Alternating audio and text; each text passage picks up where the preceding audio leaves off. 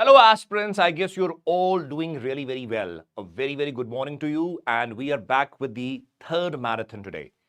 We have completed large sections of geography. Yes, there are certain sections remaining which you're going to cover with this. Now, let us talk about this particular marathon which you're going to do. Now, please remember the topic is places in news. Now, please note this very carefully. If you think that this particular topic is less important to know, why? There are close to 6 questions, 5 questions, even 7 questions which very often come from this particular topic, places in news. Sometimes when you're reading subjects like geography, history, or various subjects, what happens is you have read a lot of stuff, but you cannot remember, or let us say read every single lake, every single, let us say, mountain range also. It is very difficult to remember. Sometimes questions come which you are shocked, how come this particular question has come in the examination? It generally is associated with certain thing that was mentioned in the newspaper or something that was in the news. Because of that, that particular question has come, and very often such types of questions come. So my request is, this particular session is very, very critical. You cannot go through every single article of the newspaper and remember everything. What we are doing, we have listed out all the most important places which you can revise. After the session is over, you can download the notes. There's a link given in the description box. Please remember, there's a link given in the description box. Later on, enroll yourself, those who haven't enrolled, and you can download the notes free of cost. Keep on revising it 2 times, 3 times, 4 times. By the time you give the preliminary examination, you will be in a state that you will remember most of the things. One more thing. Let me show you certain things what we're going to do today. Many of you would have sensed that, sir, we're just going to do the places in news. Is it? No. Let me show you certain questions before we actually begin. Let's see this. Everybody over here, let me test you before we actually begin. There is a question in front of you, right? There's a question in front of you. Just have a look at this question. Just look at this question for 2 minutes, right? Yes.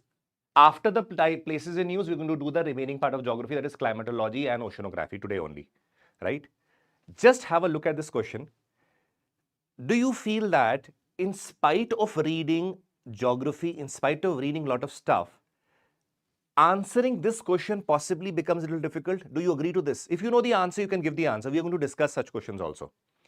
I am going to go and do, let us, approximately 35 to 40 questions from places in news, in fact, only this particular topic, so that you know and are able to analyze how questions are coming and how you have to do the questions. Just analyze this question. Consider the following statements about the Gulf of Mexico. It is the largest gulf in the world. It is a marginal sea of the Pacific Ocean. Mississippi River drains into it. It plays a role in the formation of the Gulf Stream.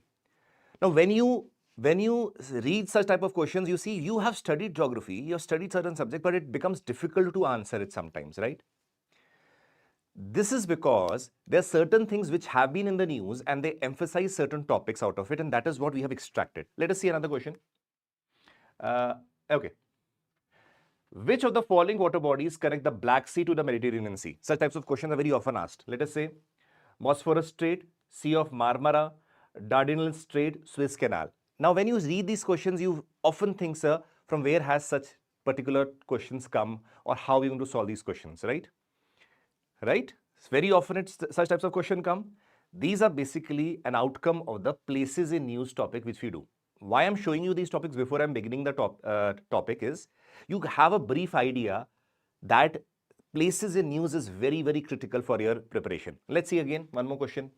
With reference to the Strait of Hormuz, consider the following statements. It connects Persian Gulf with Gulf of Oman, lies between Iran and Oman. Nearly 1/5 of the global trade passes through it.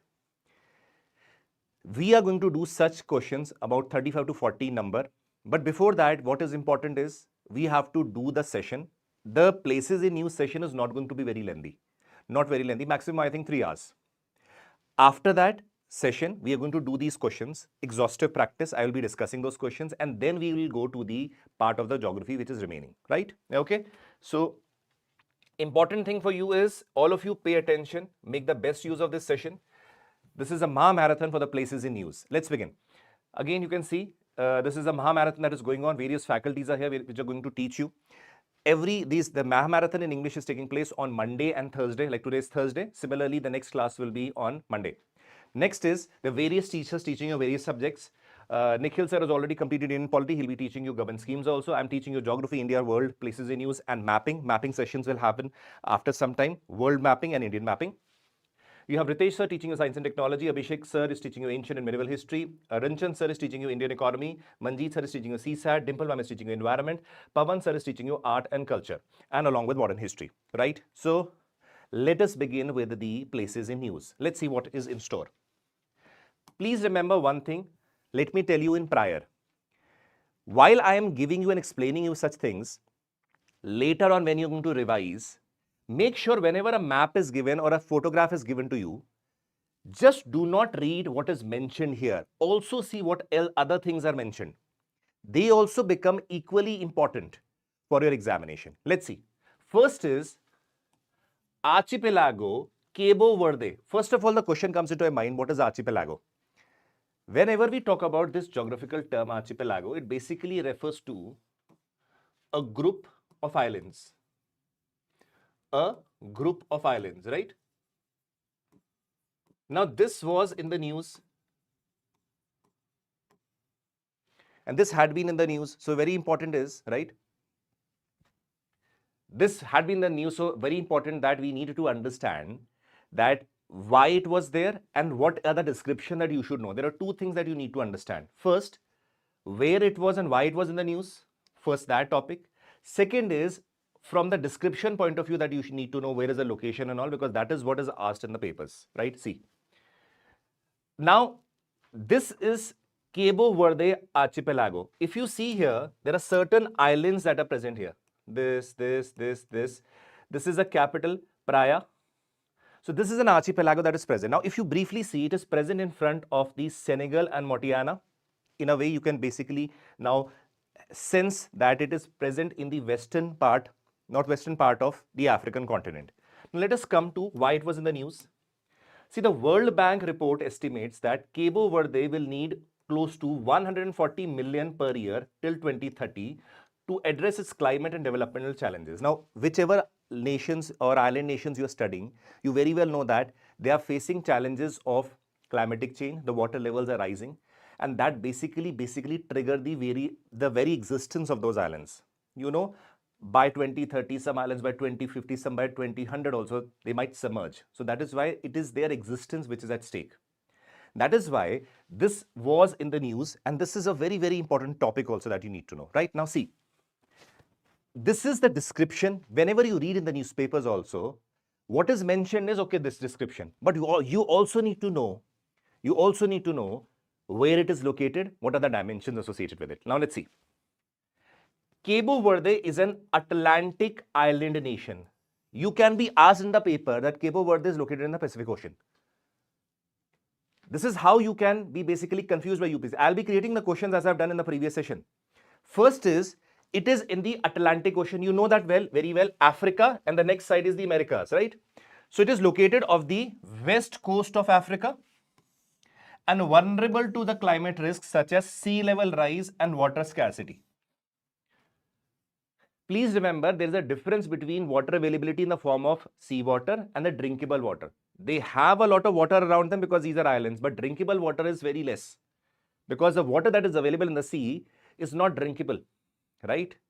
So that is why one of the major dimensions or issues that they are facing. Now, if we move ahead, it basically consists of close to 10 volcanic islands. Now, this statement is not very important. They cannot ask you there are 9 volcanic islands or 10. For your knowledge, I've just mentioned it. Right? Now, the important dimension also comes here. A little bit about the knowledge with respect to history also. This archipelago was uninhabited until the 15th century when the Portuguese explorers settled the islands. Now, earlier it was uninhabited. When the Portuguese came, they settled in this island. Now, why it is important, please understand. There's a very important term associated here. It is a strategic position for the transatlantic slave trade during the 16th and the 17th century. Now, understand how. What do you mean by transatlantic slave? Across the Atlantic Ocean, that is what transatlantic means. So, the people who used to live in the regions of Africa, they were picked up. This was used to be like a region where they were assembled. From here, they were taken to America as slaves. So this was a strategic positions for the means of a transatlantic slave. So this is again, just imagine the people from here and various parts of Africa are collected.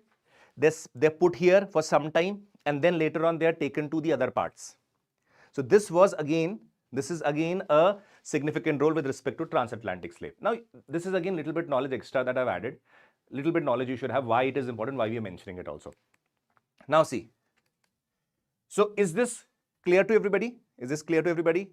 I hope there is no issue. Let us see another topic now. Any query? Hopefully it is clear. Let me create a question out of it. Consider the following statements. Consider the following. First, if you see here,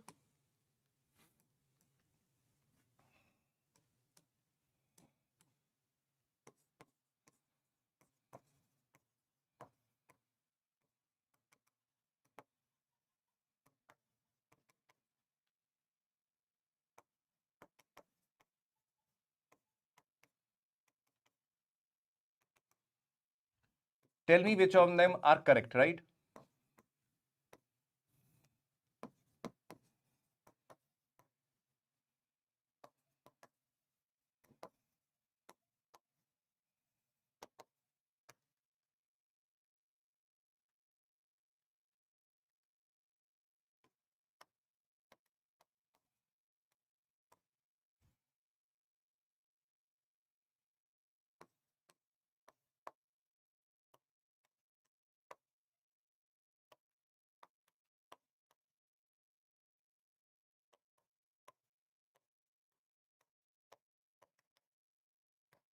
Which are correct?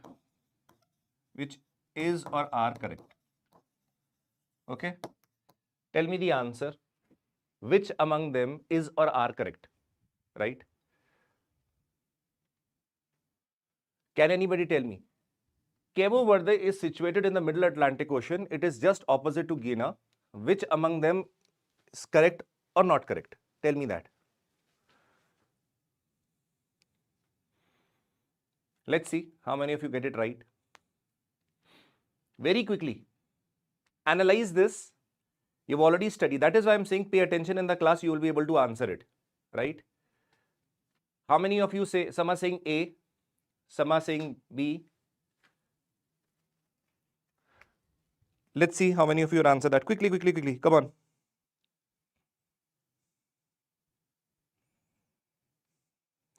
Answer.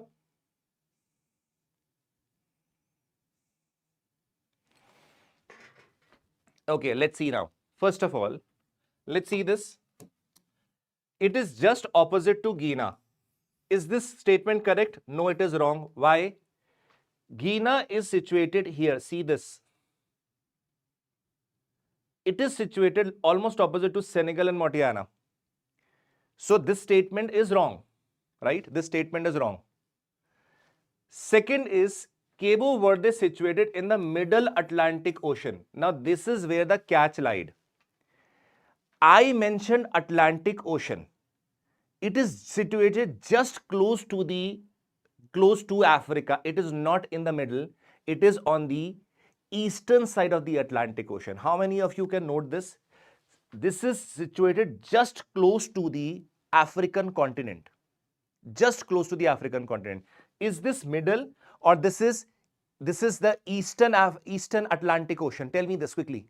So this is eastern Atlantic Ocean, not middle Atlantic Ocean. This is where the catch lied. So you need to understand this very well, that while you are reading the map, you should be very well aware.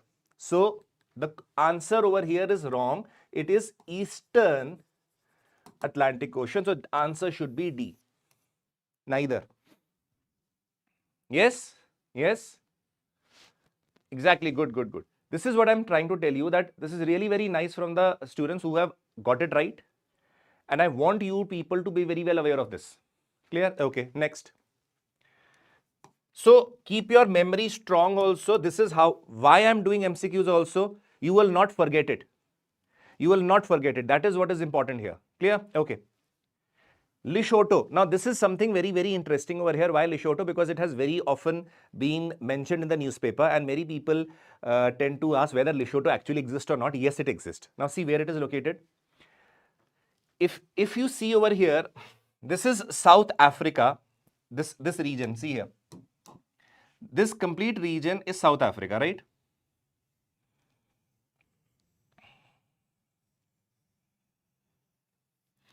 Where does Lesotho lie? Lesotho lies here.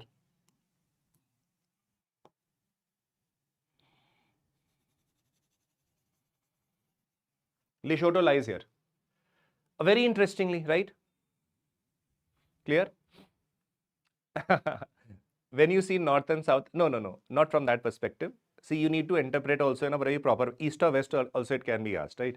See, now please remember that this is something very good over here what Harshal has asked.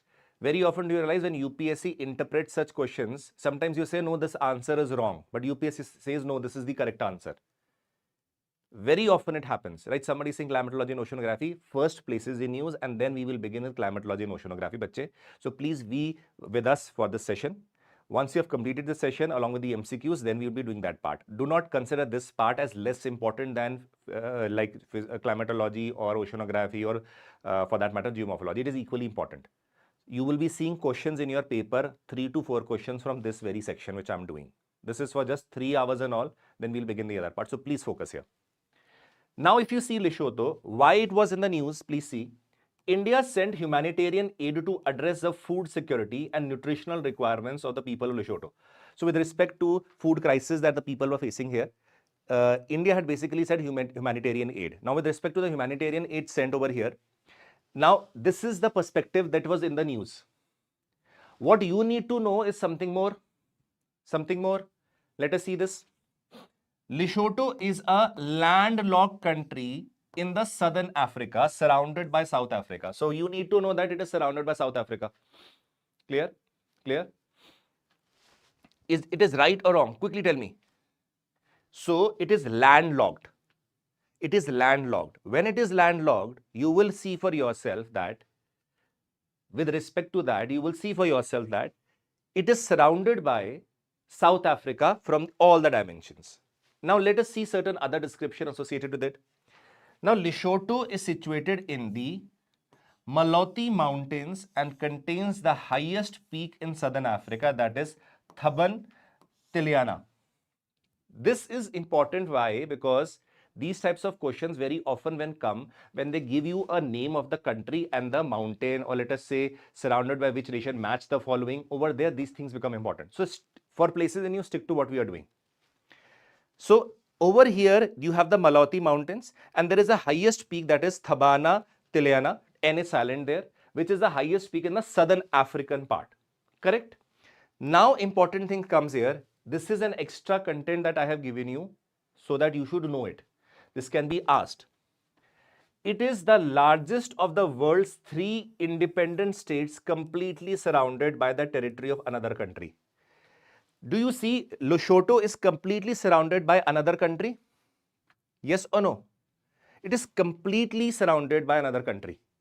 Are there other such situations where one country or independent state is surrounded by another? Yes. 2 others are Vatican City, Italy, and San Mariano, Italy. And among these 3, Lesotho is the largest. Lesotho is the largest. You see, Vatican City is surrounded by Italy, right? And similarly, San Marino is also surrounded by Italy. So you should know, first of all, they can give you match the following. Vatican City, they can mention France, or they can mention, let us say, some other country in front of the other. So other 2 countries which are there, which are independent, they have their own existence. Both of them are surrounded completely by Italy. The third one, which is the largest, is what? Lesotho, which is surrounded by South Africa. So to remember, match. If you have, let us say, Lesotho, you can have, let us say, South Africa, right? Or Lesotho, sorry. South Africa. Second, you have Vatican City. Vatican City. This is what? This is what? Italy. Now, if this question is which among them are correctly matched, so you know that very well. This is also correctly matched. This is also correctly matched. The only thing is South Africa for Lesotho, for other two Italy. This is how you remember it. Correct? Correct, everybody? So this is the way you remember such things. Keep it in your mind. Why I am doing MCQ? So that see, there is a particular pedagogy which says if you implement your knowledge just the moment after you studied, you will recall it faster. You are able to remember it much more. That is why I am making sure. Everybody will remember Lesotho is completely surrounded by South Africa. Humanitarian aid was sent. Are there other independent regions or states which are also surrounded? Yes. Vatican City and San Marino. Both of them are surrounded by what? Italy. Clear? Okay. So we have done with this. Next. Canary Island. Now see. When I talk about Canary Island, first of all, where is it situated? And then we'll go into the details and why it is mentioned in the news. If you see, just along with the coast of Morocco, you will realize Canary Island is situated over here, right?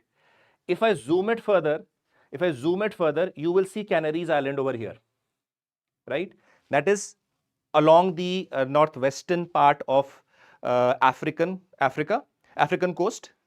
And now the important thing you should understand, though it is along with the coast, does it belong to Africa or some African country? Let us study this first of all. Let's see. Why it is in the news, please see. Tens of thousands of migrants left West Africa in 2024 for Canary Island, driven by combination of various factors. Now, what is going on? Please understand. From the regions of Morocco and Western Sahara, these are regions which are have a lot of regional instability, political issues, scarcity, a lot of famines that happen. So what people do is they start moving from these regions, Western Saharan Moroccan region, to the Canary Island. So tens of thousands of migrants are basically moving here. Now, who basically has a territorial control over the Canary Island? It is Spain. What they try to do is, by settling there for a long period of time, they try to claim we are the people of this particular region. Later on, it becomes easy for them to go to Spain also. So that is what their basic intent is, because of the instability. What are the reasons why people are migrating from the African region to Canary Island? Let's see. Because this is a way to go to Europe easily, right? So there is regional instability, economic necessity, environmental crisis going on, famines happening. So people tend to go to Canary Island. Now this is something which was in the news. But what is the context that you should know is Canary Islands are a Spanish archipelago. Again, what is archipelago? A group of islands, right? Located in the Atlantic Ocean of the northwest coast of Africa near Morocco. So this is again, firstly, it is close to the Africa. That means a very interesting fact. It is close to Africa, but it is a territory of what? Spain. A territory of Spain. Clear? Let's see. There are an autonomous community of Spain. That means though they are a part of Spain, they are given autonomy with respect to them, with respect to their living also. Now see, it lies closer to Africa than the mainland Europe, making the key migrant entry route to Europe. So that means directly going into Spain is not an easy task, or directly going into Europe is not an easy task. So what is the other route? You go to these islands, you settle there, you have children there. After some time you say, we have been residing here for such a long time, we need to go to Spain now, because we are in a territory of what? The Spain only. So that is a way to enter what? Europe. Clear? Now see, formed by the, now comes the interesting concept, how it is formed. While we were doing the physical geography, I told you about the hotspot. You would remember the Reunion hotspot also I mentioned, right? Reunion hotspot also. So this is also formed by a hotspot beneath the African plate. The islands range from 23 million to 1.1. You don't have to remember this is not required. But what is important is, can I say if it is a hotspot, can I mention it is related to volcanic origin? There are various islands which can be, let us say, because of deposition. Yes, there is a Hope Island along the coast of Andhra Pradesh, which is a depositional island, right? Depositional island. There can be various islands which are volcanic origin. So what you need to keep in mind is this is a volcanic origin island, first of all. Second, it is again a territory of Spain. Third, it is like an entry route for Europe where people from the African region migrate to these places and later on they migrate to other region. Clear? Okay. Chali. Now let's see. Okay, let's see the how to remember it again question. Which all are correct? Statement 1.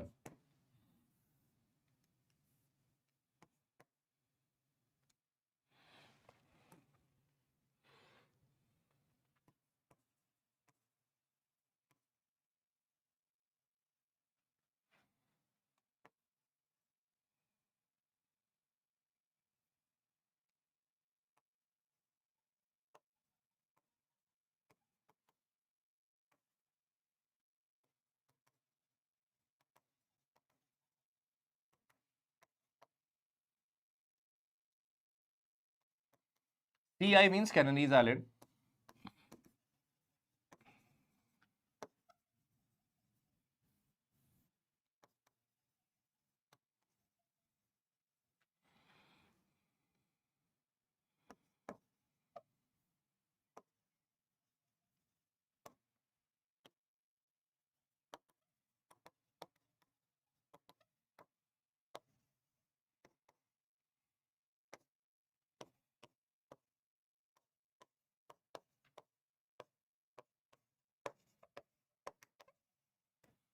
Which are correct?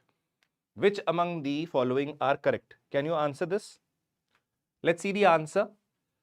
Which are correct with respect to the Canaries Island? First, Canary Island come under the French jurisdiction. Second, Canaries Islands, they are located along the eastern coast of Africa. Eastern coast of Africa, right? So, which among them is or are correct? Anybody? Anybody can answer this? Quickly, quickly. Why this is important is, while doing the content, you will never forget when you are doing the questions along with it. Otherwise, I simply do the questions, you will say, okay, fine, okay, we are reading, we are listening. Somebody saying A, somebody saying D. Okay, let's see the answer. Canary Islands come under the French jurisdiction. Just now, I very categorically mentioned Spain. Spain, Spanish archipelago. If I say some islands are under the Indian jurisdiction, that means India has a command over it. If I say Spanish archipelago, that means Spain has a command over it. So what is the answer? First of all, this is wrong. Second, they are located along the eastern coast. No, they are located along the western coast. So this is also wrong. So answer is D, neither. This is how you remember. Please remember. You always ask me, na, sir, how to remember things. Whenever you read certain things, your mind should, okay, if I am the examiner, I am creating a question, whatever questions I can create. Or sometimes when you're doing this, you will never forget it now. Clear? Okay. Gulf of Mexico. Gulf of Mexico. This is again in the news because of the President of United States trying to relabel it, right? So here is the Gulf of Mexico, right? Gulf of Mexico. Now, why it is in the news? Why the Gulf of Mexico is in the news? This is again very, very important. See, President Trump announced his plan to rename the Gulf of Mexico as Gulf of America. In the examination, if the question comes, right? If in the examination, right, question comes, Gulf of America, possibly you can basically get confused because you possibly had not read it. Gulf of Mexico is now Gulf of America also, so you can use both the names. So there is no problem in that. Now, why it was in the news? You have already known that because Trump had relabeled it. Now, why it is important is, please understand. The Gulf of Mexico is a large marginal sea of the Atlantic Ocean. Large marginal sea of the Atlantic Ocean. Along with it, it is bordered by United States, Mexico and Cuba. So these three are the ones which are bordering. And now see here, this is the Mexico part. This is the United States part. Then you have Cuba over here. So these three are the independent states which are basically bordering them or surrounding them.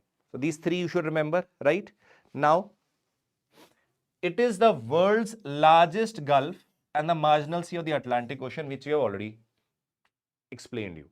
Now the question will come, sir, you repeatedly are saying Gulf, Gulf, Gulf, Gulf. What is Gulf, right? What is Gulf? See, a Gulf is a large, deep inlet of ocean or sea that penetrates a deep into the land. Supposingly there is some land and there is deep penetration of water inside it and there is water here. So this can be known as Gulf. But Gulf is again a very large term which we use for a large water body, right? Which is generally enclosed by water, by land from three sides and has a narrow entrance. As you see over here, there's a narrow entrance and it is surrounded by land from almost three sides. So that is what is a Gulf. For your knowledge, you should remember that. Now, a very important basin, Mississippi River also drains here. It is important for the formation of Gulf Stream. When we will do oceanography, you will understand Gulf Stream is very important. Why? If you see the northern regions, let us say the Scandinavian countries, you will realize even during the time of the winters, their ports are not frozen. Why they are not frozen? They are actually in the higher latitudes. They are in the higher latitudes. They should be frozen. The reason is the Gulf Stream, which is warm in nature, tends to take the warm water upwards in the Atlantic Ocean. When it takes the warm water up in the Atlantic Ocean, along with it, North Atlantic Drift, it basically tends to increase the temperature of the coastal region. That is why you will see that the coastal regions or the ports of the Scandinavian countries are not frozen. This question was asked in the UPSC. That is why I am telling you, whatever I am explaining you, other than what is written here, is equally important, which can be asked in the examination. Clear? So, this is again, so let's see one question, okay? Let's see one question. Let's see if you are able to answer it.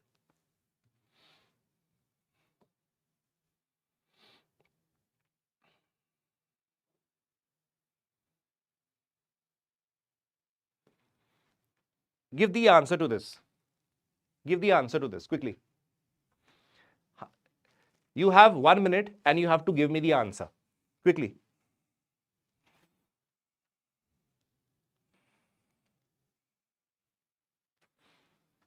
This is the question. Let us see how many of you can answer it. Let's see. This is testing your knowledge. This is a question and there are options associated with it. Let's see how many of you can get the answer correct. Let's see how many of you can get the answer correct. It is the largest Gulf. It is marginal sea of the Pacific. Mississippi drains. It plays a role in the formation of the Gulf Stream. Very often, right? Very often you will realize that these types of questions which you normally, when you read geography, you know it, but sometimes very typical type of statements comes. These are basically sometimes things have been in the news. Okay, let's see. Is it the largest Gulf? Yes, it is the largest Gulf. We know that. Now, possibly, if I had asked you this half an hour prior to what I've taught you, possibly you would have never known that, okay, this is the largest Gulf or not. Possibly, if I had simply asked you which is the largest Gulf, you would have not been able to answer it, right? So this is why this is adding to the knowledge which you already know. It is a marginal sea of the Pacific. One more thing, whatever I am doing here right now will add to your knowledge with respect to the mapping also. I will be doing mapping in a lot of detail when I'll be doing world map and India map. That will add to this. So after that, places in news in the current affair and everything which is static, both things combined, you will be able to solve most of the questions in the paper, right? Marginal sea of the Pacific. Is this Pacific Ocean? Is it Pacific Ocean? Or no? Tell me. It is not the Pacific Ocean. We are talking about the Atlantic Ocean. So this statement is correct. The moment statement 2 is correct, remove 2 gone. So that means 3 is mentioned in both of them. So that means if I did not know about it also, I very well know that this is going to be correct. Rose, important role in Gulf Stream? Yes, it is correct. So answer should be B. I think most of you got it correct. Most of you got it correct. So this is how you remember. Somebody asked me to repeat was, sir, why there is, right? Why this is basically why the upper regions of ports are not, let us say, frozen. Reason is this is warm water. The currents basically carry the warm water along with them to the upper higher latitudes. When warm water is coming up, going upwards, what will happen? The region or the temperature will increase. The temperature will increase. So what will happen? There's a possibility of the ports which had to be frozen are not frozen because the temperature is high. Gulf Stream along with the North Atlantic Drift plays a very important role in this case. Now let us come back again here. Marginal sea beta means along with the major oceans and oceans, some small sea is close to that where water somewhat is coming or going in. It is not directly a part, but a part of it. That is why it is known as a marginal sea, right? Okay, let's come back. Now Syria. Now remember one thing, while you will be going for the preliminary examination, very often you will see questions are asked, okay, this is something in the news. What are the countries surrounding it? Do you remember the question has been asked in the previous time when the Syria crisis was going on? Which are the countries which are surrounding Syria? Right? Why? Now, this is something, it was in the news, that is why it was asked. Similarly, whichever places are there, I have covered most of them, all the countries bordering them and surrounding them. So, when you will be going for the examination, if you revise it also, you will be that will be in your mind, okay, I know which of the countries are there. Now, see at the map. For 2 minutes before we even move ahead with respect to why Syria has been in the news, you know, Syria has also always in the news because of the crisis that was there.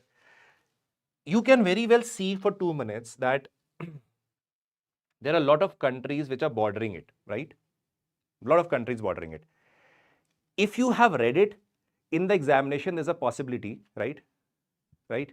There's a possibility that you can answer it. If you haven't read it, you will get it wrong. I'm telling you this. Why? Because you cannot give flukes over here. Because you do not know the map, it is very difficult. That is why I'm covering all of these. So let us say Syria. This is a map. I'll be coming back to this again. Why Syria was in the news of late?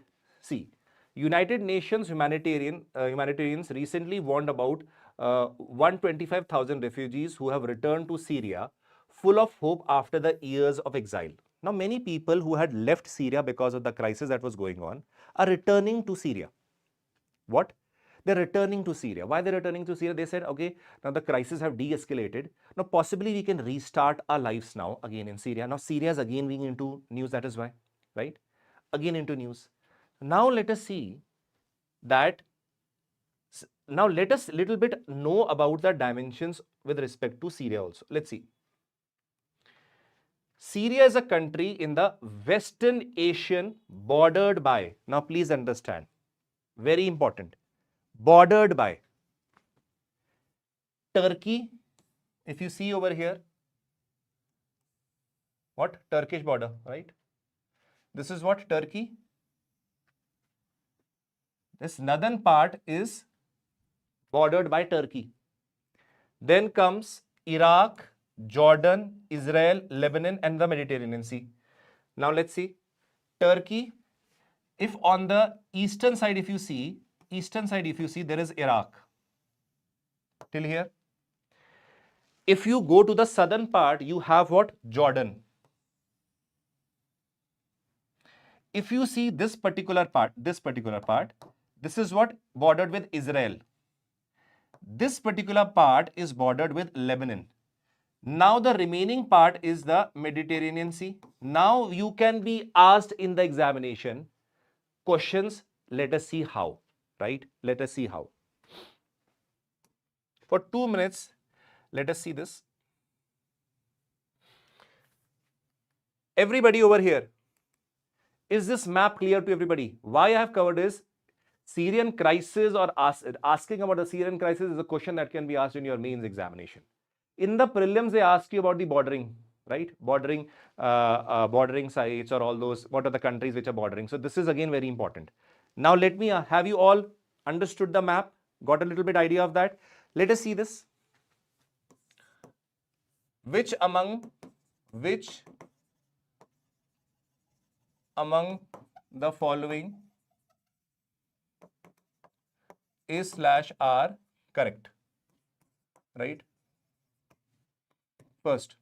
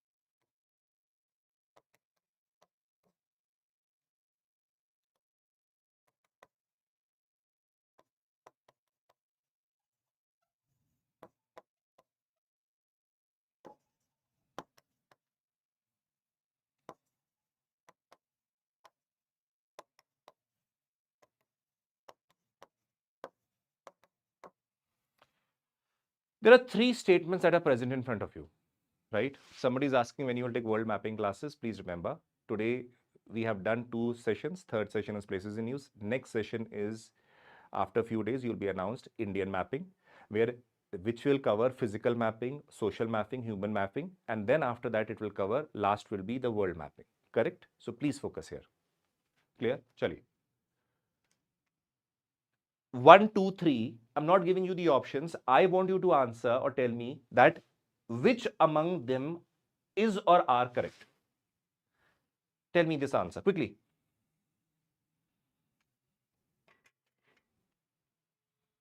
Israel has a boundary. Israel has a boundary with Mediterranean Sea, Syria and Jordan. Second, Syria has a border with Iran. Turkey lies on the east of Syria. Right? Right? So, clear? Clear? Somebody is asking me, sir, define UPSC. Oh, beta Union Public Service Commission. It is not UP State Board, okay? It is, somebody will say Uttar Pradesh Supreme Court. It is not that. It is Union Public Service Commission, right? A constitutional body. Let's see this. First of all, one by one. Israel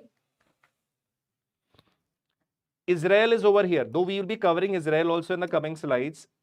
Based on the map that you are doing, does Israel have a border with Mediterranean Sea? Yes. So that means yes.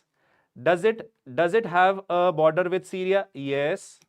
Does it have a border with Jordan? Yes. So this statement is correct. Syria has a border with Iran. Now, if I explain you or mention it over you very well know that it has a border with Iraq, Jordan, Israel, Lebanon and Turkey, not with Iran. So this statement is wrong. Turkey lies on the east of Syria. This statement is wrong. It lies on the north of Syria. So this statement is wrong. Only and only this statement is correct. Is it helping you when we are doing the MCQs along with it? It will be ingrained in your minds. Rather than simply reading the content and telling you, it will be ingrained. That is why I'm telling you in this session, be with us. If you are doing this along with the MCQ, you will never forget it. Clear? So what is there? Syria. On the top is what? Turkey. On the right side is what? Iraq. Come down, Jordan. Then you have Israel. Then you have Lebanon, and this little bit part has Mediterranean Sea. Clear? Clear? So we will not forget it that all these things are there. Now again comes, sir, there can be n number of questions, such questions can be. No, what is in the news is important. That is why they'll ask you. Clear? Okay. Let's move ahead. One more thing, very well know that a prolonged civil war is going on. Again, which is again a major problematic situation over here. Again, things have a little bit de-escalated. We'll go ahead and let's see. Trinidad and Tobago. Trinidad and Tobago. Again, very, very interesting. Why it was in the news and why we have to study it. See. Let me show you a photograph over here. This is Venezuela, right? Just along with the Venezuela, above them, there are a lot of Caribbean islands. Now, one of the group of Caribbean islands again includes Trinidad and Tobago. Now let me zoom it here. See here. This is Venezuela, Caribbean Sea. You have Trinidad and Tobago. Very interesting thing, beta, please remember, Trinidad and Tobago are the words which are spoken. Interestingly,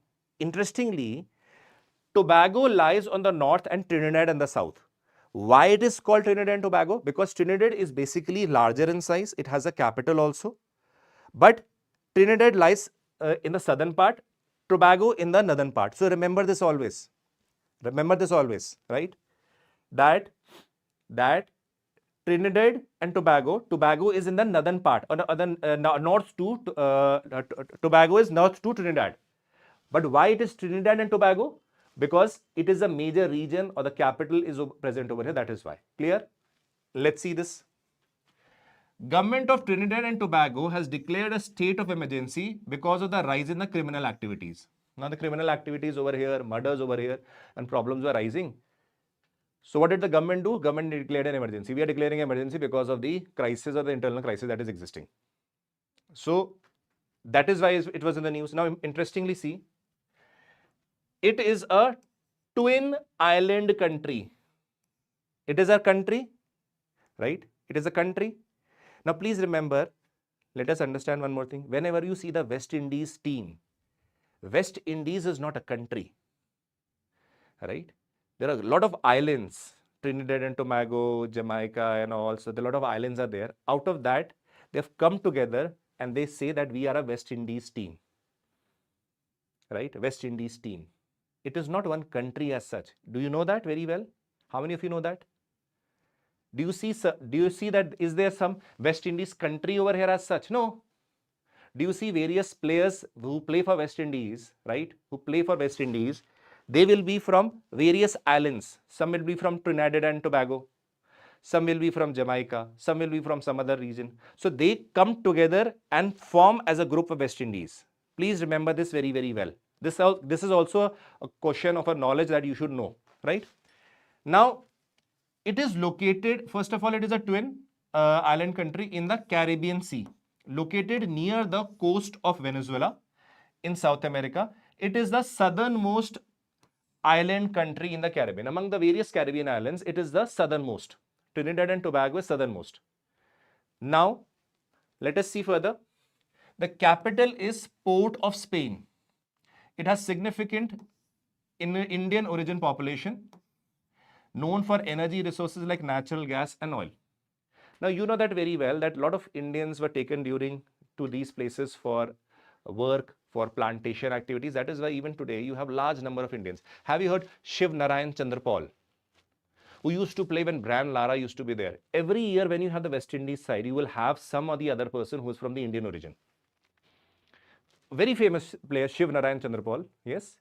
Now, Shiv Narayan Chandrapal is a typical name of an Indian. Now, he follows his belief system. They celebrate Indian festivals also there. And the reason over here is because a lot of people during the time of the British rule basically were picked up from India, taken to these various islands for plantation activities. With time, with generation and generation after generation, they stayed there, and again they follow their own culture and customs that they used to follow in India. But again, that is why staying in different parts of the country, right? Different parts of the world. Now, let us see one question.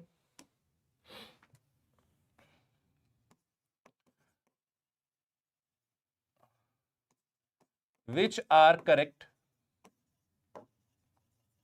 right? Trinidad and Tobago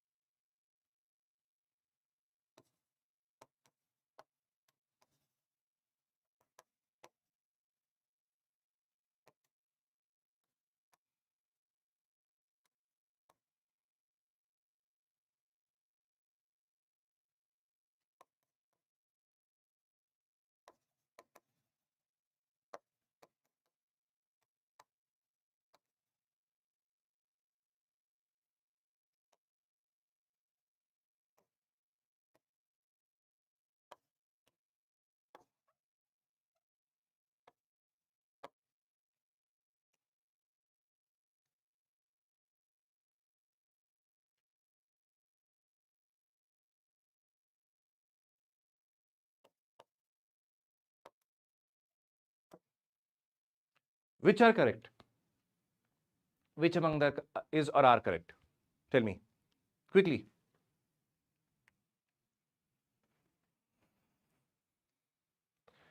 Trinidad and Tobago lies south of Cuba. West Indies is not a country. Tobago Island is the southernmost island among the Caribbean islands, or let us say among the Caribbean islands.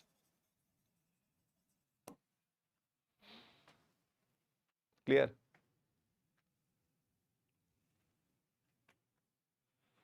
So let us see. If quickly read the question. Quickly read the question. It is important that you should read the question first.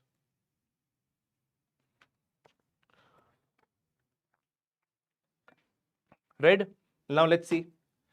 First of all, if you see, you know that Cuba is over here, Trinidad and Tobago is over here, right? So obviously, this is, if you see this, it is obviously south. So if you see the statement over here, it is correct. West Indies is not a country, correct. It is Tobago Island. Had I mentioned Trinidad and Tobago together, then that statement could have been correct. But I have mentioned what? Tobago. That is what incorrect. See here. This is Tobago. Below that is the Trinidad Island. Together they form an island country. Together they form an island country. But I mentioned only Tobago. That is why the statement is incorrect. Clear? Let's see here. So this statement is incorrect. These two statements are correct. That means 1 and 2. 1 and 2 are correct. Clear? Clear? Clear? Okay, sorry, 3 एक ही बात है, चलो, doesn't matter. Next, Mauritius. Mauritius, very, very important perspective with respect to Mauritius, not only from a geopolitical angle, but also from the cultural angle. Mauritius is very important, right? A lot of Indians stay here. Lot of commonality in culture is also here. So let us understand this. If you see over here, please remember, this is again very, very important. Right of Madagascar Island lies the Mauritius. Towards right means towards the eastern side of Madagascar lies the Mauritius. Clear? If I draw almost a line like this, it is almost, if I draw a line, it is almost little bit, some islands are above, it will almost divide the Madagascar into two parts, right? So it is on the eastern side of Madagascar. Can I say it lies on the eastern side of Africa? Approximately, yes. Mauritius. Indian Navy completed hydrographic survey of 25,000 kilometers nautical miles of Mauritius. Now, this is again little bit, it was in the news, but from the perspective of civil services, what we are doing, it is again important. Mauritius is an island nation. It is in the southwest Indian Ocean. Now, very interesting. With respect to Indian Ocean, it is in the southwest, right? It is located on the east of Madagascar. It has large Indian origin population. And it is also important from the maritime and Indo-Pacific outreach. See, remember, whenever there is commonality in the culture and we have good relationships, we can develop maritime trade relations also. We can have, let us say, take ports also on lease from those countries. It can be very helpful later on also. So, this is basically a brief idea. Now, interesting thing over here is, please see, 47 to 48% of the people over here follow Hinduism. Can you imagine this? A country over here, right? Country over here that is located, so let us say not so near to India also, it is located along with the African coast, has a 48% people following Hinduism. Similarly, if you see, 32% following Christianity and 18% following Islam. That is why if you go to Mauritius, let us say if you go to Mauritius to travel for leisure, for purpose, you will realize the people over there are practicing Hindus, large number of people are there, a similarity in culture. There will be certain variations also that have evolved with time. but major population is following Hinduism. So there is commonality in the culture. That is why whenever the heads of this country over here come to India, they're mostly Indians. Clear? Okay. Let us do a question on this.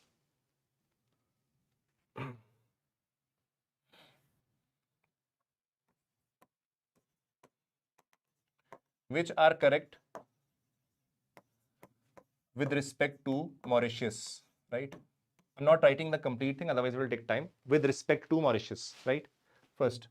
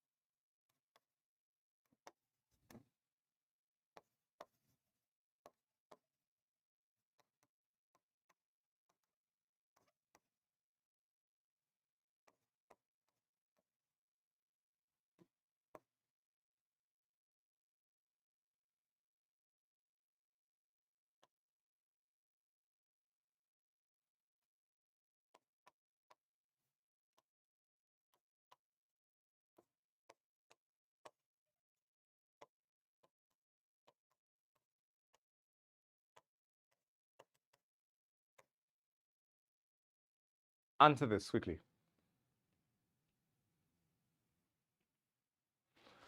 Answer this quickly.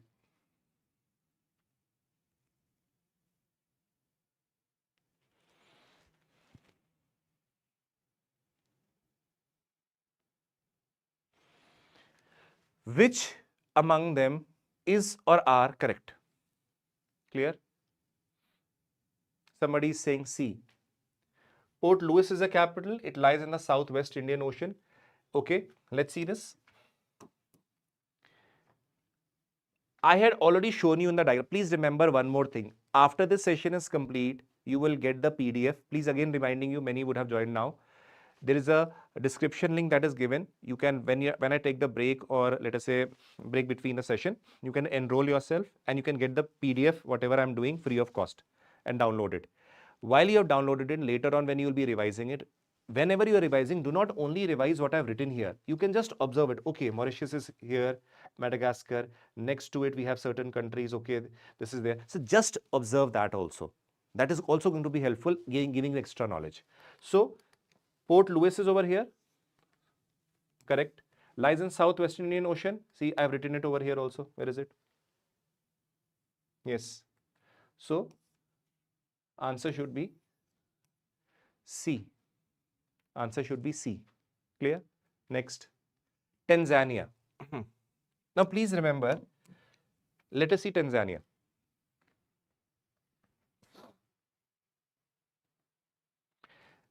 Please remember, whenever we talk about Tanzania, from the perspective of one extra knowledge I'm giving you, please remember, whenever you study about the countries like Tanzania, Kenya, particularly Tanzania and Kenya, these two countries are very important from what perspective? Can anybody tell me? I'll give you one simple question to you. I will be putting them in the MCQ also, which I'll be creating it.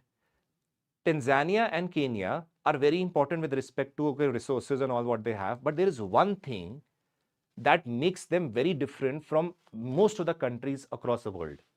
Can anybody give me one answer to this, why these two are most important?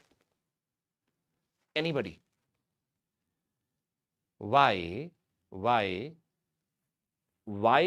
Kenya and Tanzania are very important? Let me tell you the reason. These are two countries which have very large number of human ancestor fossils that are present there. Please remember, whenever you study evolution of human beings, please remember evolution of human beings, when you're talking about a lot of fossils with respect to Australogenus, with respect to a lot of human evolution, large number of fossils are found in these two places or these two countries. That is why they're very critical with respect to the study of human beings. With respect to human beings. So if a statement is asked with respect to Tanzania that it is a core or a very important region with respect to human evolution and the fossil study, it is correct. Remember that in your life, because the Eastern African part has a lot of fossils. Clear? Okay. Now, whenever you see this map, let us see over here why it was in news. Marburg virus disease was again reported in the United Republic of Tanzania. So this virus was reported. So that is why nowadays any new virus or any news with respect to virus comes, immediately it takes a hype also. Why? Because we have already suffered a lot from the COVID virus. So this virus came up. So in the examination, in the Down to Earth magazine also, this was reported. So they can ask you one thing. They will ask you that Marburg virus disease is associated with which among the following countries? Majorly, they will mention recently in the news. They will say recently in the news, it was in the news. Associated with which country? They will say Tanzania. They will say Kenya. They will say Ethiopia. They will say Somalia. Though it is present in others also, but majorly it was in Tanzania. So this is why Tanzania you should remember with respect to this particular viral disease or virus. Clear? Now see, important thing is it is an East Asian country. Agreed. The question can also be asked with respect to the border or bordering nations or countries. See here.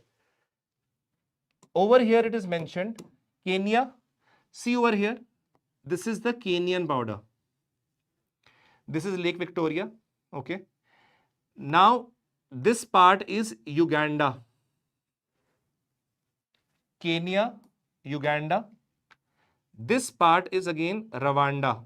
Again, you know, Uganda and Rwanda, all these places are those regions which have been associated with a lot of ethnic problems and revolts that have taken place.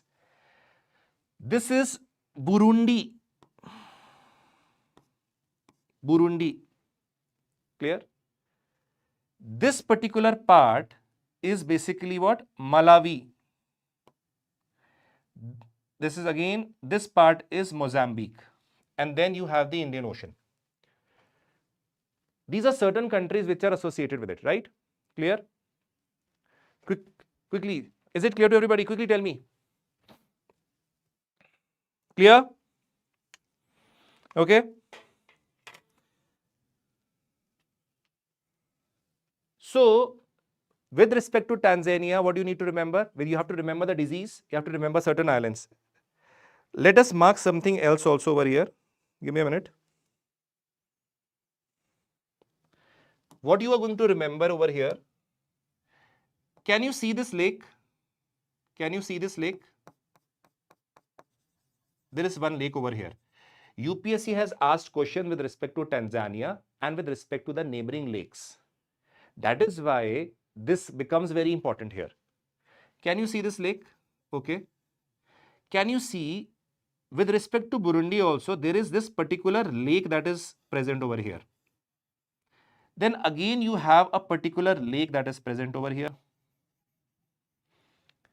Why? That is why Tanzania is again very, very important also with respect to the lake. Now let us mark what these lakes are. Beta, this particular lake which I have mentioned over here is basically what? Mark it as Lake Victoria. Lake Victoria. This particular lake which is mentioned over here, you can mark it as Lake Tanganyika. This lake which is in the south can be marked as Lake Nyasa. Is it clear to everybody? 3 lakes. So they can ask you, Tanzania is one of the countries which is again surrounded by, or let us say has a presence of lot of lakes. Yes, that is correct. That is correct. Can I ask you a question now? Please understand this. A very interesting question. Leave everything over here. Let's see this. Let us see this question. Arrange the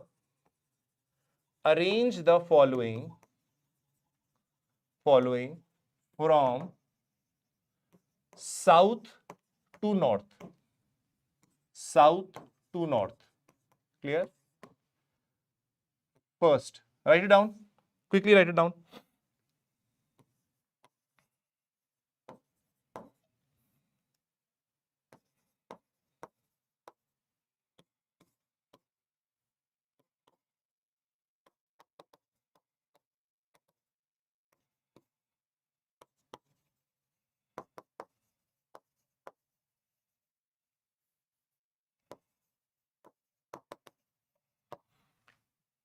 Now what I've done, a very simple question now, right? Arrange them from south to north. What would be the arrangement? What is the order? Tell me that. What is the order? 1, 2, 3 is mentioned. Give me the order. 1, 2, 3, 3, 2, 1, 3, 1 or 2, 1, 3, whatever be the case. Arrange the order from south to north. Please remember, right? South to north.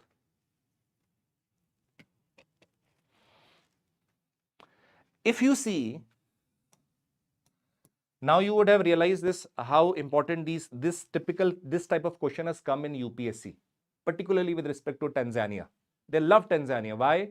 Because that is one of the reasons which is important for many subjects, geography, anthropology, again, a lot of studies. So that is why they are very often asked. Now see, first of all, when I say south to north, that means you have to go from this part to northward, right? If you say southward, Lake Nyasa was the one which was the southernmost. So what I can say, 1. Lake Victoria, you always remember, was on the top of Tanzania. So it will be the last. Over here, 3. So it is 1, 3, 2. 1, 3, 2. Clear? Clear? Beta, Harsh, world mapping classes are going to happen in more detail after a few days, right? Indian mapping and world mapping happen. That will be even in more detail. So you'll get all the notes there. Don't worry about that, right? Okay. See here, Lake Nyasa, Lake Tanganyika, Lake Victoria. Now, this is how you should have a brief idea how things are going on. Clear? Done? Okay, let's move ahead. Next, over here only. It is home to Mount Kilimanjaro, which is Africa's highest peak. So Tanzania is also very important because it has what? It has what? Clear? Beta, over here, Harshal, focus. Everything will come. First, we are doing world, then we are going to do India. Both things will come. Why I'm doing world first? The reason is, with respect to India, you already do a lot of things in the static part. With respect to world, we generally have less knowledge and less able to answer them. And that is where the problem arises. So we are doing first world and then we are going to cover the important places from India. Okay. So Mount Kilimanjaro over here has a highest peak. So now you know Mount Kilimanjaro is in which country? Tanzania. Okay. Okay. A statement can, if I ask you a statement, like Mount Kilimanjaro is situated in the country of Kenya, you will say no. It is Tanzania, right? Okay. It has a major ports like Dar es Salaam, making it strategically important for Indian Ocean. Now this I've added other parts. Why? Because this can also be asked in the examination. This question with respect to this particular port has been asked in UPSC. I had created the note over here, right? Later on I realized, I was checking, I realized that that this question was also asked in the UPSC. So that is why please remember, whatever content we are doing, if you do it properly, you will be able to solve the question in the examination, right? So Dar es Salaam is associated with what? Tanzania. Kilimanjaro is associated with what? Tanzania. Clear? Let's move ahead. Next. 3 of the Great Lakes we have already covered: Lake Victoria, Lake Tanganyika, and Lake Nyasa. Now please understand, you have done the lakes, but there is one more thing that you should know. Extra knowledge for you. What is the extra knowledge? That is, Lake Victoria is the Africa's largest lake. They can ask you in UPSC in one of the statements, right? Clear? They are basically, somebody is saying, Ansh, we are not. Ansh, I've already told you. It is mentioned in, please enroll yourself in the description link. You will get the notes. Notes are uploaded there already. Most of them have received them, right? Please see in the app. You will get it, right? Chale. Now see, Lake Victoria is Africa's largest lake. Lake Tanganyika is the continent's deepest lake. Continents means Africa's deepest lake. Known for its unique species of fish.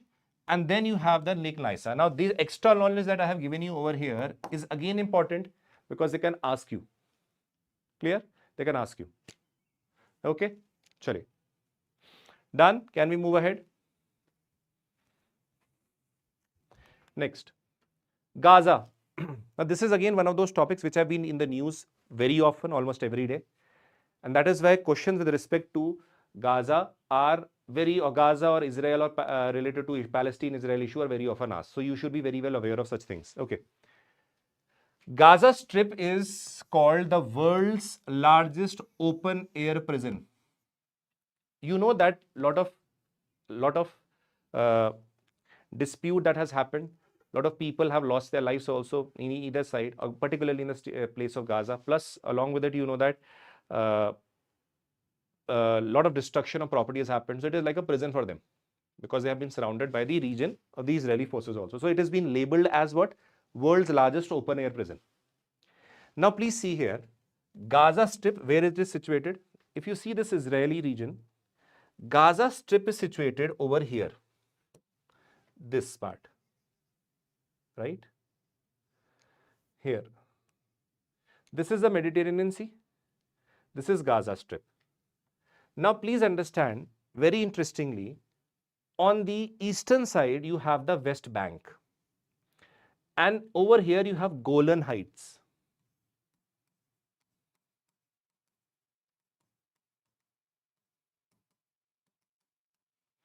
Clear? Clear? See here, Gaza Strip is a small densely populated coastal territory along the eastern Mediterranean Sea bordered by Israel and Egypt. So over here, this part is bordered by Egypt and other parts is surrounded completely by Israel. And on the western side, you have what? You have Mediterranean Sea. Clear? India, it has been a major focal point for the Israel and Palestine conflict. Okay, now let me ask you a question on this.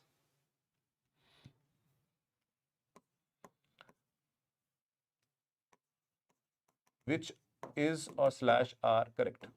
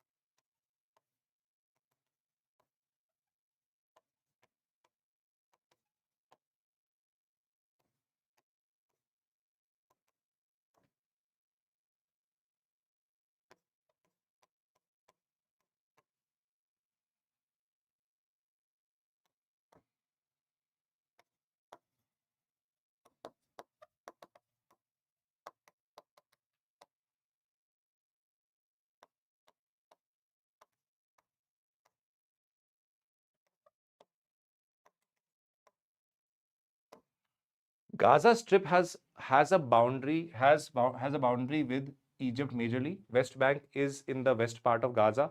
Golan Heights lie north of West Bank. Which among the statement is or slash are correct? Clear? Tell me. Which among them is or are correct? This question is important. Why? This has been asked in UPSC, right? Question with respect to Israel-Palestine conflict and their geography is very often asked in paper. So what I'm mentioning over here is very important, right? Okay. Which among them is or are correct? How many of you can answer this? Tell me. Okay. Most of them are saying 3. Okay, let's see. Gaza Strip has a boundary with Egypt. Now, please understand, in the UPSC examination, you should understand how to answer. When I say with Egypt, yes, it has a boundary, but I say majorly, then that is wrong. That is why use of this word majorly makes this question incorrect. Why? It is majorly over here with respect to Israel. After Israel, Mediterranean Sea, after that Egypt. So this statement over here becomes wrong. West Bank is in the west part of Gaza. This is, sorry, west part of Gaza. This is Gaza. Towards its east is Western Bank, right? So this statement is incorrect. Golan Heights lie north of the West Bank. This is West Bank, north. Yes, if you see over here, it is north. So the statement 3 is correct. So only 3. Only 3. Clear? Everybody clear?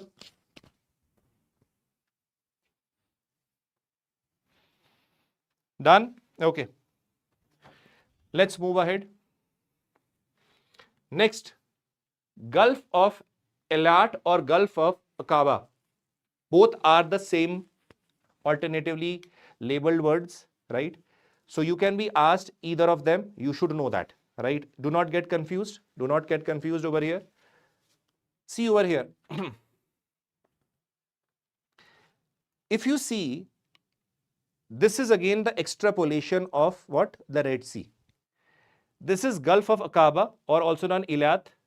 Now, if you see which all countries are basically bordering it, which all countries are bordering it. See here. You have Egypt here. You have Israel over here. You have Jordan over here. You have Saudi Arabia over here. Now, why it is known as Eilat and Gulf? Because see, according to Israel, they call it Gulf of Eilat. Jordan basically calls it Gulf of Aqaba. Both of them same. There is no problem in that. Now, see here.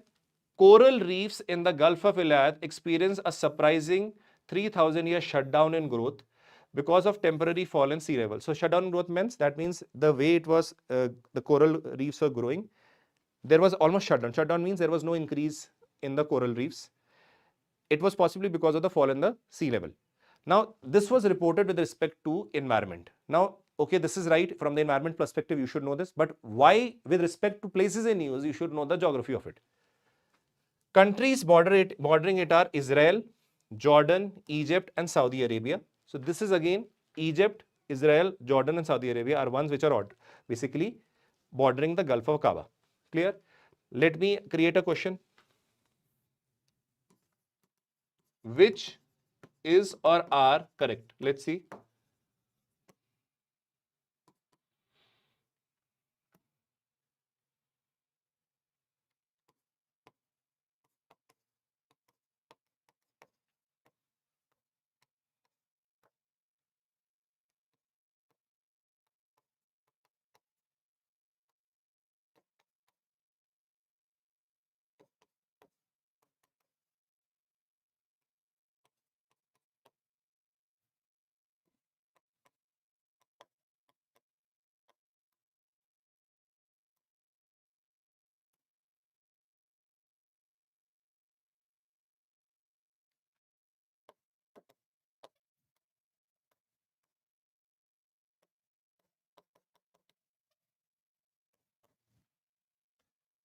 Which among them is or are correct? A little bit changed it from what I've told you. Tell me.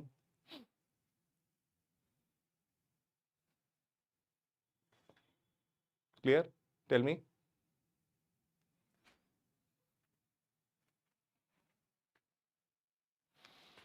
Gulf of Eilat is connected to the Persian Gulf, right? Second, it is bordered by Egypt majorly, right? Which is or are correct? Both are correct. One is correct. Let us see. A, 1, B, 2, C, 1 and 2, D, neither.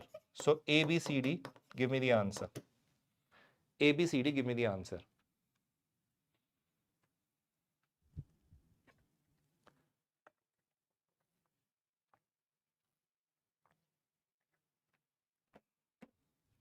Okay, some are saying 1, some are saying 2. Please give me the answer in terms of A, B, C, D. It will be much more easier. Give the answer in A, B, C, D. Somebody saying B, okay? Okay, and Some are saying something else also. So the interesting thing or check over here was it is not Persian Gulf. What did I say? Red Sea. Red Sea. It is not Persian Gulf. So this statement is wrong. It is bordered by Egypt the maximum. Yes, it is maximum. So this statement is correct. So the answer is B. Answer is B. Clear? Many of the students basically thought that this statement is correct. Please remember, that is why I am telling you, if you have read the places and news which we are doing, if you know it, you can attempt it in the paper. It is very difficult to put these flukes or tukkas or guess, just random guess over here, because these topics, questions which are asked are very intriguing, very interesting, and very little bit difficult also. That is why we have almost covered all the things which are required. If you revise them again and again, you will be able to answer most of the questions in the exam. There will be bounces, yes, but if you are, let us assume there are 6 questions asked from places in news, and because of them, if you are able to do 3 or 4, what better? What better? Otherwise, you would have not been able to do any single question also if such questions would have come. So it is better to do something, na? And that is what is required. That is why the cutoff is not going high also, because such questions are being asked. So revise it again and again, and you will see that you will be able to do questions in the paper. Okay, chale. Sea of Galilee. Sea of Galilee.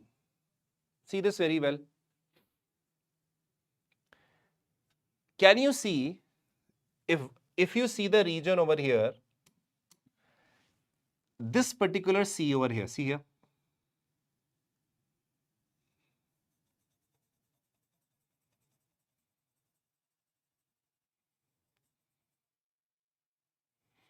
This is known as what? The Sea of Galilee. Very interesting topic. This is something which can be asked in your exams also. Why? Prime Minister has just visited Israel. Now, when he is in Israel, your UPSC paper might be created in the process of being created, or let us say they will be sending the questions to UPSC, and UPSC will be creating a paper. So right now, Israel, West Bank related geographical features will be in the news also, and the examiners are going to create questions from them. Right? Clear? Clear. So the important thing over here is, that is why such questions I put it here. So you can very well know that how important it is. It is going to be asked. You will see in the paper question related to Israel, related to its geography will be there in the prelims exam. So see here, the Sea of Galilee, it is also known as Lake Kinnest, is a freshwater lake, the most important thing. Now, important thing another is, it is recently turned red, sparking panic among the residents and the visitors. Why it is turning red? What is the problem there? So again, this was in the news. Now, important thing is, it is the lowest freshwater lake on earth and the second lowest lake in the world after the Red Sea with respect to the sea level, if you see, right? Clear? Clear? Now see, it is the lowest freshwater lake and it is the second lowest lake in the world after the Dead Sea. These two things are very, very important here. You should know this. Clear? Okay. Let's see this question now.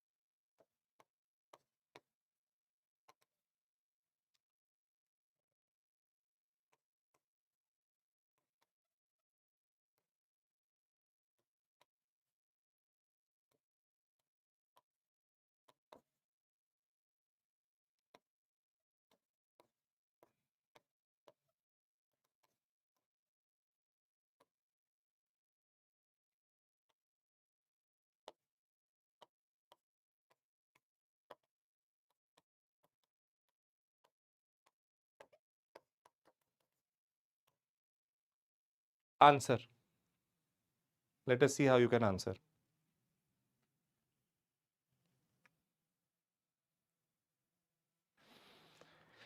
Beta, when I say lowest, it means the zero level is sea level.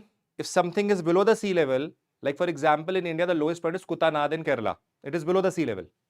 From that perspective, we are talking about. Zero level is what? Sea level. If I say the altitude is these many thousands of meters, you're taking from the sea level.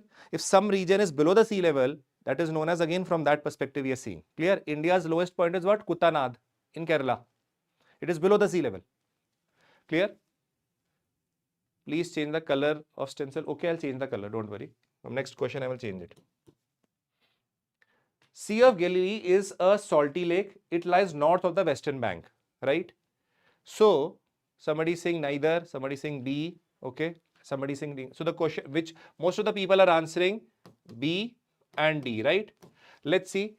It is a salty lake. This statement is definitely incorrect because you know it is a freshwater lake. Freshwater lake. So, this is very clear to you.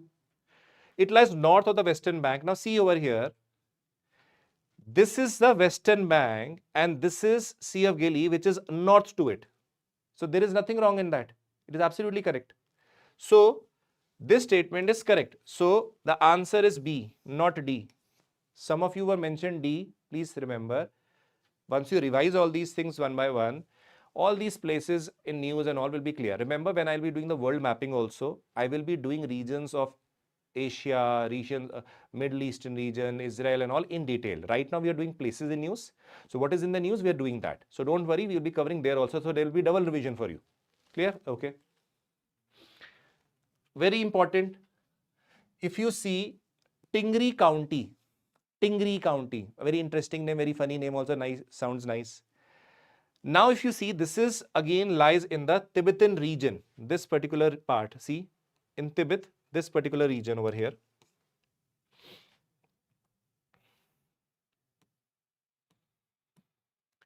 This particular region in the Tibet is known as the Tingri County. 7.1 magnitude earthquake had struck Tingri in China's Tibet region. Now it is located in the Tibet's autonomous region. What can be asked in your paper is, Tingri is associated with which among the following country or nations? Possibly you will say Tingri. It can be certain, I think, Southeast Asian nation, so you'll mark it. So if they ask you Tingri is associated with, let us say, Japan, South Korea, China, Malaysia. That is why, please remember, it is associated with what? China, with respect to what? The Tibetan region. Clear? Why? Because an earthquake had struck here. Clear? Okay. Near Nepal border and close to Mount Everest, it lies on the Tibetan plateau and serves as an important base for expeditions to Everest from the Chinese side. Those who want to go to Mount Everest and climb Mount Everest, this is also again one of the base sites or the region where they basically important base where they assemble, and from there they start their trek and mountain climbing from this particular region. That is why it is also important. So the region is Tibet Autonomous Region, is a part of China. Clear? Okay. So I don't think there is no need to create question out of it. It will be clear. Black Sea. Now comes an important topic. Why it becomes important? Because questions have repeatedly been asked from Black Sea. See here. Everybody see. There was an oil spill that happened at Black Sea, and that is why this topic becomes important. And why it is important for the second reason is that they very often ask you which are the countries which surround the Black Sea or which countries have a border with Black Sea. So, if you see here, oil spill in Black Sea occurred when a storm swamped two aging Russian tankers. Now, Russian tankers, what happened is they were old, right? So, when there was certain mishap that happened, so because of that, you realize that the oil basically spilled in the Black Sea region, and this was in the news for a very long time also. Now, what happens over here, right? What happens over here is need to understand what are the countries basically which are surrounding it. Just a minute. Now see here. One by one, let us understand this. This particular region from here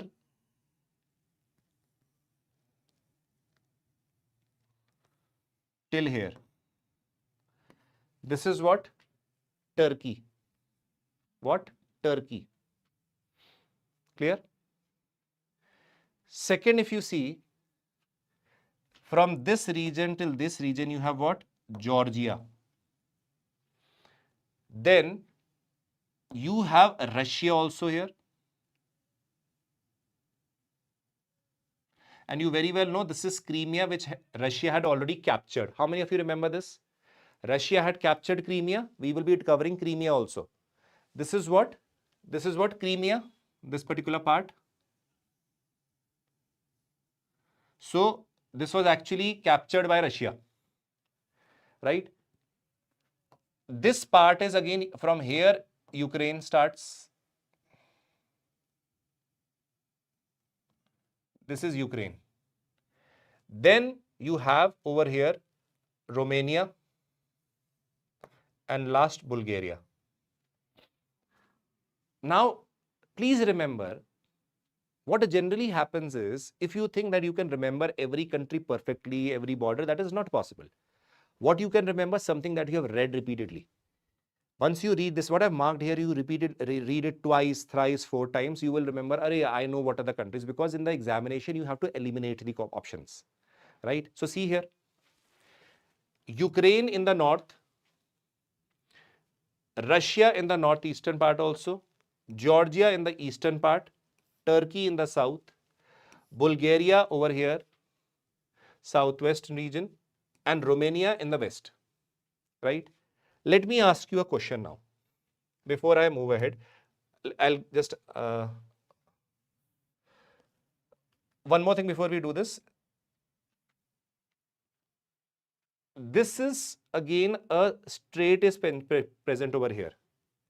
If you see this region, this small region, there is a strait present here, which is basically connecting the Black Sea to the Aegean Sea, or you can say Mediterranean Sea also.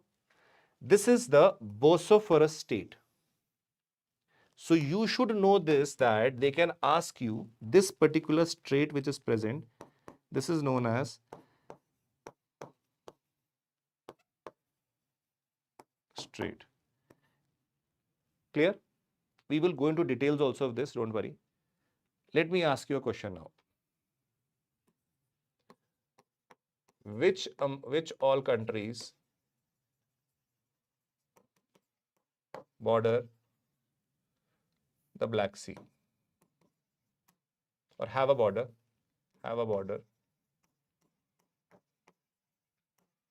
with Black Sea?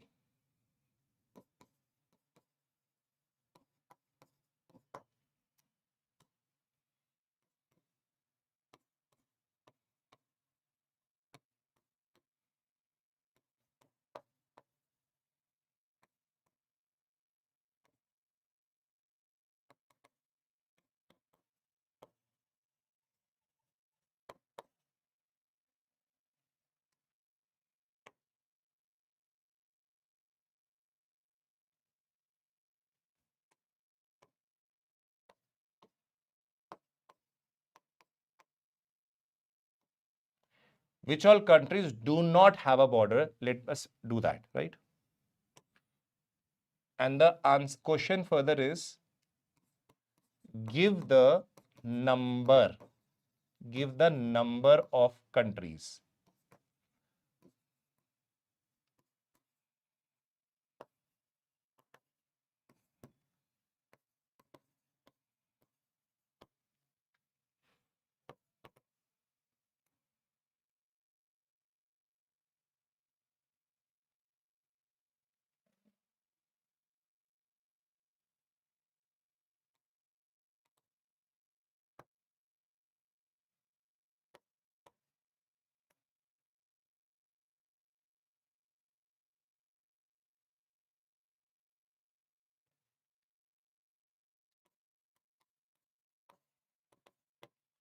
You have to first of all identify how many of them do not have a border. Then you have to calculate them and you have to give me a number. Exact number, that how many of them. Remember, the question is, which all countries do not have a border with Black Sea? Give the number. Number means only 3 of them do not have, 2 do not have. You do not give me 1, 2, 3, 4. Just give me the number. Number means 3 countries do not have, 4 countries do not have. That is what you need to mention here. The question over here is countries, first of all, right?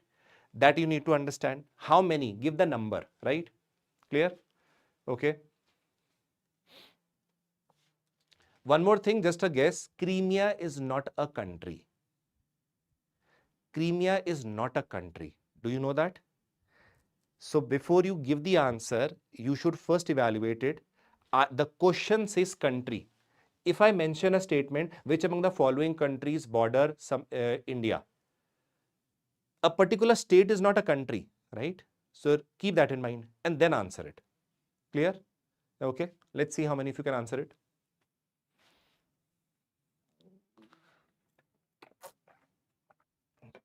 You already have studied Black Sea, so you know something that Ukraine has, Russia has, Bulgaria has, Romania has, right? Do we have Egypt? Do we have Egypt? No.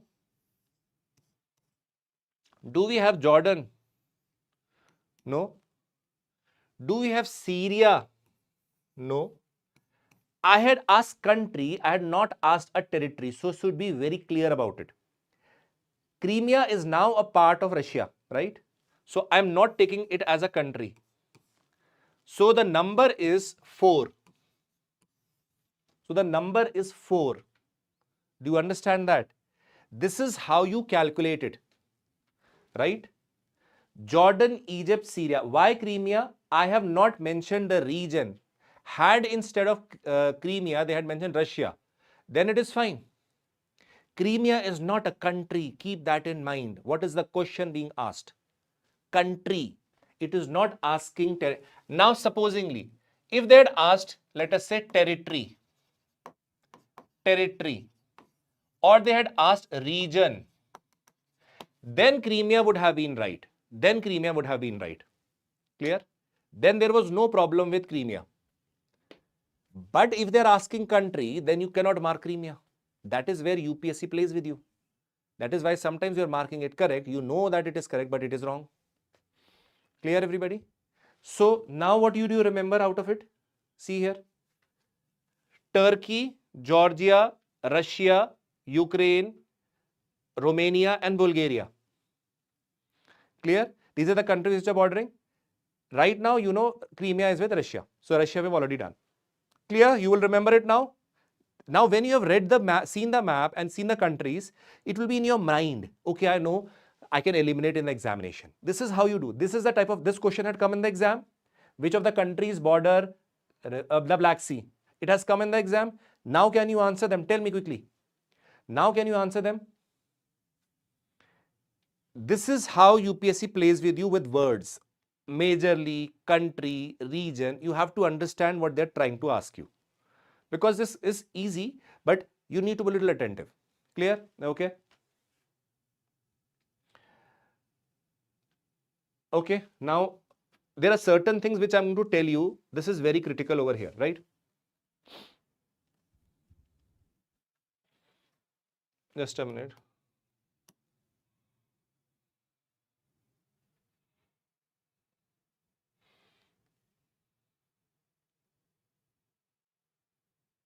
Exactly. One more thing. I think this one student has actually given a right answer. Diya Shri. Bache, I need to correct my answer. I made a mistake here. Only one student told me. Brilliant. I made a mistake and the student told me the correct thing. The answer should be 3 or 4. Answer should be 3. Why? Because when I'm asking countries, Crimea is not a country. It should be 3. See here. These 4 are not correct, but I am asking what country. So countries 1, 2 and 3 only. Correct. Good observation. Very good observation. Brilliant. Even I made a mistake over here in observation. Very good. Brilliant. Very good. Diya, I don't know what your real name is. Wonderful. Great observation. Even I made a mistake here. So correct. It should be 3. Because even if we are doing this, the question is countries. So Crimea is not a country. So in that case, the answer will be 3. Clear?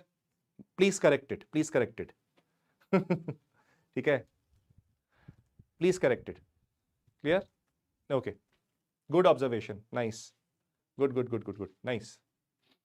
Coming here, Republic of Estonia. Now, please understand, over here, there is a particular word that is used. Please see very well. Do you see Baltic Sea over here? This is Baltic Sea. This complete is Baltic Sea. We are going to cover two dimensions. 99.9% students get it wrong. One question is, which are the countries which border the Baltic Sea? And there is one more thing. The question is Baltic states or Baltic countries. Please remember this. Again, understand this. These two are completely different connotations. There is a word Baltic states and Baltic countries. One. Second is which all countries have a border with the Baltic Sea. These are completely different concepts. One concept I'm doing here, another concept which are countries border the Baltic Sea will come after some time because it also came in the news. So let us see this. Over here is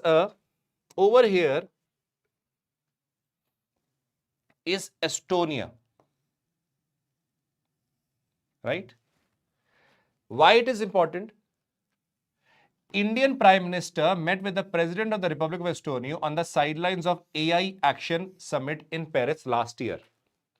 Last year when the AI Action Summit happened in Paris, now you very well know that when it happened in Paris, over there they basically met each other. Now, it is bordered by, what it is bordered by? See, it is bordered by Gulf of Finland. This is Gulf of Finland, this region. By the Baltic Sea on this part, Latvia and Russia on the east. Now, please understand this. This particular region is bordered by Baltic Sea, this part by the Gulf of Finland, this part by Russia, and the southern part by Latvia. This is the bordering that is there. Brief idea. Now, why it was important? Because Indian Prime Minister and President had met them. So this becomes important from the perspective. Wherever the Prime Minister, wherever the President are visiting, remember that questions become important for your examination with respect to these bordering countries. That is why Prime Minister visited just Israel. Now the documents are being signed, agreements are being made, so that becomes important for your examination. That is why I've covered Israel repeatedly. Now see over here, please see, whenever, this is the key word, most important, whenever the word Baltic states or Baltic countries is asked, it is a geopolitical term. And it only comprises three countries. It is Estonia, Latvia, and Lithuania. Estonia, Latvia, and Lithuania. Only these three countries, right? Only these three countries are basically what? Baltic states or Baltic countries. If the question comes, which all countries basically border the Baltic Sea, we will do after some time because it is again a part of the thing which we will be covering. So do you remember what is Baltic state or Baltic countries? It is a geopolitical term and it only includes three countries, nothing else. So keep that in mind. Do not get confused with the topic that they ask you, which among the following are Baltic states, and you start mentioning Finland, Sweden, Poland, Russia, everything. No, that is wrong. Even you can be asked a question where they can compare you the Baltic states with what, right? Baltic states with what? With the countries which border Baltic Sea. Clear? This is a keyword here. Clear, everybody? Okay.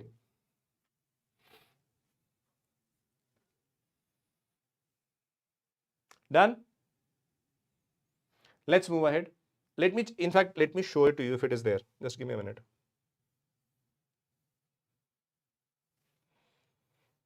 Let me do that part first. Baltic Sea. Yes, it's here.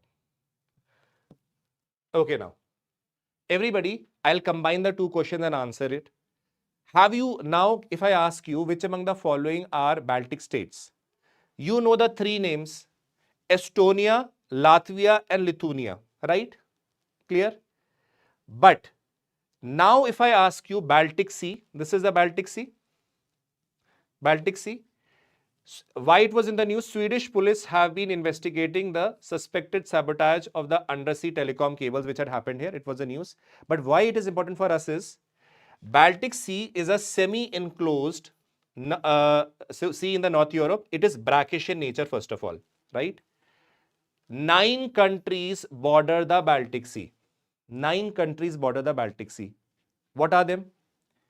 Over here, if you see, this is Denmark. This is Denmark.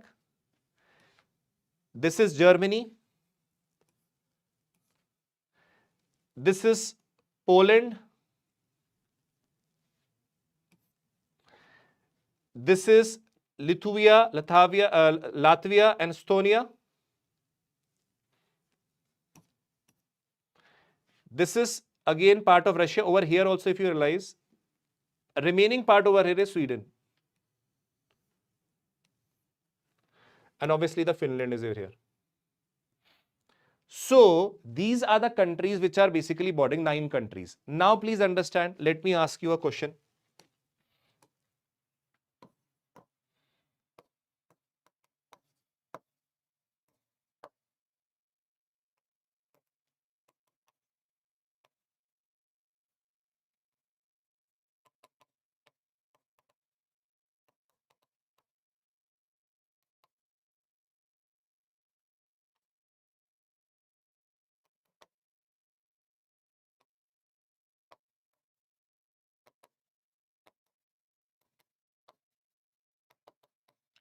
Baltic states includes the 9 countries bordering the Baltic Sea. Second,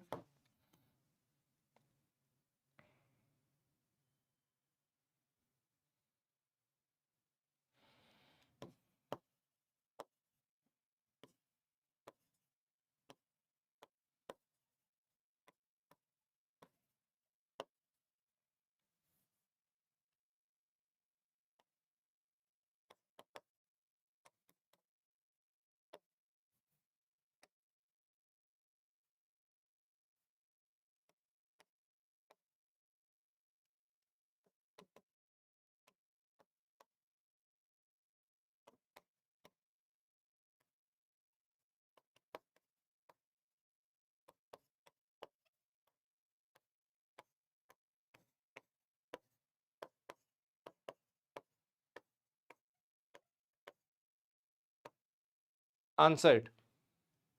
What is the answer?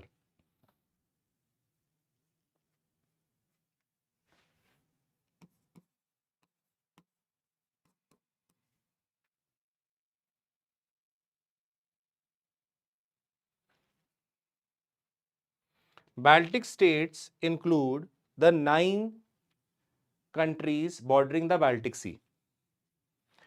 Sweden has one of the largest interaction with the Baltic Sea. Okay. Now, one thing. Honestly, everybody tell me one thing.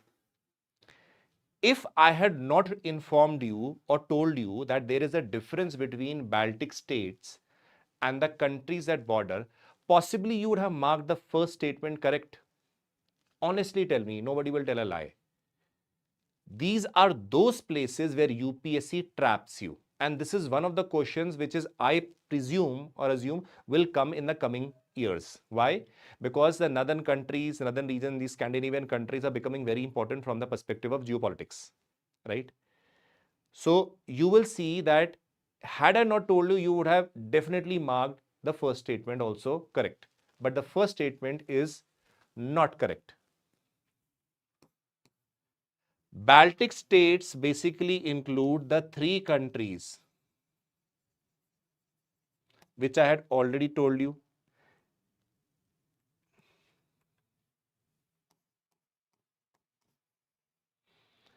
Two countries is Sweden has one of the largest interactions. This is correct. So the answer is B. Answer is B. See, this is where the you need to understand where UPSC traps you, right? Clear? Where UPSC traps you.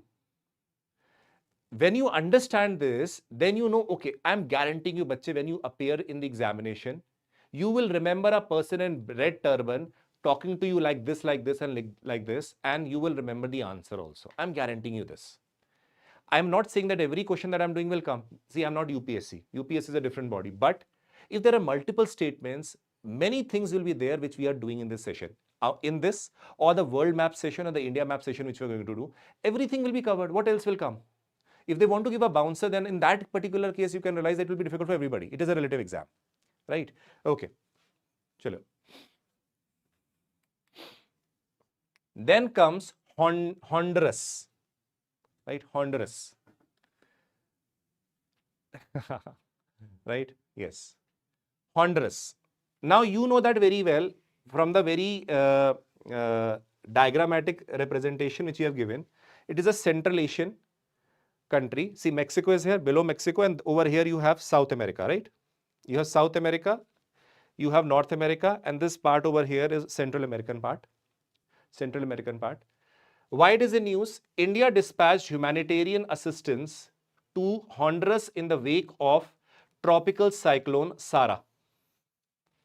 Because of the tropical cyclone basically took place, that is why a lot of destruction happened in Honduras over there. So that is why India had dispatched a lot of relief material here. That is why it was in the news. Now, why it is important to see. Honduras is a Central American country.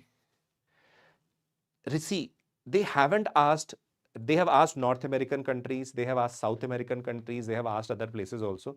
But the Central American part has been in news this year in particular. They can ask you with respect to the bordering countries over from this topic also. So it is very important you understand. See here. Over here, if you see, Honduras is bordered by Guatemala. This is what? Guatemala. Over here is El Salvador. This part is what? Nicaragua.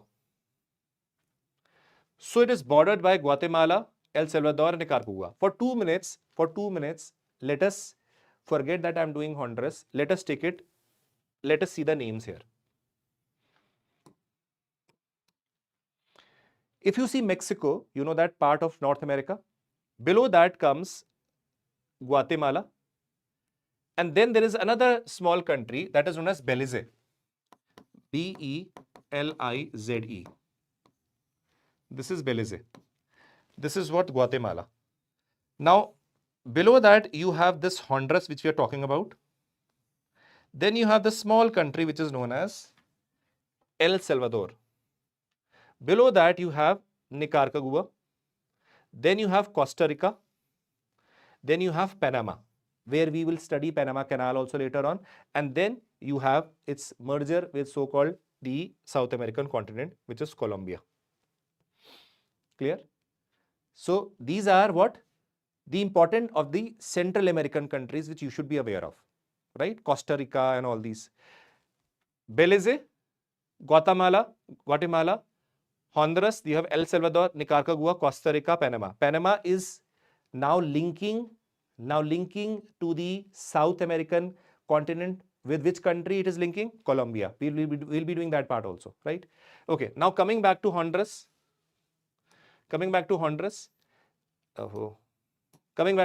it is basically joining which all countries? I'm clearing this so that you will, whenever you want to read it, you will read it properly.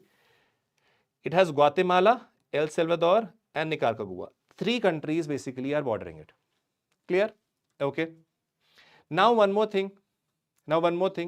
It has coastline with the Caribbean Sea as well as the Pacific Sea. There is a Caribbean Sea over here, and there is Pacific Ocean over here. So again, very important. Clear? Okay. Let me create a question.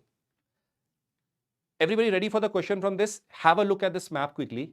This is again testing your knowledge also and your ability to recall. When you do this, you will be able to recall also. That is how you, when you say na ki sir, how can we improve our recalling ability? when I'm teaching you and asking you this is actually forcing your brain to recall things. That is what is required in the examination also. It improves your skill of recalling. Let us see what question I create. Let's see. Okay. Let's create a question here.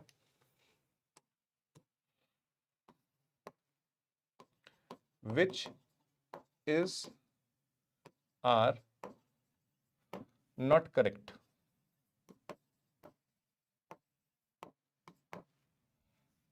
Statement.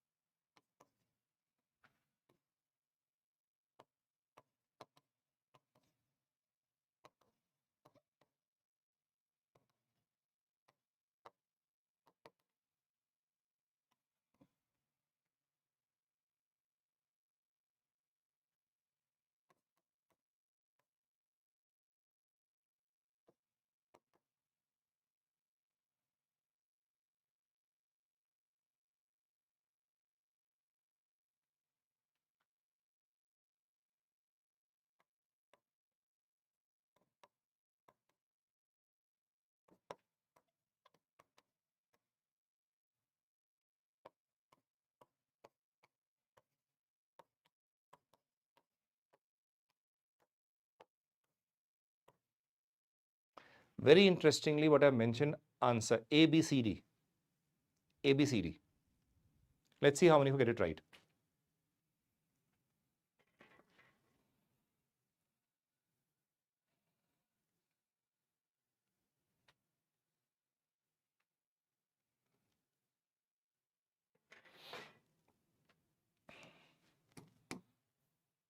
How many? Let's see the majority of the answers which are coming. Please mention in form of A, B, C, D when I mention the options.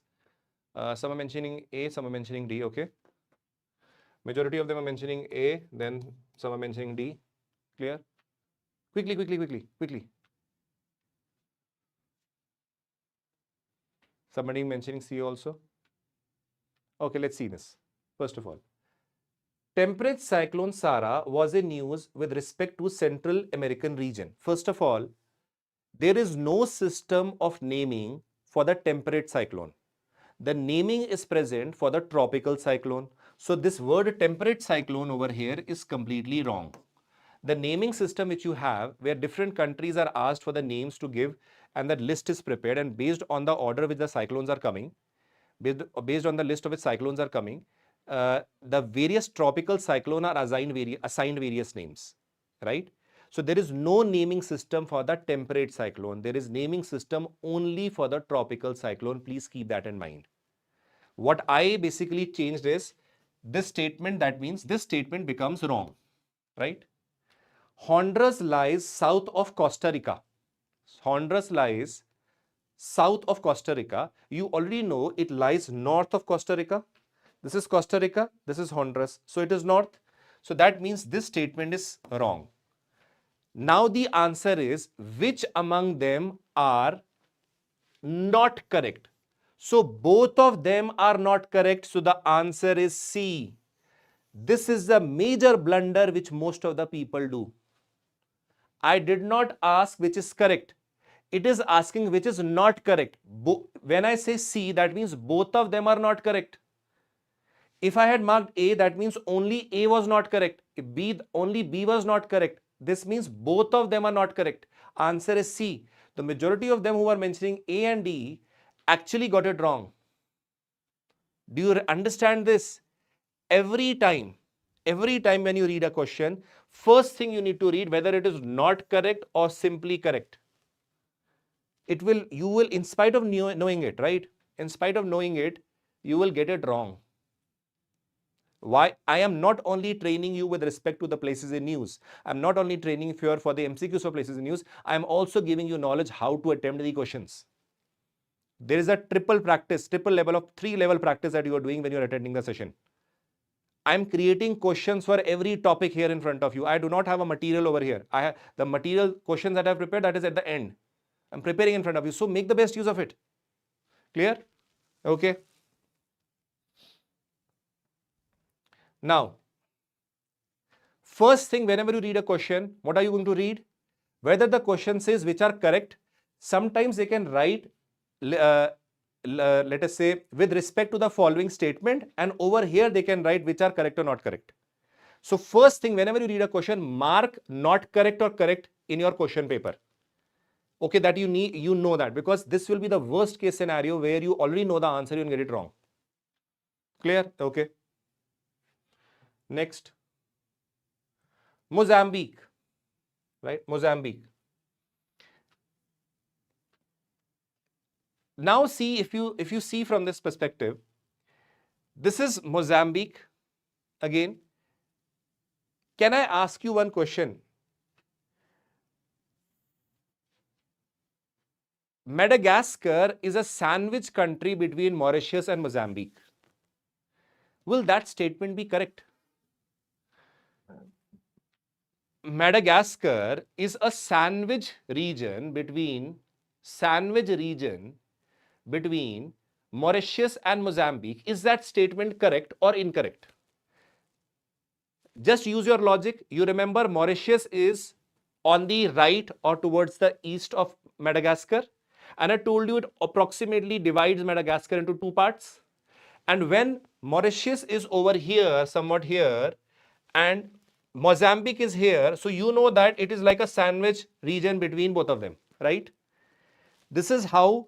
Why do you recollect it? Why do you recollect it? Because I had shown you the map, I had shown you the questions which we did. That is why you're able to recollect it. Clear? Okay. Now let's see. This is Mozambique. Now why it is in the news? Let us come here. This is Mozambique. Mozambique is a southeastern African country along with the Indian Ocean, which has been severely impacted by Cyclone Jude. Now what happened is, again that is extra knowledge, but let me give it to you. Tropical cyclone basically originated in this region. It started moving from this region. It went here, it impacted, and later on it moved in this direction. So it basically impacted Mozambique to a great extent. And that cyclone which basically originated over here was known as what? The Cyclone Jude. Now if you just tell me, if I have named a cyclone, by default, can you understand it as a tropical cyclone? Yes or no? If I say I have named a cyclone, by default, by the rules, do you understand it is a tropical cyclone? Yes, it is a tropical cyclone. So when we will do climatology, then you will understand what are the differences also. So this is Mozambique. Now it is located in the southeastern border, Africa, bordered by, see over here, Tanzania, Malawi, then you have Zambia, you have Zimbabwe, then you have again South African part also over here, this part. Then you have Estonia and South Africa and this part. So it is basically bordered by Zimbabwe, South Africa and Estonia. These are the various countries which are bordering it, along with obviously the Indian Ocean. The capital over here is Maputo. Capital is Maputo. See over here, Maputo. Clear? Okay. It is divided into two geographical regions by the Zambezi River. So Zambezi River is flowing in such a manner that basically divides the region into two parts. One, the northern part, northern Mozambique, and the other, the southern Mozambique. So the country has notable 4 lakes: Lake Nyasa, Lake Chuta, Charobasa, and Lake Shirava. Now you don't have to go into that much detail. Why I mentioned it over here is little bit idea you should know.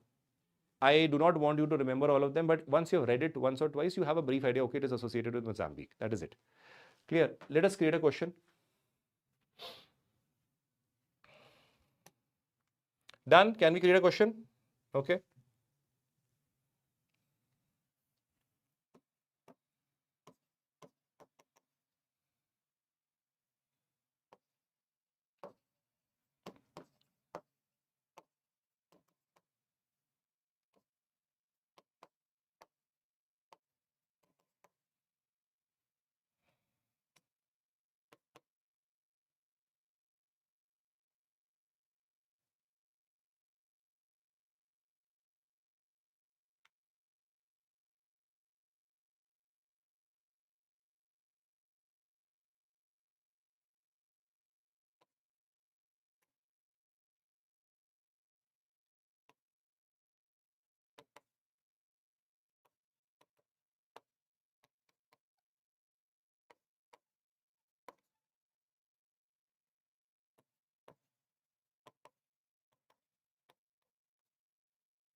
One more thing, please remember, whenever you are doing any topic, do not expect that you will remember everything. Once you revise it, for example, if you are able to answer right now, if you revise it twice, thrice, I am telling you 3 times revision of the content which I'll give you, you will be in a state where you will be able to answer most of the questions properly. Plus, you need to avoid the careless mistake. That is important, right? Okay.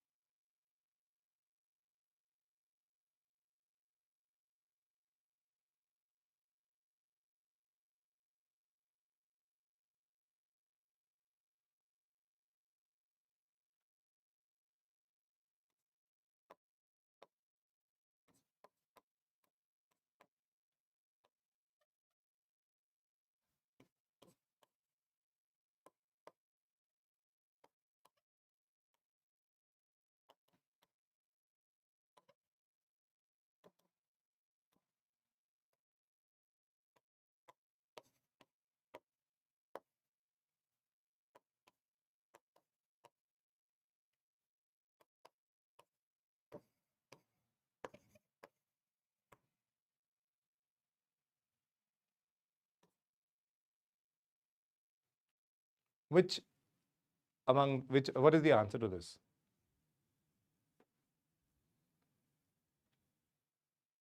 Quickly.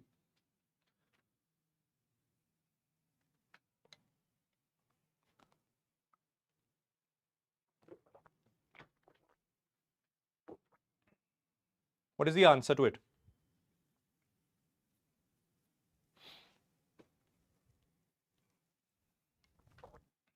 Quickly answer it. I think most of you are answering it D, right? Let's see. Any other answer? Okay, let's see. Let's check the answer. Firstly, which are not correct? The question is not correct. It is not about correct. So let us see. Maputo lies in the southern part of Mozambique. Does it lie in the southern part of Mozambique? Yes, it lies. Maputo in the southern part. So this is correct, right? This statement is correct. The country which borders Lesotho also shares a border with Mozambique. You know there is only one country which borders Lesotho. That is South Africa. Now see, out of this statement, you know it is South Africa. Does South Africa border with Mozambique? Yes, it does. So this statement is correct. Which is not correct?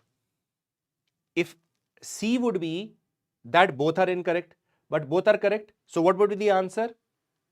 What would be the answer? D. None. Because none of them is not correct. Negative means positive. None of them is not correct. So the answer is what? D. They are not. Had they asked correct, then I would have marked C. Because both of them are correct. Had the question been which among them is correct, then I would have marked C. But the question is not correct. Not correct. Then it is D. Do you realize you are committing a very major blunder in your answers? In spite of knowing the answer, many of you are getting it wrong. You need to practice on this, that not correct, correct. Simple question, na? If it is correct, then C. Opposite that of is D. So none. Clear? Make sure of that. That you do not get it wrong. Okay. Important.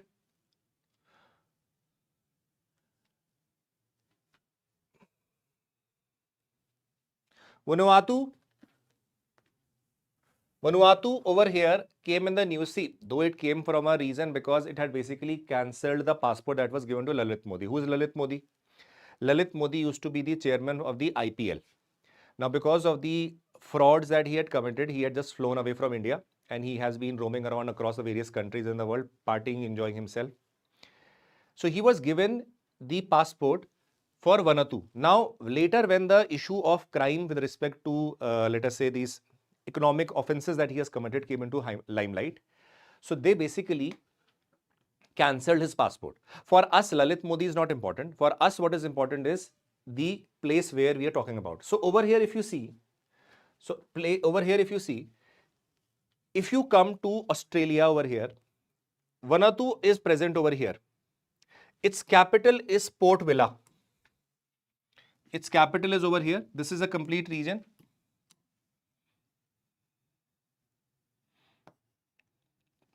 Port Vila.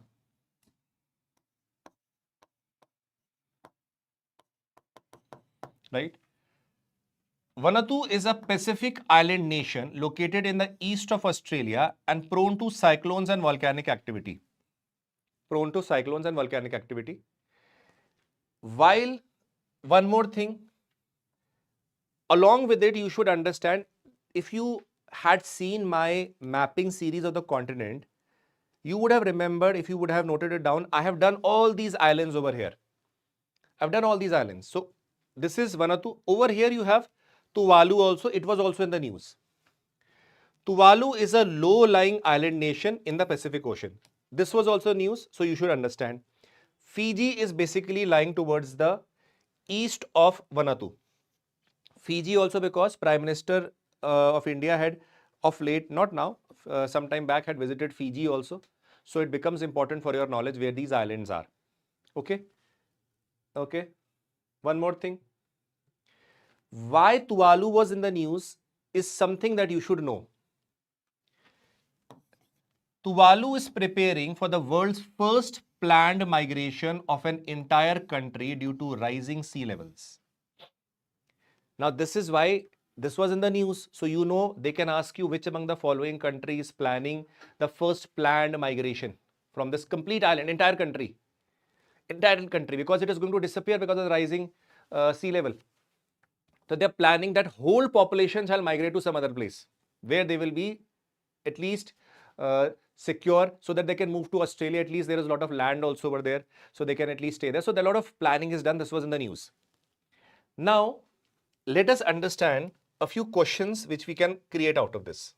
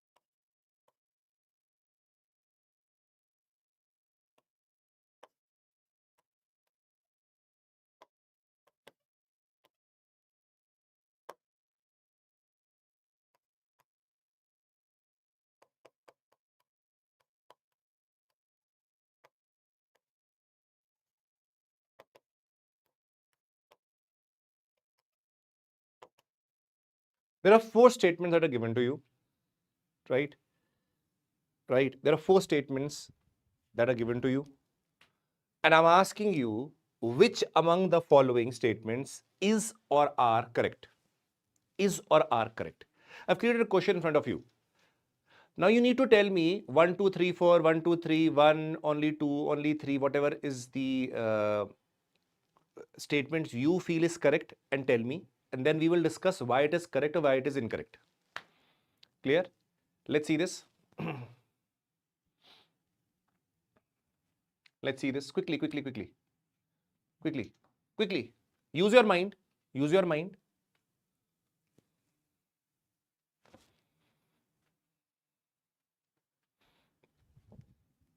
One minute, and then you can answer. 1 minute for the answer. Then I will discuss.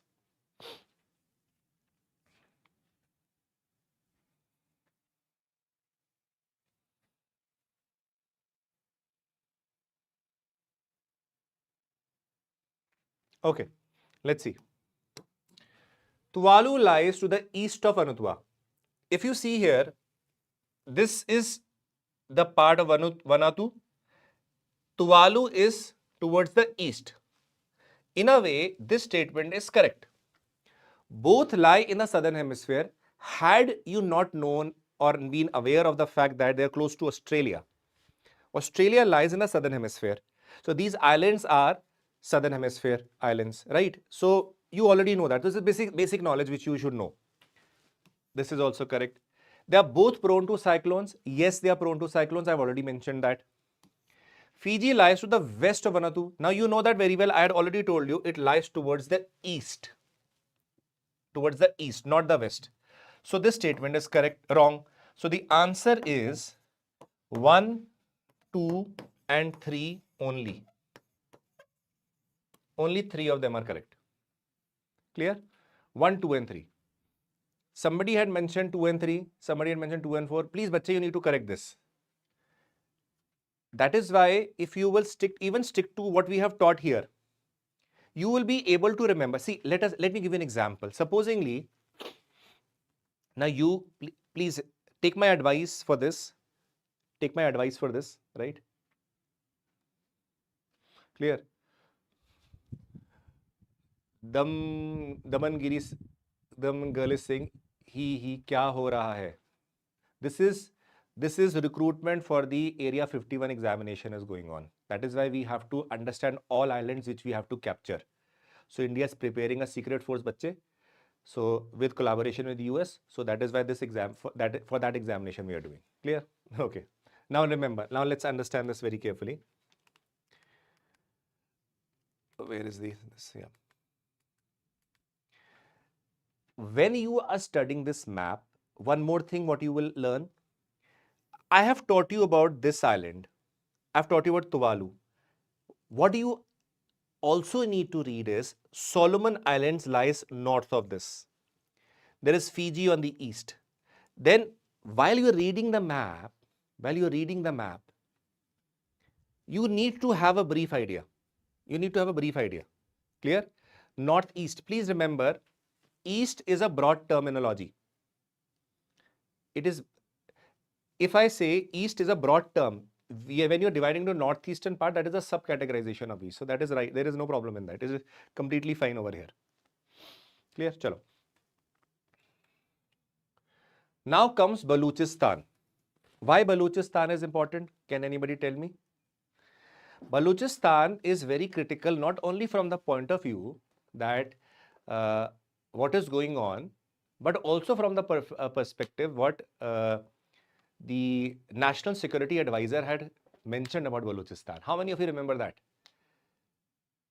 Do you know that National Security Advisor had mentioned very clearly about certain thing that if there is any terrorist attack, you will lose Baluchistan. This was very public, very publicly it was mentioned about.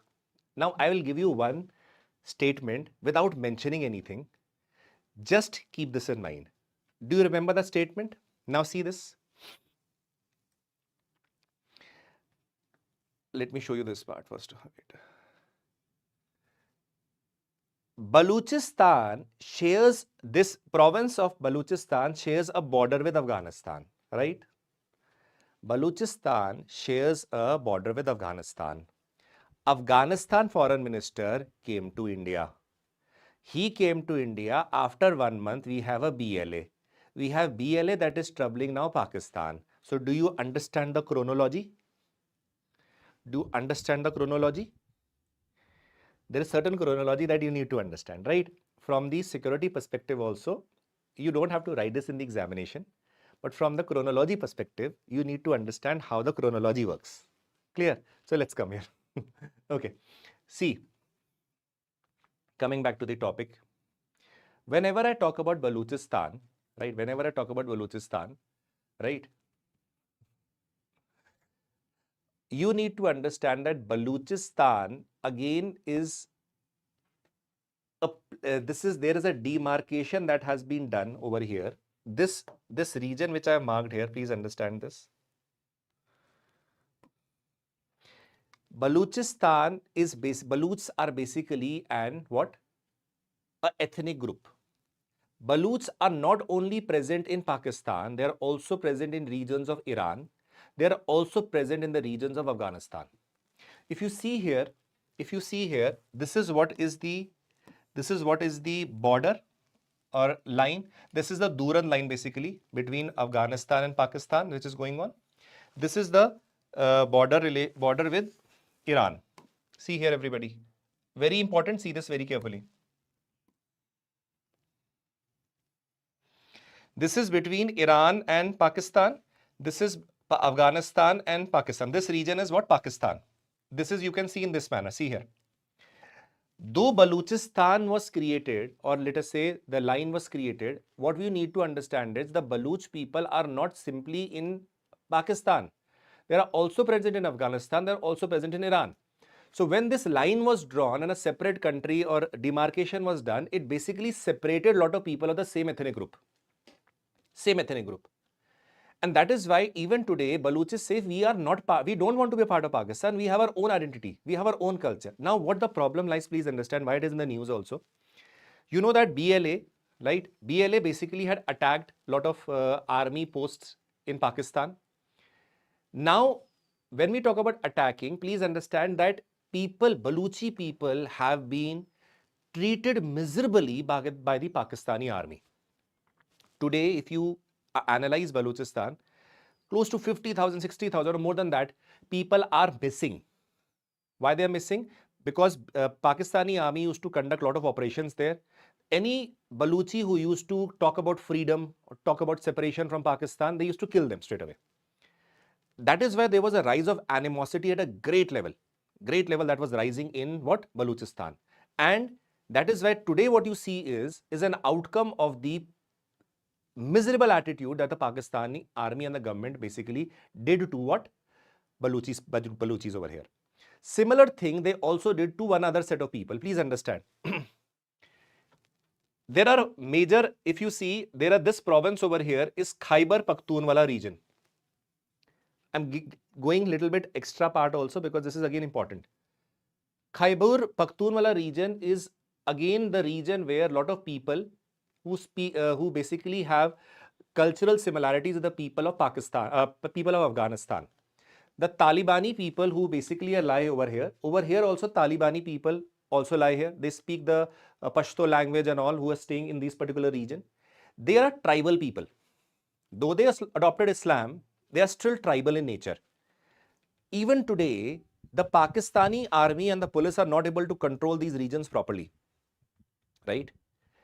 And they always try to suppress these people. That is why today also the people from the Khyber Pakhtunkhwa region are fighting against the what? The Pakistani army, and Balochistan also the region is fighting against the Pakistani army. They are facing an internal turmoil to a great extent. Possibly in the coming decades, they might even lose their existence, Pakistan, because of the internal turmoil they are undergoing. Let us come back here. The provinces that you are over here reading, again Balochistan, Sindh, Punjab, Khyber Pakhtunkhwa, and the region that is occupied by Pakistan, that is also a region present over here, which we have not marked because that is integral part of India.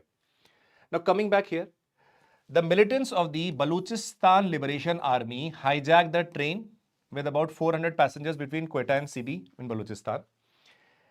And they had basically, again, after that, a lot of operations against the military had taken place. Now, please understand one thing. 3 to 4 years back, the question came, Quetta lies in which country or which part? This Quetta and Sibi both were asked. Quetta and Sibi, both of these places were asked in news. If you see the previous year questions, they lie in what? Pakistan. They lie in Balochistan. Clear? That is why they can put in front of that Sindh province. They can put some other region also. Both of them over here, please understand, have been asked in UPSC Civil Services Preliminary Examination. That is why the names which are coming here are very, very often used in your examinations. Clear to everybody? Clear to everybody? So, where do these two regions lie? Quetta and Sibi. See over here, everybody. See over here. This is Quetta. This is Quetta. This is Sibi. Again in the Balochistan region. Clear? Exactly, right? That is why I'm saying everything which we are covering over here. This is how UPSC also extracts the question. So you should remember Quetta. In the examination, sometimes you get confused. Are Quetta was in Afghanistan or Pakistan? Acha, theek hai, if it is in Pakistan, where it is? So these things, you at that time you get confused. So be very particular about it. Now the Balochistan is the largest province of Pakistan by area, rich in minerals and shares border with Iran and Afghanistan. Let us understand certain other dimensions why Pakistan army again has been very against the Baluchi people also. Please understand. Baluchi people are one of those very culturally diverse people, very nice people from the perspective of protection of their cultural rights. They always wanted to protect their culture, they wanted to protect their land also. Now, Pakistan army knows it very well that this Balochistan province is rich of many minerals. It has large number of minerals that are present. There have been cases of even rare earth metals possibly that are present here. Critical minerals and rare earth minerals are possibly present here. And they know that if normally they start mining, there will be problems. So we need to eliminate certain set of people. Now, Baluchi people already know that. Baluchi people already know that what the intentions of the Pakistan army is, and they do not want to let their land go into the hands and be exploited. That is where they are fighting for their rights, they are fighting for their land. Clear? Okay. Now, they are basically pastoral nomadic people who are basically resist the assimilation attempt. What do you mean by assimilation? Basically, when there is mainstream culture, please understand what is going on in Pakistan is, if you realize the major politics of Pakistan is dominated by Punjabi community, Punjabi Muslim community, which is over here. See here. This is the Punjab, right? Here you have Lahore. Here you have Islamabad, right? Islamabad is the capital. This region is the richest. The people having thousands of acres of land, the people having every luxury that you can imagine. The whole Pakistan is being run by the political elite who are here. They again try to put their culture and superimpose on the other parts. Baluchi people resist this because they want their culture to be unique. Like for example, we are lucky to be born in India. We have different states, different religions, different culture. Over here being imposed, that is why Baluchi do not want their culture to be, let us say, subdued, or let us say be minimized, or let us say be erased from Pakistan. That is why they were protecting for their land, their culture, their rights, and basic humanity.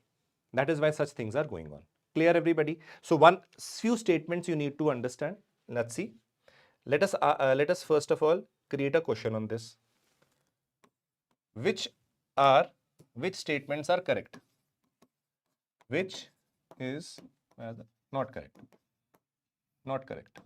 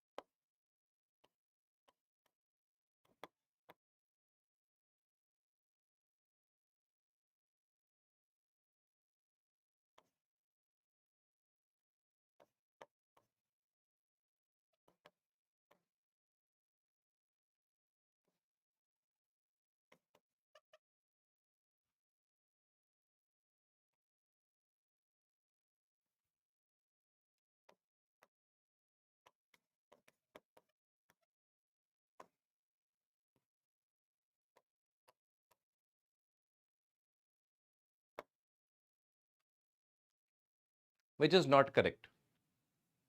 Answer it quickly.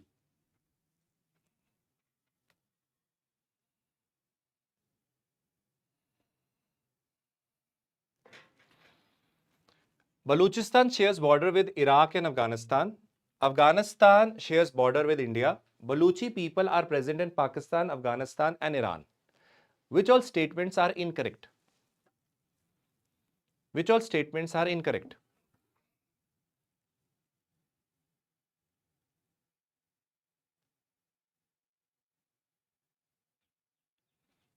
Somebody is saying 3, okay? Quickly. Which are correct? Which are incorrect? Sorry. Okay, let's see. If I see this question, Balochistan shares a border with Iran and Afghanistan, correct? Afghanistan shares the border with India, correct? How do you remember? In the previous lecture with Indian geography, how many of you remember this? BC Pakistan, MBA in between Nepal. Do you understand this? Last was Afghanistan. How many of you remember this mnemonic which I had given you? You remember this? BC Pak, N, MBA. So that statement is correct. Though we have the least, though now people will say, sir, it is in the Pak occupied Kashmir. No, Pak occupied Kashmir is an integral part of India, right? So, third, Baluchi people are present in Pakistan, Afghanistan and Iran. Yes, please remember, though there is border over here created, Baluchi people historically were present in these regions also, Though the Durand line was created, that is why still there is, why one of the reasons for animosity exists is, when Mr. Durand basically created this line is known as Durand Line between Afghanistan and Pakistan, right? Lot of people of the same ethnicity were present here. So that created a lot of problem also. And please remember this very well, right? Please remember this very well that people of Baluchi ethnicity are present here also, and here also. So when I say which are not correct, none. Possibly the answer is sometime D, right? Clear? Okay. It is 106 approximately. NCRT is mentioned 80 kilometer, but recently it has been changed to approximately 106. Sometimes 107 also, you can take it as 106 kilometers. 80 kilometers NCRT, that was the old. New, it has come out to be 106, so you can take 106. Clear?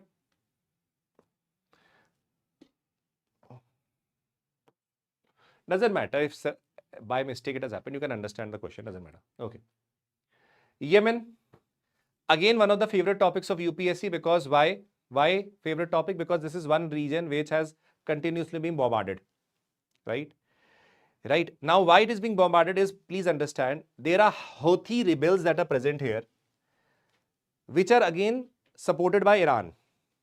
Being supported by Iran, again, it has been repeatedly being striked.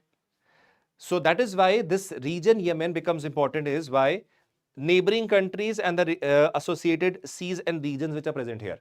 That is why it becomes important. So let us see them. First of all, the US President Donald Trump launched a large-scale military strike against Yemen's Iran-aligned Houthis. You know that very well. Iran is an all-weather enemy of what? United States, right? All-weather enemy of United States. So now the Houthis rebels are being given support by the Iranis. So they basically launched an attack on Yemen. Now, it is located in the Middle East, in the southern tip of the Arabian Peninsula. This is basically the Arabian Peninsula, right? Arabian Peninsula. It borders Saudi in the north and Oman in the east. Now, if you see very clearly, this is basically what? This is basically Yemen.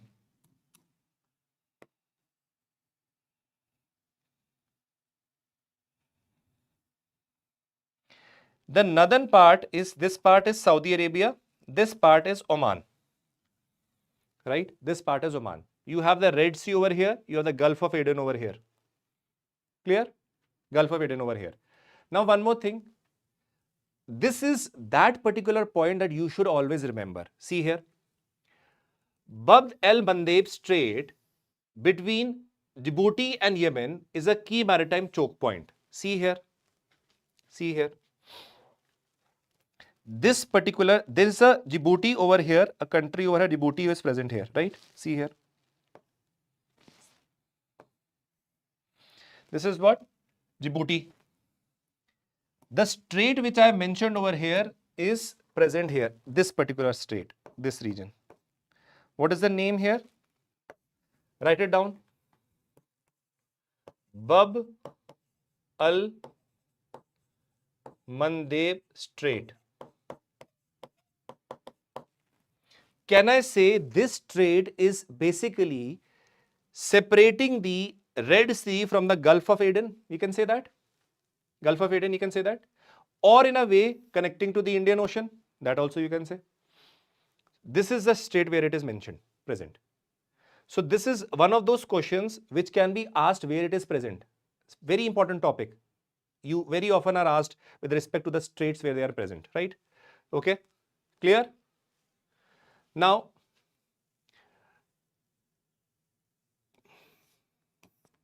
okay, chalo. One more thing beyond this. Over here is present the Suez Canal. The Suez Canal is connecting the Mediterranean Sea with the Red Sea. See here, everybody quickly. This part is known as the Suez Canal. Now, the Suez Canal is connecting this Mediterranean Sea to what? The Red Sea. Now, the Red Sea is being connected with the Indian Ocean in a way of a Gulf of Aden, also you can say, by the Bab-el-Mandeb Strait. Can I say Suez Canal is a connecting medium of the Mediterranean Sea to the Indian Ocean? Yes, it is correct. That is why UPSC can change its language. They can ask you in certain forms, please understand. They can ask you that the Suez Canal is a connecting link between the Mediterranean Sea and the Indian Ocean. Correct. They can say that the Suez Canal is connecting Mediterranean and Red Sea. That also correct. They can say Bab-el-Mandeb Strait is connecting the Red Sea with the Indian Ocean. Correct. It is connecting the Red Sea with the Gulf of Aden. Correct. They can change the language. That is why please understand these marginal seas and regions which are present. These are, again, you should understand what the question is being mentioned. This is very critical over here. Clear? Okay, let me frame a question.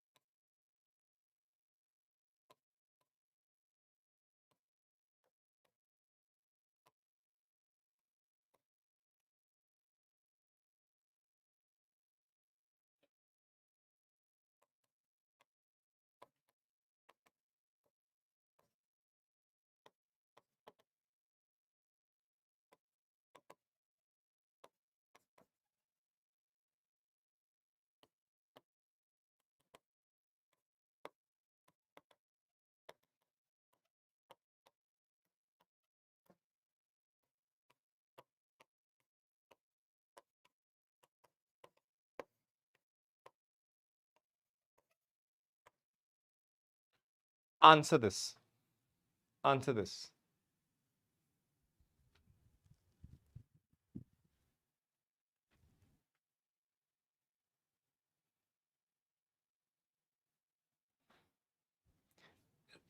I will do this again and again, don't worry. This particular this particular session of Mediterranean Sea and all, I will be doing it again also. Don't worry.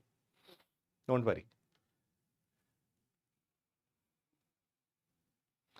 Bharat is asking how to access Indian geography. Is it asking? It is asking. It is not asking to purchase. If it is asking for purchase, it will be 0 rupees. Please enroll yourself in the description link. Then through the app you can download it. It is free of cost. There is nothing. It is complete. See, this is Alexa's vision to have free education to you. So please remember, it is these the notes you will get free of cost. So don't worry about that. Yemen is bordered by only by 2 land borders.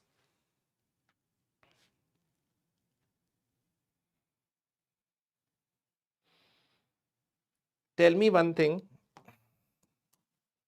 Yemen is bordered only by 2 land borders. Yemen is bordered by only 2 land borders, or there are borders with respect to Red Sea and the Indian Ocean also? Tell me this. What is the statement that is mentioned? See here. Yemen, if they had asked the land borders which border Yemen are only 2 in number, then the statement would have been correct. Please understand what I'm asking. If I ask you the land borders which are bordering Yemen are 2 in number, then that is correct. But if I'm asking the Yemen is bordered, that means Yemen is bordered by again Red Sea also, Gulf of Aden also, plus Saudi Arabia also, right? So that is why this statement becomes incorrect. Bab-el-Mandeb Strait links the Persian Gulf to the Red Sea. This is an absolutely wrong statement. Red Sea with the Gulf of Aden. So this statement is incorrect. So which are correct? None. Which are correct? None. Clear? Clear? समझ में आया? अब मैं am explaining you when I had mentioned this particular thing. Please understand. If I say, please understand this. Are Bay of Bengal and Arabian Sea part of the Indian Ocean? Yes or no? Tell me this. Then possibly you will understand when I had mentioned about all these words. If I mention the Arabian Sea and Bay of Bengal, are they part of the Indian Ocean? Yes or no? Give me this answer. Give me this answer. This much you know. This much you know that the Arabian Sea and Bay of Bengal, from a broader perspective, are parts of the Indian Ocean only. Yes or no? Do you agree to this? Do you agree to this statement? Similarly, when we say Gulf of Aden, also it is opening into the Arabian Sea. It is opening into the Arabian Sea. Arabian Sea is a part of the Indian Ocean. Gulf of Aden is what? It is basically intrusion of the water from here to this region. That is why it is Gulf. If I say Gulf of Aden, Red Sea, Bab-el-Mandeb is connecting Red Sea with the Gulf of Aden, it is correct. Gulf of Aden is a region which is an extrapolation of the Arabian Sea. Arabian Sea is a broader perspective, a part of the Indian Ocean. So if I say Bab-el-Mandeb is connecting the Red Sea with the Indian Ocean, that statement is also correct. Red Sea is being connected by Gulf of Aden, that is also correct. If I say Red Sea is connecting with Arabian Sea through Bab-el-Mandeb, that is also correct. Do you understand that? That is why I used the word marginal, sea and Gulf earlier on, so that you understand this concept. That is why I had used various ways through which UPSC can frame the question, where those statements are going to be correct, but you will get confused. Yes? Yes or no? Understood now what it means when I mention Red Sea by Gulf of Aden or Indian Ocean or Arabian Sea? This is the logic, bache. When you understand this logic, it becomes easy for you to solve the questions, because see, UPSC also cannot get questions from alien nations. They're going to get questions from what is in the news or what is in the books, right? They will twist the language, what they are doing, which I am doing right now on the board also when I'm creating the questions. So you have to be aware when they are twisting the questions. That is why the practice that I'm doing, more than the content and everything I'm doing, that is more important, very important. But what practice I'm making you do is even more important. Clear? Okay. Let us move ahead. Question done. Okay. Now comes port of Hodeidah. Hodeidah, right? Port of Hodeidah. Now, a part of Hodeidah is again very important from the perspective C.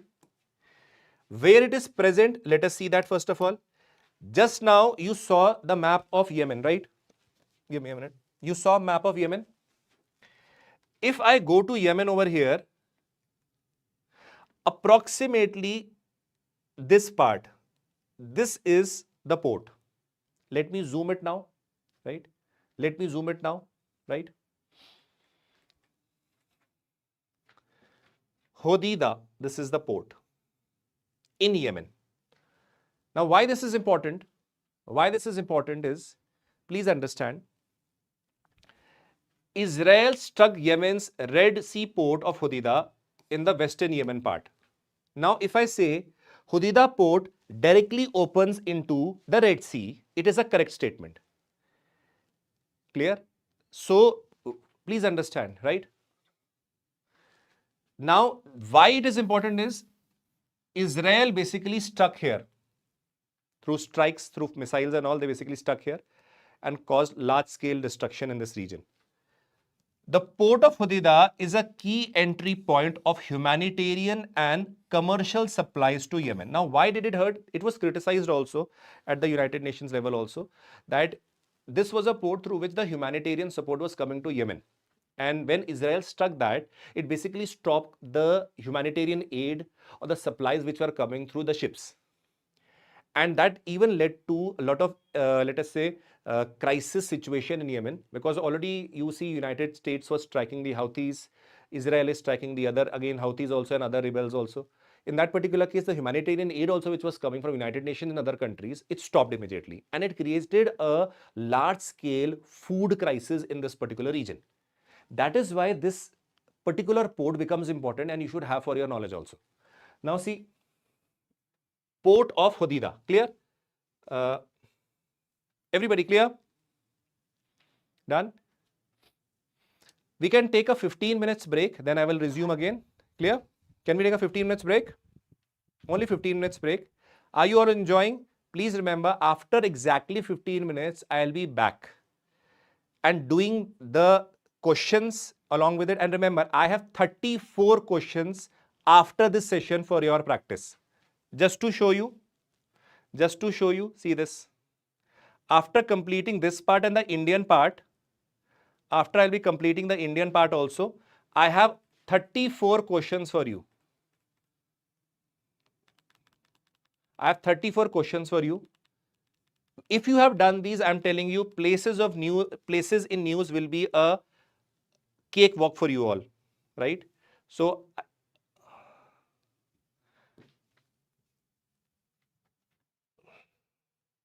15 minutes break, or 10 minutes, okay.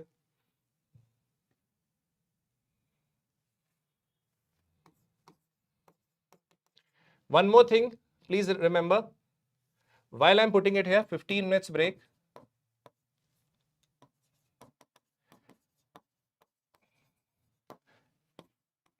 Enroll yourself.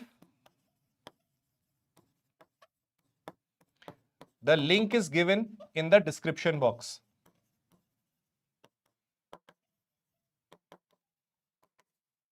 Right? Notes are completely free of cost. Please remember, after the class is over, then the notes will be enrolled. Okay? Notes free, completely free. You don't have to pay anything. It is free. The knowledge is for everybody, right? So we'll meet you after 15 minutes. Meanwhile, take rest for 15 minutes, eat something, and then we'll return.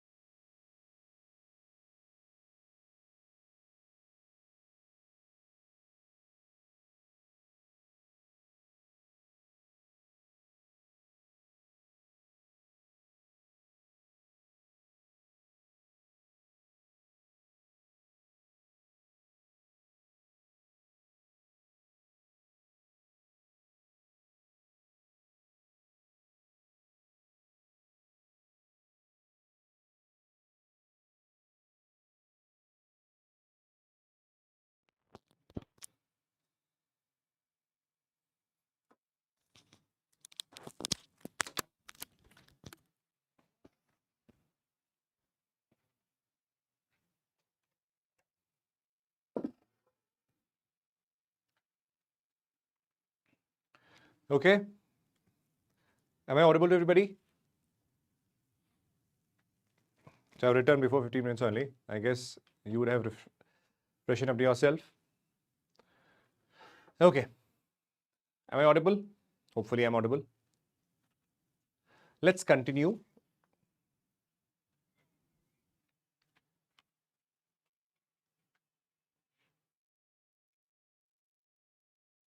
Okay.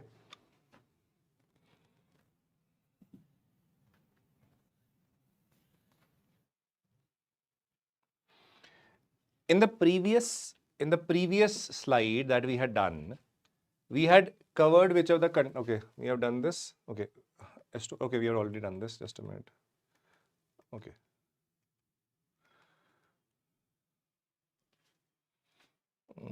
Just a minute.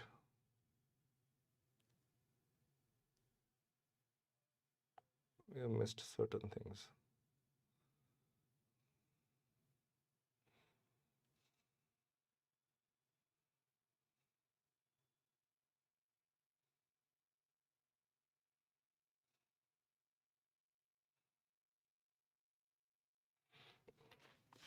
Okay, let's have a look here. Quickly.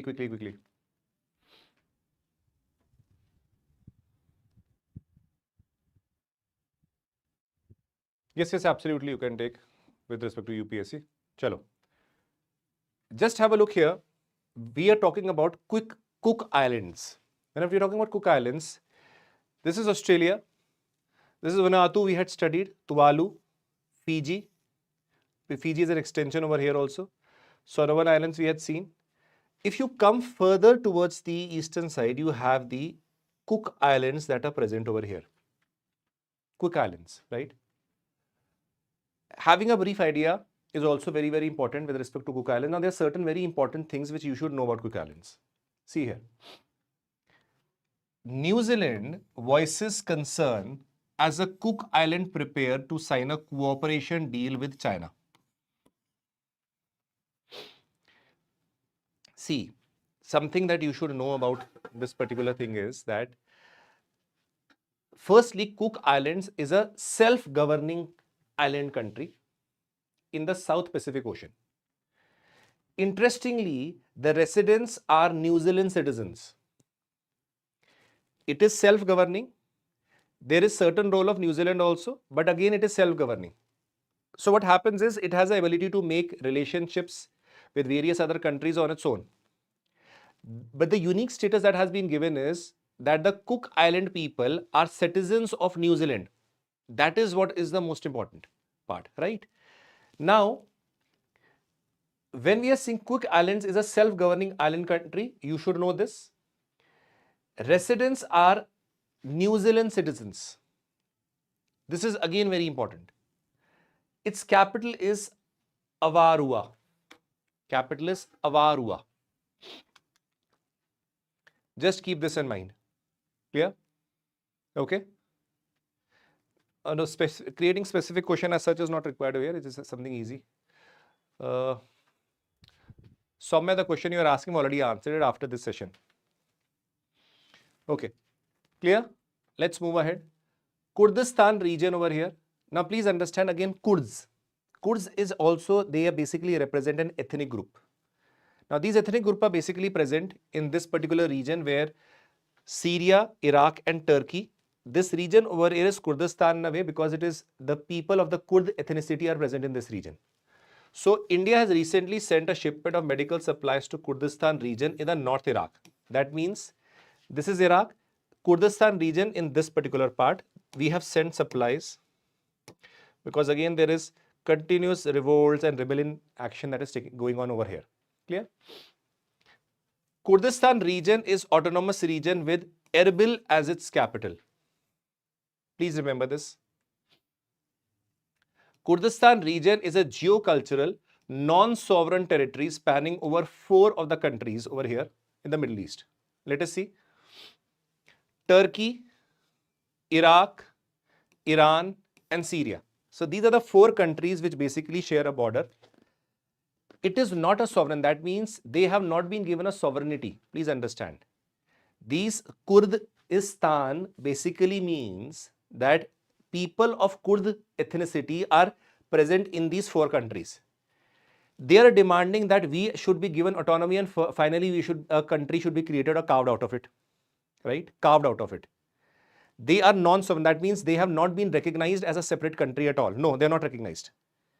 But they are demanding for that also. They are demanding for the protection of their ethnicity also. And that is why this word Kurdistan also comes for the people who are of the Kurds ethnicity. Now, very often a question comes here. Let us answer this. Let us answer this. Which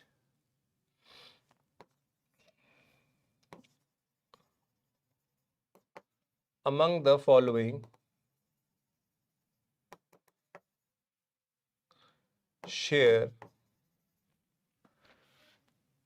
or have an area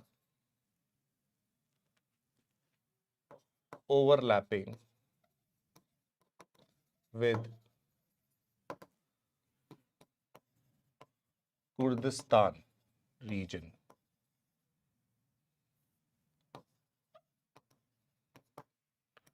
So they will ask you, first let us say Syria,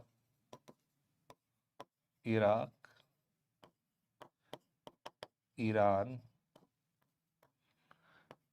Egypt, Jordan, right? And along with it, Russia, Ukraine. Give me the numbers. Now what you have to give? Give the number in numbers. In number or in count, let us say. In count. That means the number that, let us say 1, 2, 3, 4. Yes, exactly like the Baluchi people. Absolutely. What is the count here? In count means in number, numericals. 1, 2, 3, 4. How many? Clear?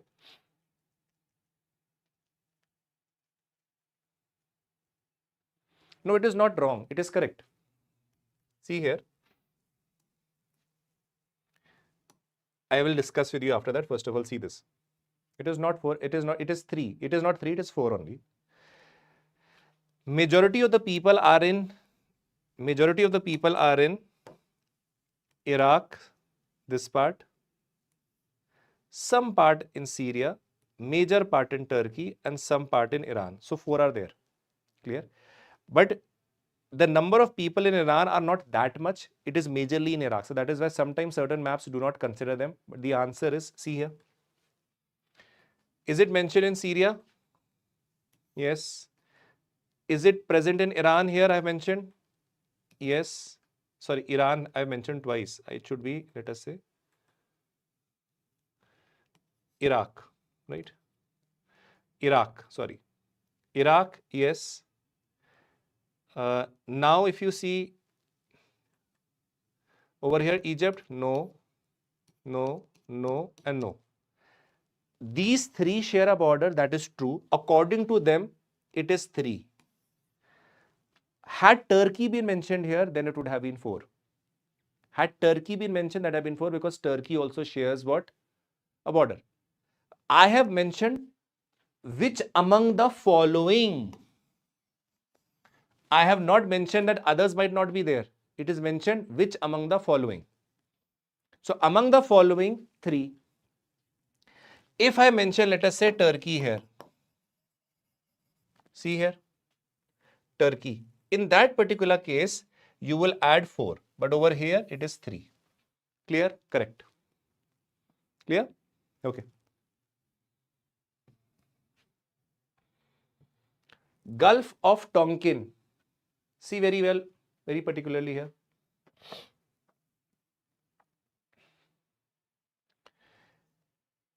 This is the region of Gulf of Tonkin.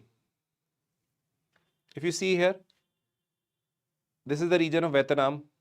This is Vietnam. This part is China, right? China. So this is the region of Gulf of Tonkin. Gulf of Tonkin. This island is known as Hainan Island. This is known as Hainan Strait. Clear? Henan Strait. Now please understand this.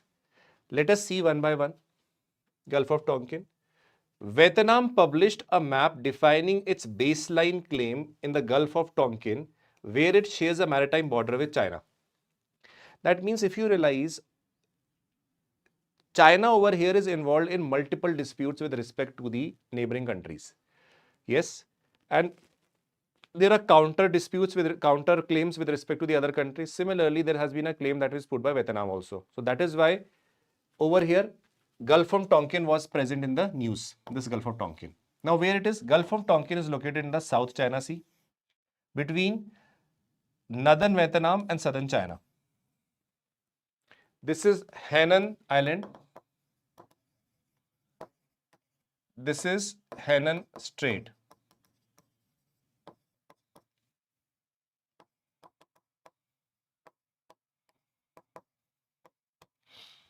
Clear?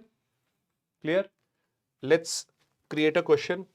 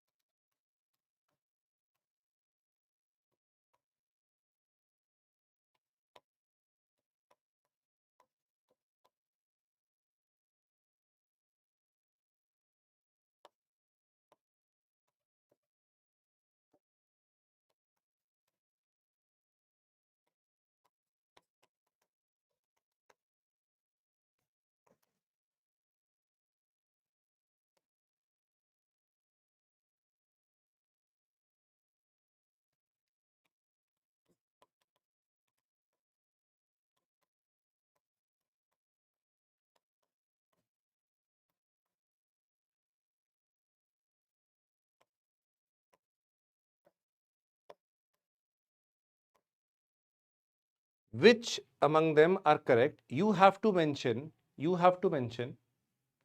the number. Mention the count. Mention the count. Mention the count. Quickly. Mention the count. Please adhere to the directive that is given. You have to mention the count. That is very important and critical here.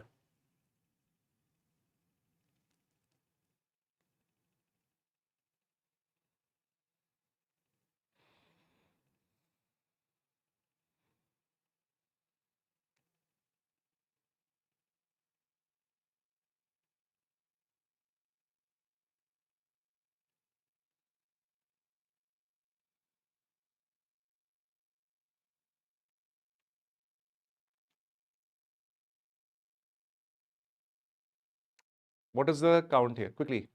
Let's see. Gulf of Tonkin is in the North China Sea. Is this statement correct?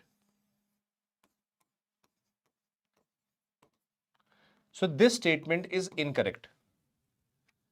Laos shares the boundary with Gulf of Tonkin. We just now did this. Gulf of Tonkin basically is shared by China and Vietnam. So see here. Remember one thing. Among all these, Laos is one of those countries which is landlocked.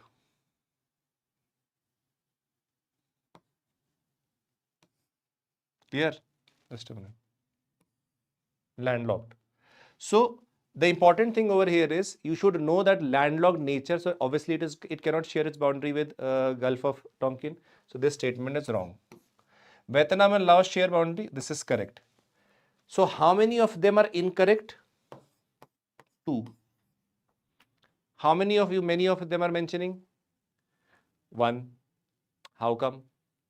Again, the question is incorrect, not correct. Did you even see the question? Did you even see the question? I said how many of them are incorrect, not the correct question. So beta, please get it right.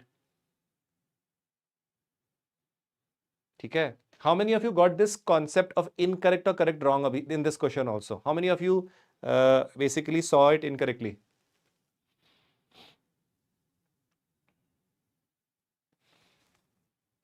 Clear? Clear?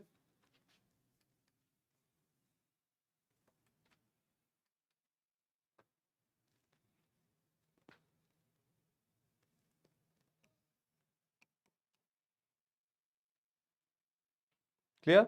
Done? Okay. Argentina. Now see, again similarly, such questions have been asked. Argentina is again a very important perspective. Why? Argentina withdrew from the World Health Organization. Now, because it has withdrawn from World Health Organization, it will become, it will become important from the geographical point of view, places in use. See here, if you see Argentina, map of Argentina over here, it is surrounded by many of the countries. And this is something very important from the perspective that UPSC keeps on asking you. On one side, you have Chile, right? This is what Chile. Then you have Bolivia, you have Paraguay, you have Brazil, and you also have Uruguay. If you are a football fan, you possibly will be knowing that all of these are one of the best teams that you can come across, right? So that is how you realize that these countries are, all of these, in particularly Paraguay, Uruguay, Brazil, Bolivia, Argentina, these are one of the best football teams. So that means the culture of football was very dominant over here, right? So Argentina is a South American country bordered by Chile, Brazil, Uruguay, Paraguay, and Bolivia. And Buenos Aires is its capital. Buenos Aires is its capital. Clear? Done? Okay. One more thing. Over here are Falkland Islands. What are these? Falkland Islands.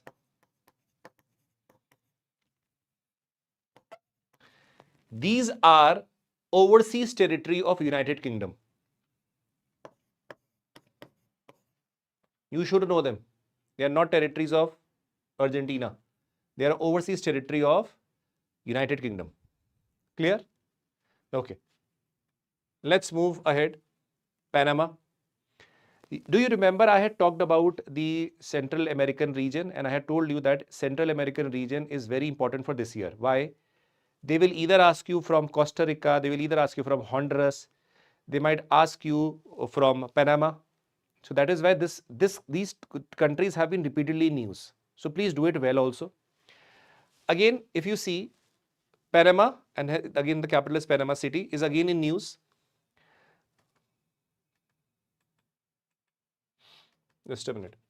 Now, if you want to understand with respect to what are the neighboring countries, please see, first of all.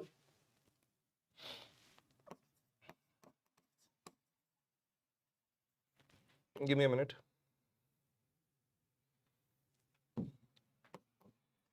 First is Costa Rica. Next is Colombia.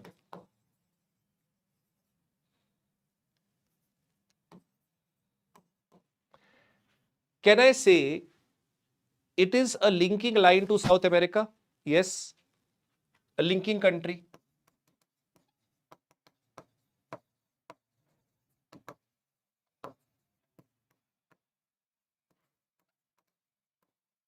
Yes. Clear? Clear? We'll be doing Panama Canal also in future. Don't worry. We'll be doing that also. Okay. Let's move ahead. Democratic Republic of Congo. Now this is again a very interesting topic because UPSC tends to ask questions on Democratic Republic of Congo. This is again very interesting. Let's see. If you see Democratic Republic of Congo, you can see a lot of neighbors are here. So there is a great probability that UPSC can ask you which of the countries surround it or not. So let's see it.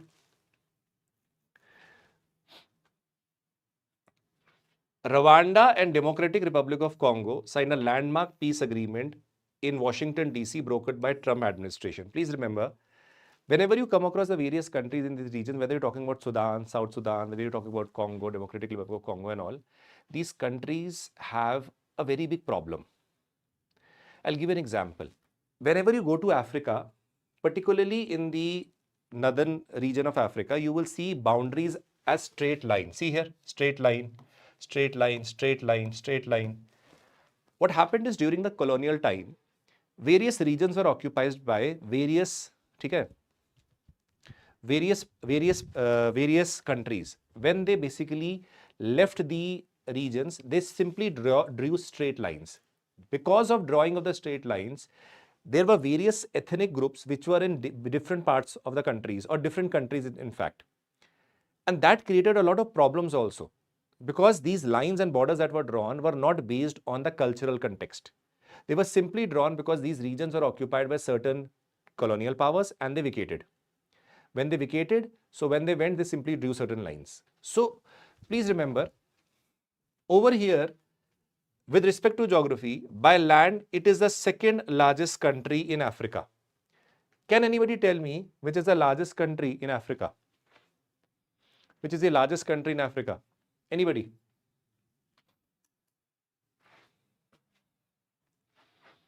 Can anybody tell me which is the largest country?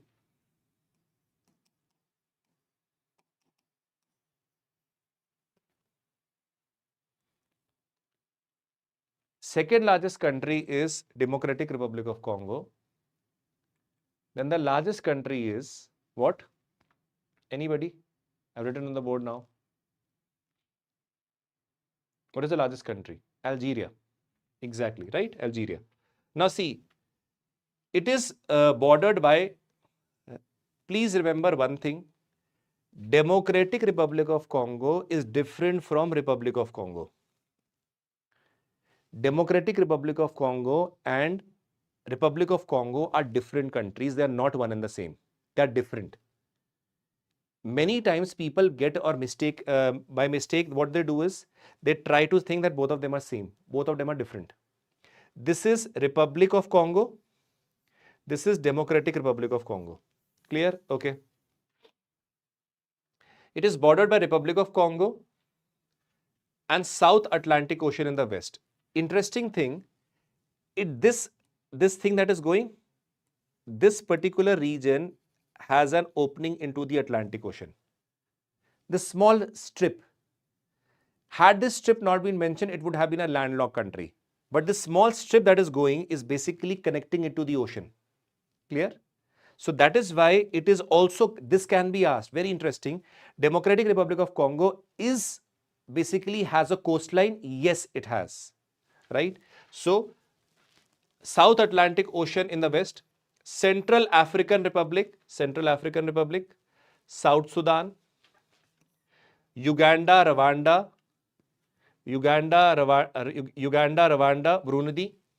Burundi, Tanzania. Then you have, and Zambia and Angola in the south. Zambia and Angola in the south. So please remember that these questions can be asked in the examination, right? Okay. Let's create a question here.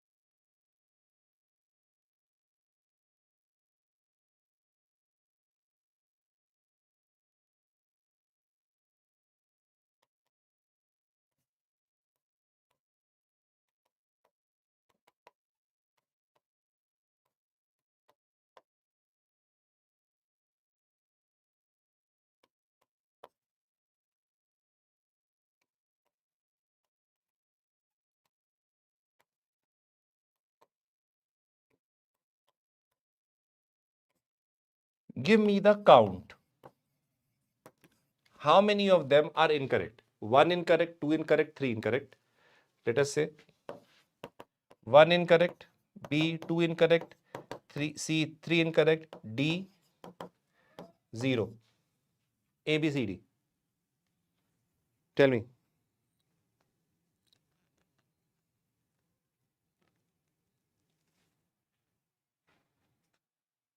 Clear?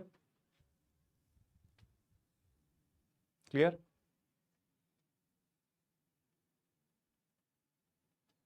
What is the answer to this? Can you really answer it? Give the count.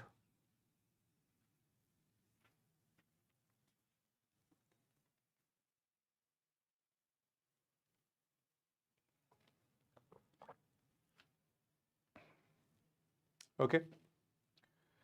First is Democratic Republic of Congo opens into the North Atlantic Ocean. We had very well answered that it opens into the South Atlantic Ocean.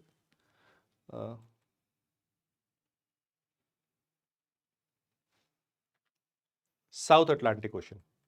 So, this statement is wrong. It is known for large mineral deposits. Yes, a lot of mineral deposits like cobalt, nickel and all are very well found here. And it has large number of mineral deposits generally, which we know also. When I had done when I was doing the African continent also. Tanzania in the south forms an important border. It is not on the south. Okay? So this is wrong. So if you ask me, the answer is B. I've asked incorrect. I have not asked the correct. Clear? I've not asked incorrect. I've not asked correct. I've asked incorrect. So that means 2 of them are incorrect. The answer is B. Clear? So please get these questions correct. These are based on the knowledge what we have done. Okay? Let's see now.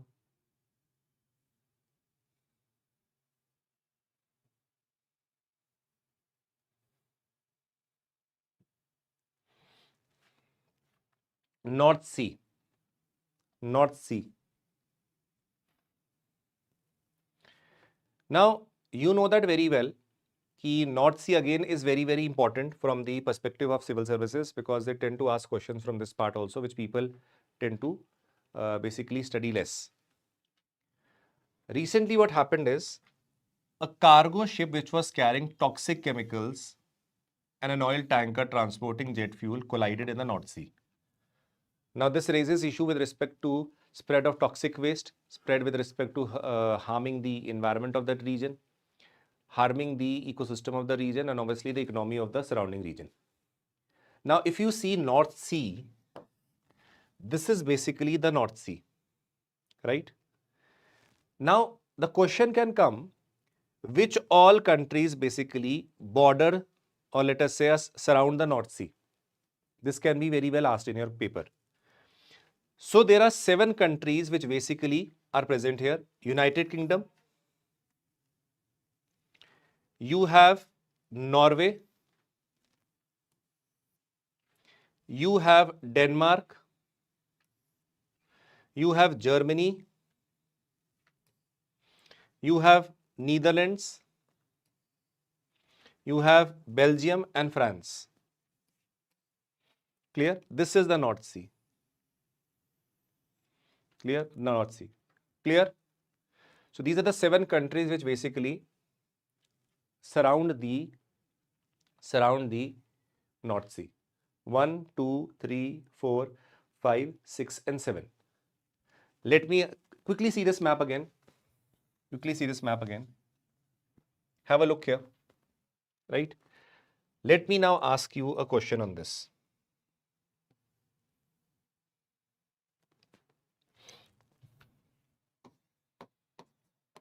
Which of the following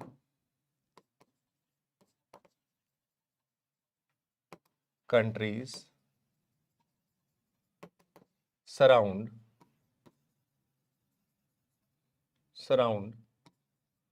the North Sea? North Sea. You have to give the count. Give the count.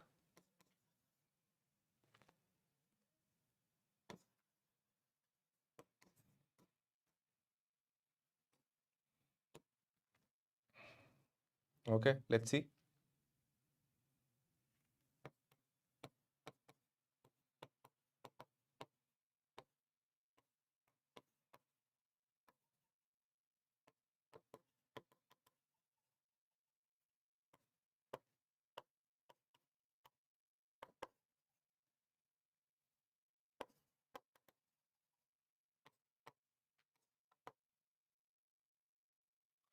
Among these, how many of them surround the North Sea?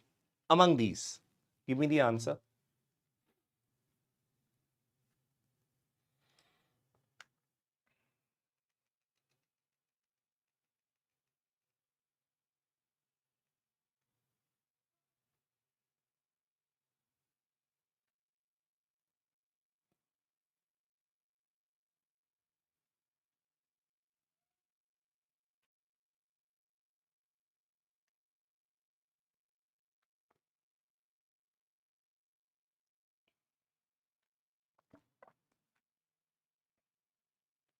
Let's see how many of you can. Okay, let's see. If you see this statement, UK was France, yes. Germany, yes. Now come here, come here. I had told you that this particular region is the North Sea, this particular region. This is not North Sea. That is why Sweden is not considered a part of it. Only this region. When I say Norway, Denmark, Netherlands, Germany, Norway, is Finland and Sweden being taken apart here? No, it is not. Norway, Sweden and Finland is this side, not the other side. So, is Sweden and Finland apart? No, no. Belgium is, if you see, yes it is. Among these 1, 2 and 3, the answer is 3. What are the 7 countries which are basically a part of it? United Kingdom, 1, 2 France, 3 Belgium, 4 Netherlands, 5th Germany, 6th Denmark and then Norway. This is the trick question that UPSC plays. I've already explained why Sweden is not a part. This is the region, this is the bound. This part is considered as what? The North Sea, not the internal part. Sweden is here, na? This is not considered part of North Sea. This is the North Sea. That is why the answer is not Sweden. This is where the trick question lies. This is where you need to understand where UPSC know the exceptions lie and they're going to pick up these questions. Okay. Sorry, 4. Sorry, 4. 1, 2, 3, 4. 4. Sorry. It is 4. Okay.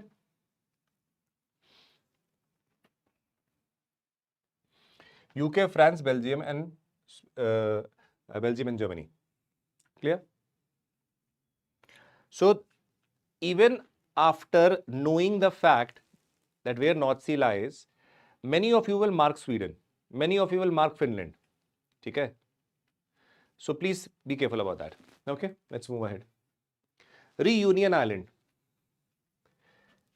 Again, you have over here a Reunion Island on the eastern side of the Madagascar. Now, Cyclone Gerains struck the French overseas territory of La Reunion Island.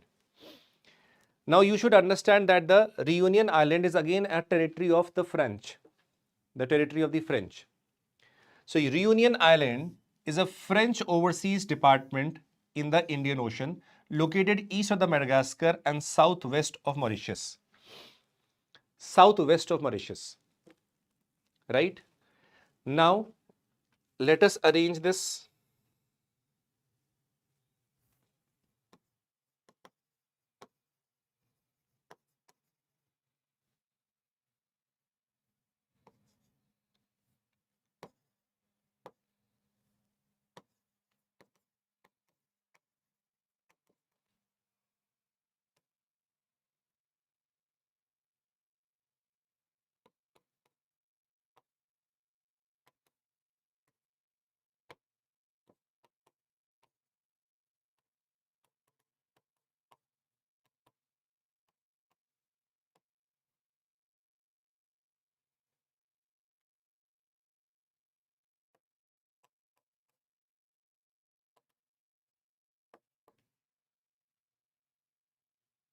Arrange from west to east.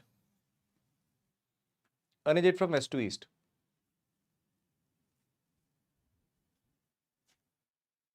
Clear?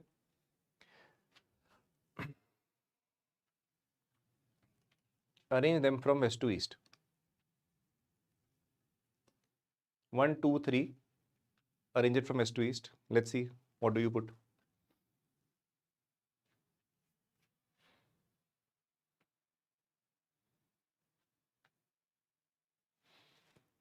You know very well that over here you have what? Mozambique, right? Here you have what? Madagascar. Then you very well know you have the Mauritius, and then southwest of Mauritius you have the what? The Reunion. So let's see here. Southwest. So that means it is to the west of here. So Mauritius. After Mauritius will the Reunion Islands come. So you will have the Mauritius and then you have the Reunion. You have Mauritius here. Now if you want to do from west to east, this is west, this is east. What will come? First is Mozambique. Then you move here towards Mauritius. Then you move towards Reunion Island, that is 1. So 3, 2 and 1. Right now it is appearing easy a little bit.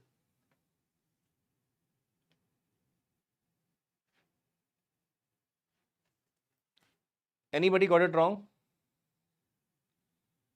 See here. Southwest of Mauritius. Southwest also is west, na? West. No, so southwest. Sorry. Just a minute.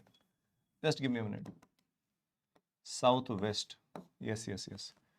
A mistake. Reunion Island is this side. Correct it. Just a minute. Give me a minute. Mozambique is 3. Then is Reunion. Then is 2. Correct. Sorry. My mistake. 312. सही है. 312 है. 321 नहीं है. Southwest. ठीक है. गलती हो गई. करेक्ट कर लो. गलती हो गई. चलो करेक्ट कर लो. कर लो करेक्ट कर लो. ठीक है, कोई नहीं. 312. ठीक है. 312, नॉट 321. 312. 312, राइट. चलिए, बट देखो ये भी एक लेसन है कि ये छोटी छोटी मिस्टेक ही होती है जो आपके एग्जाम में मार्क्स काट देती है. ठीक है, कभी कभार हो जाता है वेस्ट ईस्ट. तो थोड़ा सा ये करना पड़ेगा कि इस चीज़ों में वेस्ट और ईस्ट में थोड़ा सा ध्यान रखिए कि इस पोजीशन में, मतलब बहुत छोटी सी चीज़ है बट ये पूछी जा सकती है. चलिए, एनी हाउ आगे बढ़ते हैं. White island. देखिए, अगर आप न्यूजीलैंड में हो, न्यूजीलैंड के जो ऊपर वाला आइलैंड है, नॉर्थ, न्यूजीलैंड को ना 2 आइलैंड्स में डिवाइड करा गया है. New Zealand is divided into 2 islands broadly. One is this North Island, northern part, and this is the southern part. If I zoom it, you will realize the northern part over here has this particular region which is known as a White Island. What? White Island. Clear? Chale. Now, let us move ahead. Why White Island is there? Owners of the White Island, where a 2009 volcanic eruption killed 22, were cleared of liability by the New Zealand High Court. Now, White Island is basically owned by certain people. Clear? ठीक है?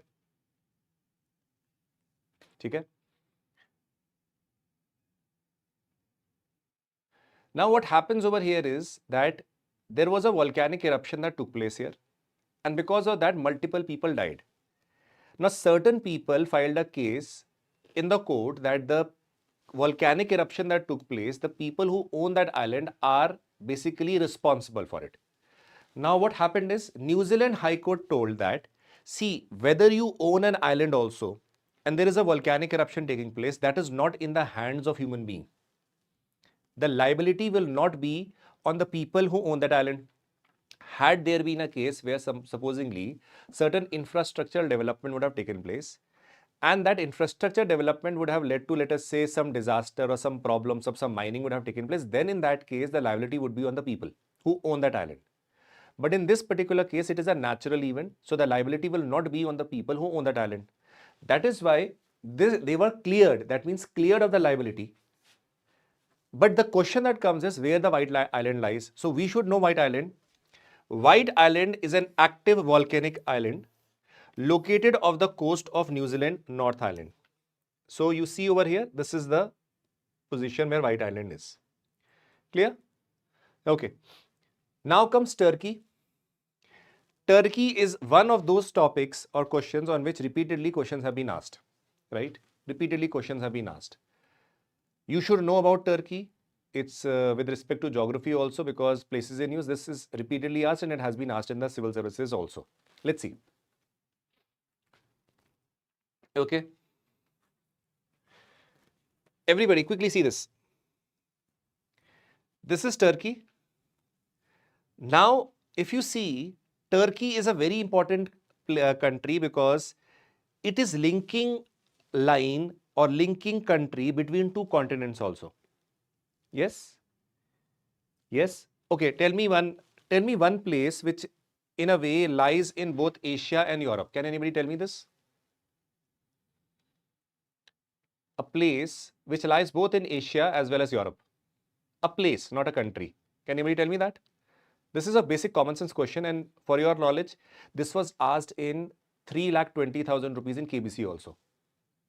Which is one place or a city which can be called to lie both in Europe as well as Asia. Which is that particular place? This can be asked in civil services also. Very, very easily this can be asked, right? So, anybody can give me an idea?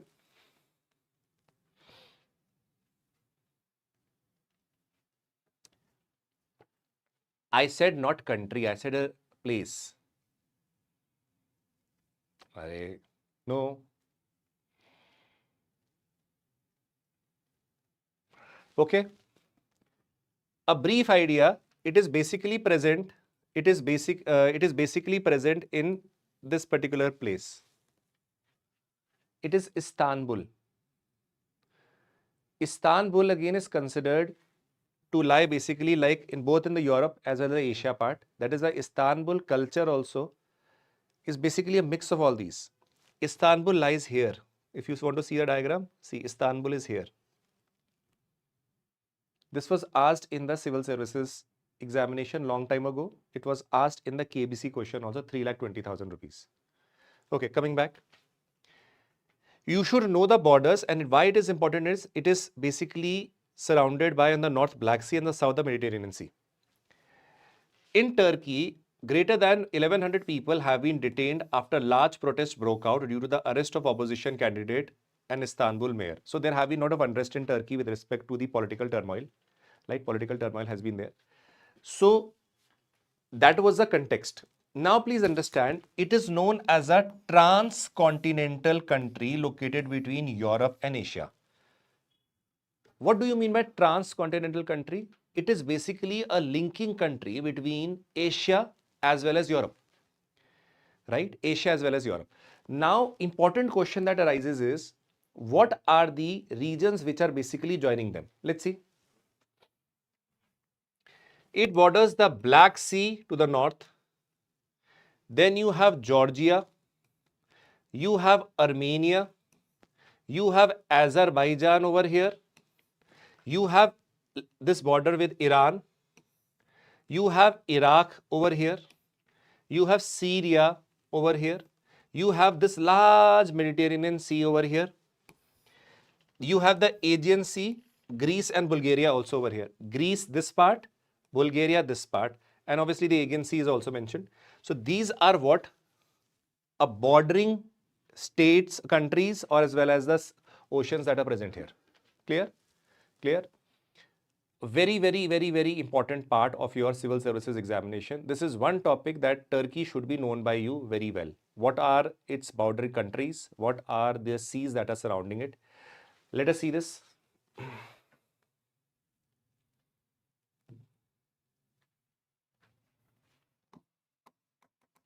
Which are or is incorrect.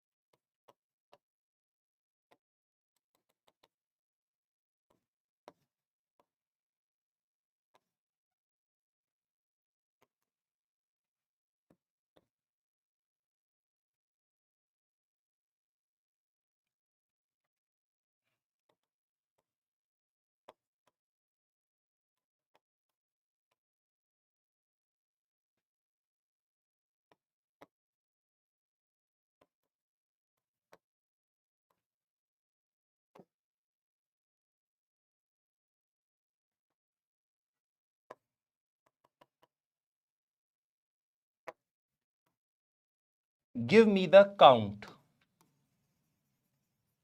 Give me the count. 1, 2, or 3. Let us say A is 1, B is 2, C is 3, D is none of the above. Let's see the answer. What do you answer here? Let's see the answer. Let's see what you people answer. Let's see.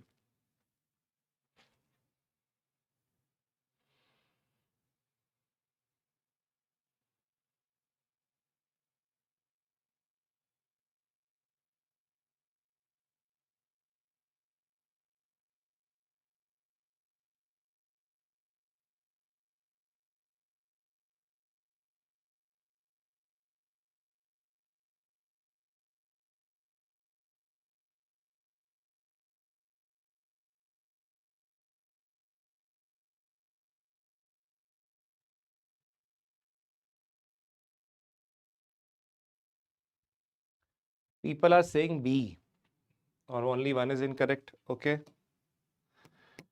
Let's see. Let's see.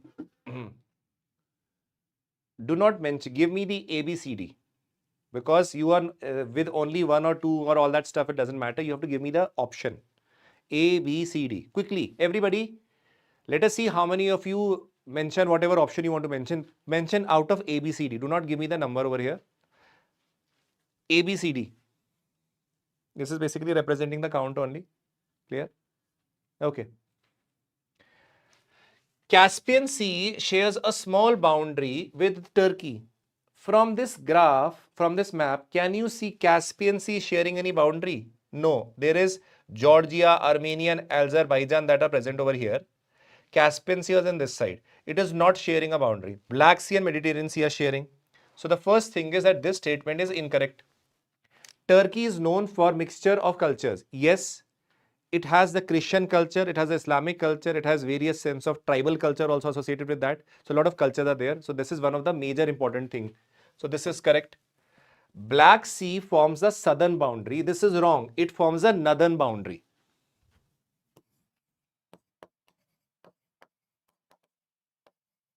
How? This is Turkey. It is located north of Turkey. So this is the northern part. Yes. So this statement is incorrect. I asked how many are incorrect. 1 and 2. So that means 2 is B. 2 is B. Clear? Done? Okay. Let's move ahead.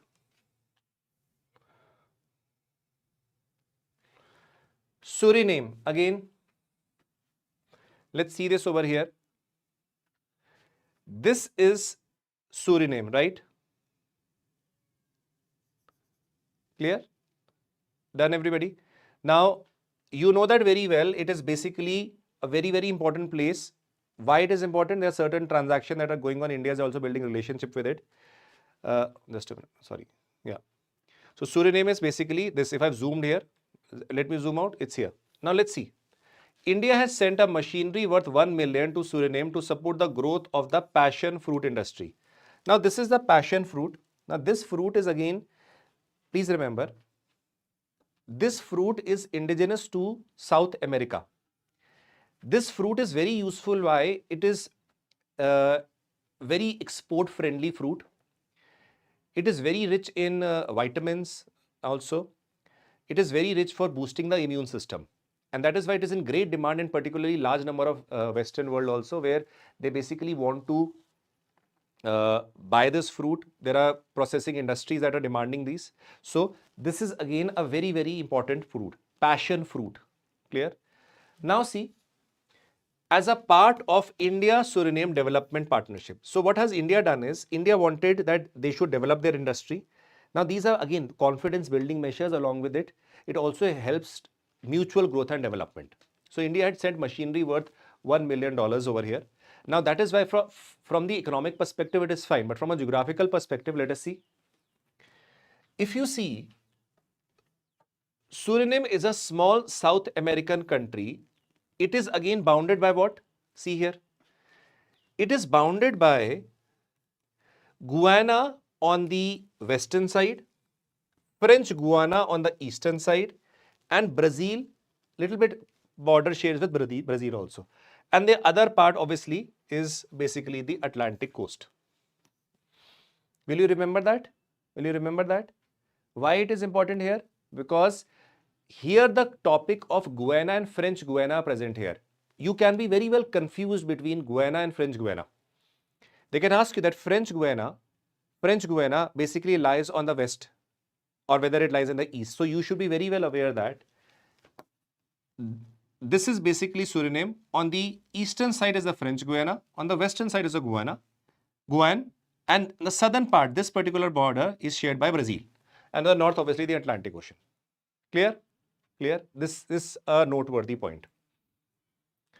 Now comes something that was very well in the news. The word was South Sandwich Island. What? South Sandwich Island. Now, where do these South Sandwich Islands lie? If you come here, if you see here, these are the South Sandwich Islands. In the extreme, if you move south over here, see what happened is a juvenile colossal squid, 30 centimeters, was filmed in its natural habitat for the first time in 100 years of its discovery near the South Sandwich Islands in the South Atlantic Ocean. So, squid, there was this particular species of squid which was filmed 100 years ago. After that, it was not very well visible or basically found. Now it has been found again.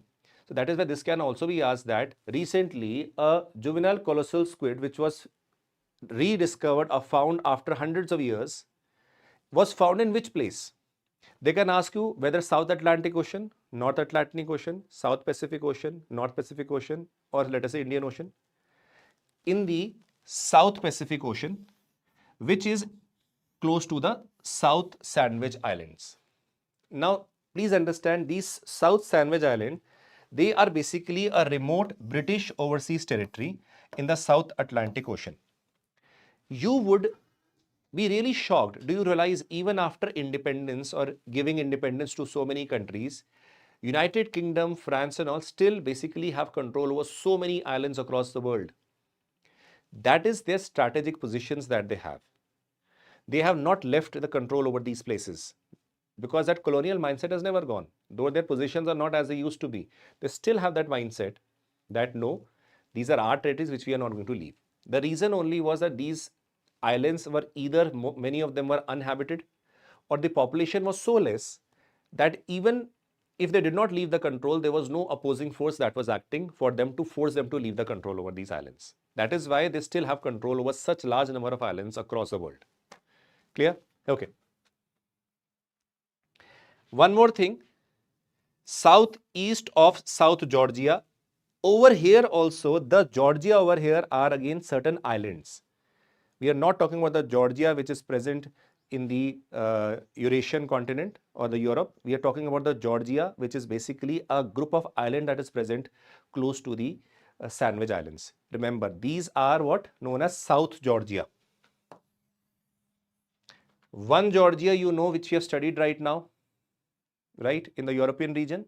South Georgia is basically the islands which are close to South Sandwich Islands. Again repeating, this is not Georgia, right? This is not Georgia.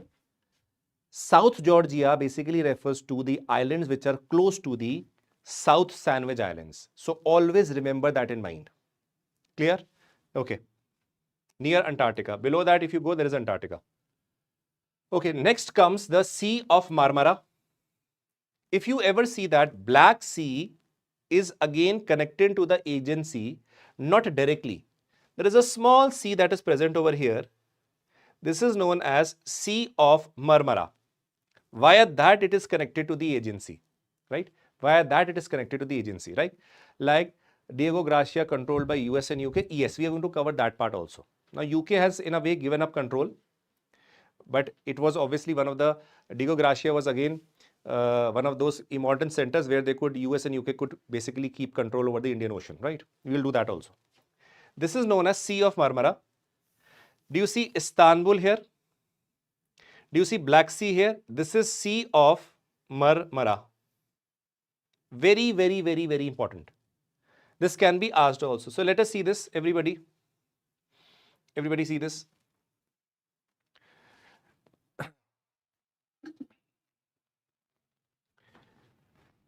Sea of Marmara, the Black Sea is connected to the Sea of Marmara by Bosphorus Strait. Please see this. This particular strait, this is known as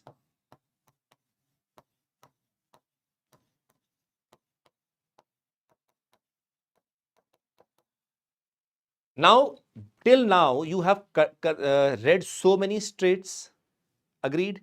Remember, bache, one thing. When the session will be complete, after that also I will be giving certain questions also. Always after some, I'll put it in the telegram also, where the strait which is connecting which two water bodies should be known by you. At least the major ones. UPSC can give you as a chart, match the following which are correct or incorrect. So if you see here, Bosphorus Strait is connecting the Black Sea with the Sea of Marmara. Then come here. This is what? This now over here, please see here. Please see. This particular part, right? Sea of Marmara is joined with the Aegean Sea. Sea of Marmara is connected to the Aegean Sea. How? Through the, please note this, through the Dardanelles Strait. Please understand this again. This is very, very important. The Black Sea is connected to the Sea of Marmara through the Bosphorus Strait. The Sea of Marmara is connected to the Aegean Sea through the Dardanelles Strait. This can be asked in your examinations, and very important. Very important. This has been in the news repeatedly. Clear? Now see, why it is in the news. A strong earthquake with a magnitude of 6.2 shook the Sea of Marmara 40 kilometers from Istanbul. This was an earthquake. The Sea of Marmara is an inland sea in Turkey connecting the Black Sea to the Aegean Sea through the Bosphorus and the Dardanelles Strait. So can I say a statement that the Black Sea is connected to the Aegean Sea via, chalo, let me put it as a question. Let us see. Let me put it as a question. Now let me see how many of you can answer. Which is or are correct? Let us see.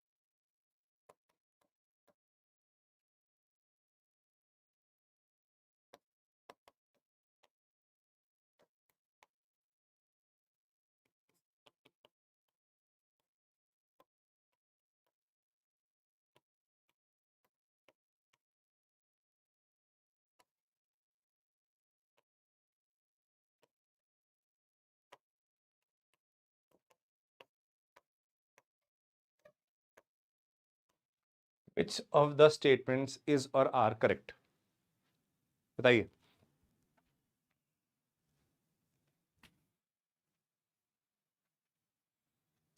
Sea of Marmara is a linking sea of the Black Sea and the Aegean Sea. Dardanelles Strait connects the Black Sea with the Aegean Sea directly. Which is or are correct? Can you give me the answer?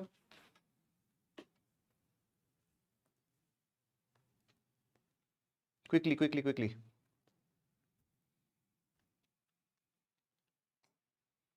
Let us see this over here.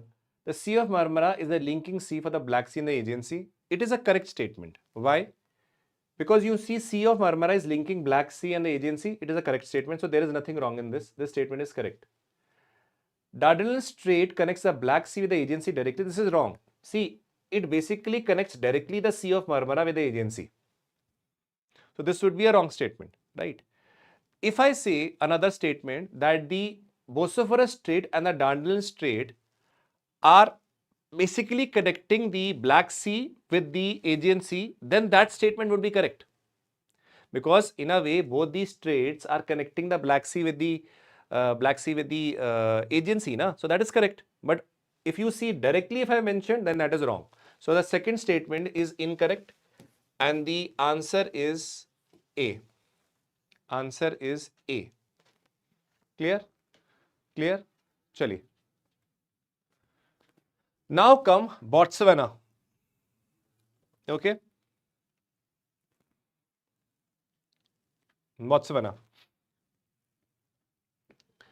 Before I proceed further, I want to give you one question for homework, and what you need to do is, please listen. For homework I am giving you.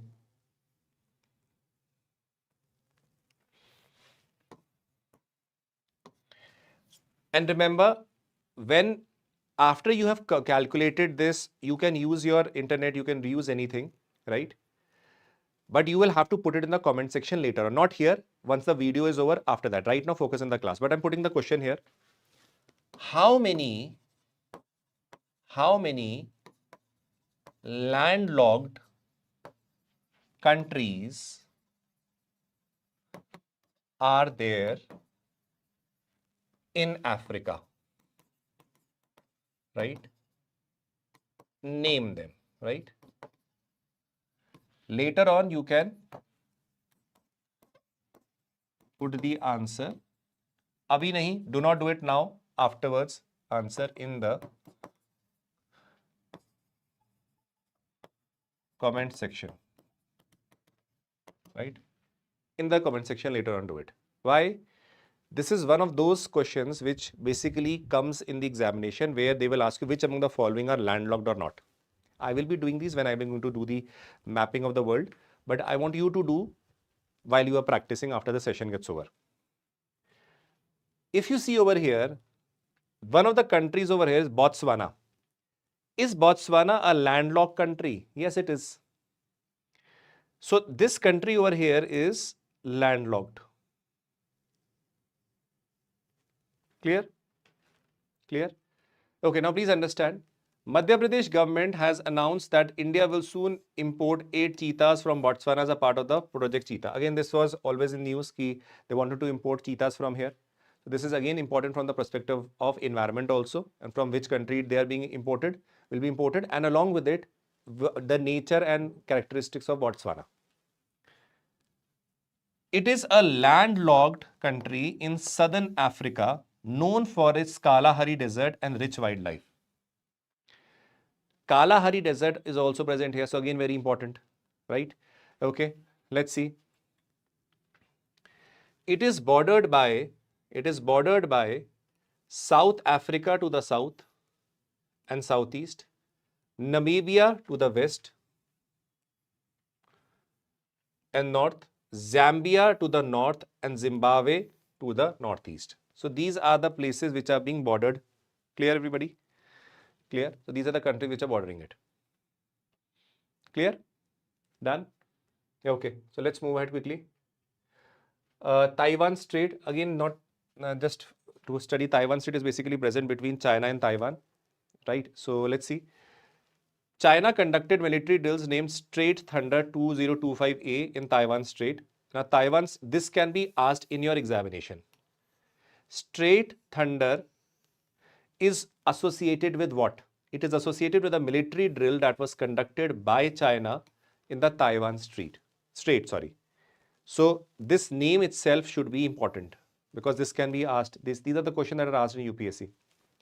Now, Taiwan Strait is a narrow body of water separating China from the Taiwan, which is strategically important because both of them are claiming, there is historical dispute between Taiwan and China, right? So basic idea should be here, okay? Now comes Tutti Island. Please see this very, very carefully. Clear? This is very, very carefully over here. Tutti Island. See here.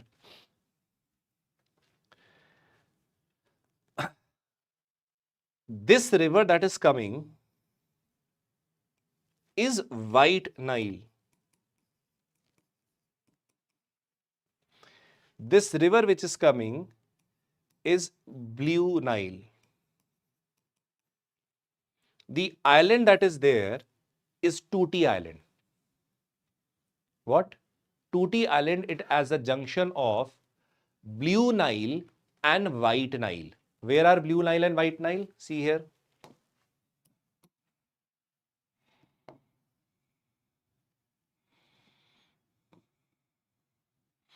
This is White Nile. This is Blue Nile. And the island is over here. Understood? So first of all, Tutti Island is associated with the Nile River, and Nile River also the tributaries, that is Blue Nile and White Nile.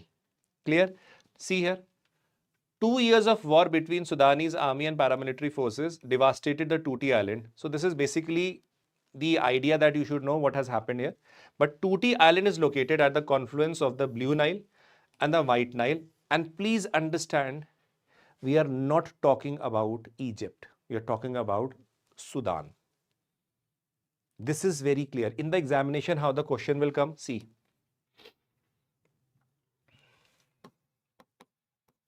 Which is or slash are correct? First, Tutti Island is located in Sudan. Second, it is associated with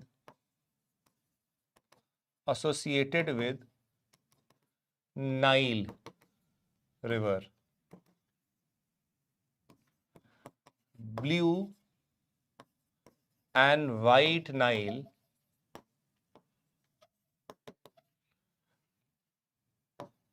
confluence is the origination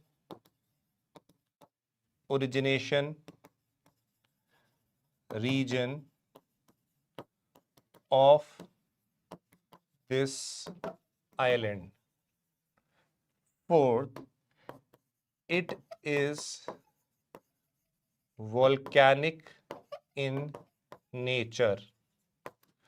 Which among them are correct? You have to give me the count. Count means, let us assume 1 is correct, 2 is correct, 3 or 4 statements are correct. 4 statements are given. This question is difficult, please understand. Okay?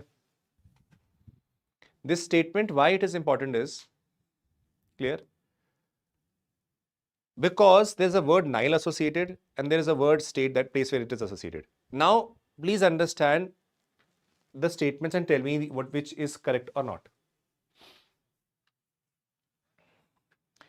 If you had not studied what I've taught you right now, possibly what will happen is, many of you will associate Nile with certain country like Egypt and all. Many will get confused because how come Nile and Sudan been written? The statements are going to be wrong. This is a very confusing question if you haven't studied this, Tutti Island. It is very problematic here. Let's see this. Quickly answer. See, don't wait for the answer. Answer it quickly.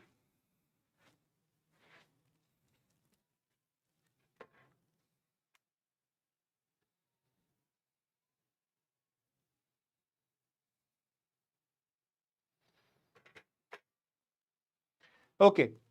Tutti Island is located in Sudan. Is this statement correct? Yes, it is correct. I've already mentioned it. It is associated with Nile. Now, when we say Nile, it is a generic term. Nile or its tributary and all, it is a generic term. So it is not wrong. It is not wrong. You're talking about Nile, right? Okay. Blue and Nile are confluence origination. This is right. But when I talk about the word volcanic, use your common sense. These are formed by the deposition of the rivers that are carrying the sediments. It is not volcanic, it is sedimentary deposition that has created the island. Somewhat like Majoli island that you have in Brahmaputra is not a volcanic origination. It is a deposition that has created that island. So it is not volcanic. The count is 1, 2, 3. Answer is 3. Common sense. Whenever you are talking about the islands which are directly associated with the river, right? 99.999% are going to be because of the deposition. Sometimes in the coastal region, then you have to see, many of them can be sedimentary, many of them can be due to volcanic origination. It depends upon the scenarios. But over here, you know that very well, that I'm talking about the confluence of the river that is taking place. The confluence taking place and island is being created. It is basically because of the sediments that are gathering in that region and the island is being created. So depositional origination is there. So the fourth statement is incorrect. So top 3 statements are correct. Clear? Okay. Next comes Slovakia. Now, why Slovakia is important is the President of India reached Bratislava, the capital of Slovakia. That is why this becomes important, because Honorable President had visited this place, right? Clear? Now see, Slovakia again is a what? Landlocked country. Capital Bratislava. It is bordered by Poland, Ukraine, Hungary, Austria and Czech Republic. Now these are certain things that you should know, because Slovakia again can be asked because President had visited this country. Little bit idea you should know. Okay. Now comes Colombia. Now do you realize multiple questions that I have asked you have got to do with the Central American part? See, we did Panama, we did Honduras, we talked about Costa Rica, we talked about Nicaragua, now Colombia. Now, all these things, when you after you have read all these things, if you've completed all these things, then you will be able to recall, okay, all these things are linked. It is like a lot of things which we have done. When you revise it twice and thrice, you will be able to link it very well and do very well in the exam. Now, see.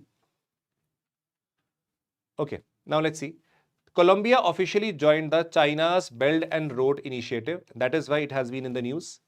Now, Colombia over here has a capital of Bogota.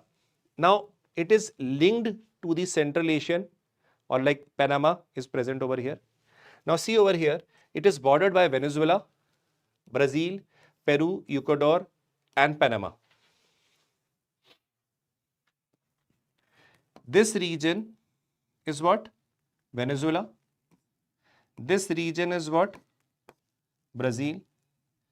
This region is what? Peru. This region is what? Ecuador. And obviously you have the Caribbean Sea in the north, this part, and you have the Pacific Ocean on the western side. Clear? Clear? Okay. Now let me ask you a little interesting question.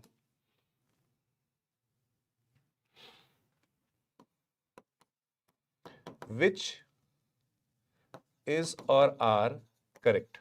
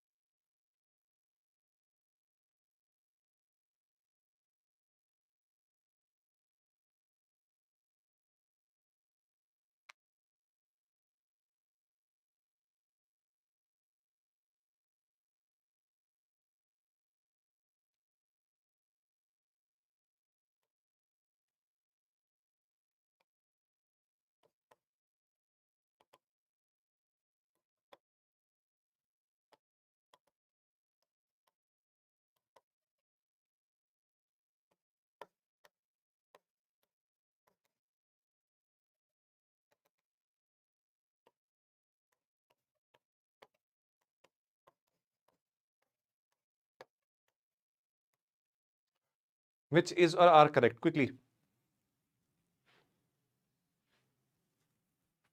Quickly. जल्दी बताइए.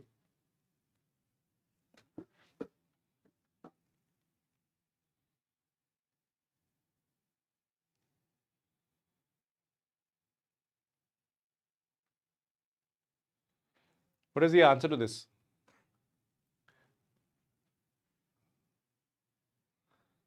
This is again very interesting. Answer, what is the answer to this? Quickly. Important. Quickly.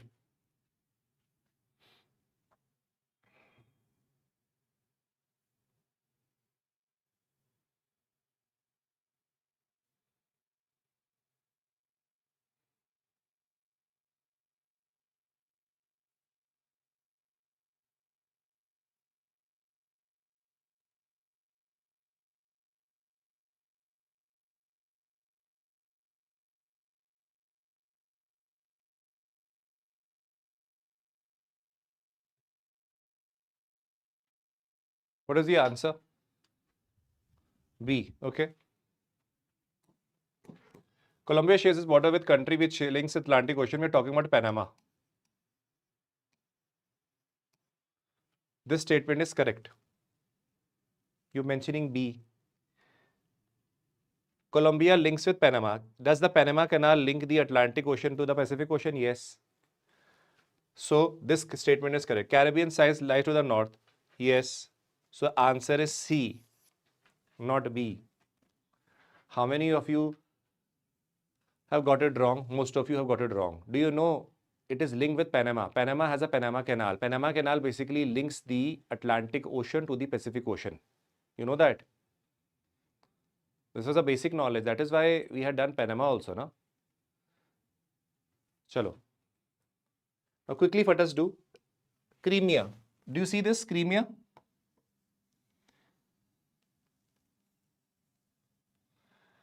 Now this was captured by Russia. Now why it is into the news? This becomes important. Trump pressed Ukraine to accept the peace deal under which US would reportedly recognize Crimea as Russian territory. Russia had basically seized this in 2014. After season, then there was a lot of dispute that was happening between Ukraine and Russia. And today also, even today also, the dispute continues. So Trump basically said that let us resolve the dispute and recognize Crimea as a territory of Russia. Now please understand. This is why, let us say, Crimea over here, you should know, is now a part of Russia only. Now, with respect to Black Sea, we've already done which are the countries which are surrounding them, so we don't need to do it. Next comes, this was in the news, New Caledonia. Now, New Caledonia is over here, see, towards the almost eastern side of Australia. New Caledonia is a French overseas territory in the South Pacific Ocean, east of Australia. This you should know. Little bit in the news that you should be aware of. Persian Gulf, again very important. Persian Gulf over here, please understand, has been quite often asked in the examination also. So you should be knowing about it. President Donald Trump is making plans for the United States to being referring to the Persian Gulf as Gulf of Arabia or the Arabian Gulf. Now, because you know Persian Gulf is associated with the word Persia. Persia basically represents the older name of Iran. In order to decrease the importance of Iran or with respect to this region, they're basically Trump is trying to change the name by not calling it Persian Gulf, but by calling it the Gulf of Arabia or the Arabian Gulf. So again, in the examination, this question can be asked also. So let's see. Persian Gulf is a strategically important water body between Iran and the Arabian Peninsula. This is Iran. This is the Arabian Peninsula where Saudi Arabia and all are there. Between them, you have the Persian Gulf. Clear, everybody? Okay, let's move ahead. What are the 8 countries that are bordering the Persian Gulf? Iran, Iraq, Kuwait, Saudi Arabia, Bahrain, Qatar, UAE and Oman via the small enclave that is present here. This is a small enclave of Oman that is present. That is basically known as Musaddam enclave, this particular part.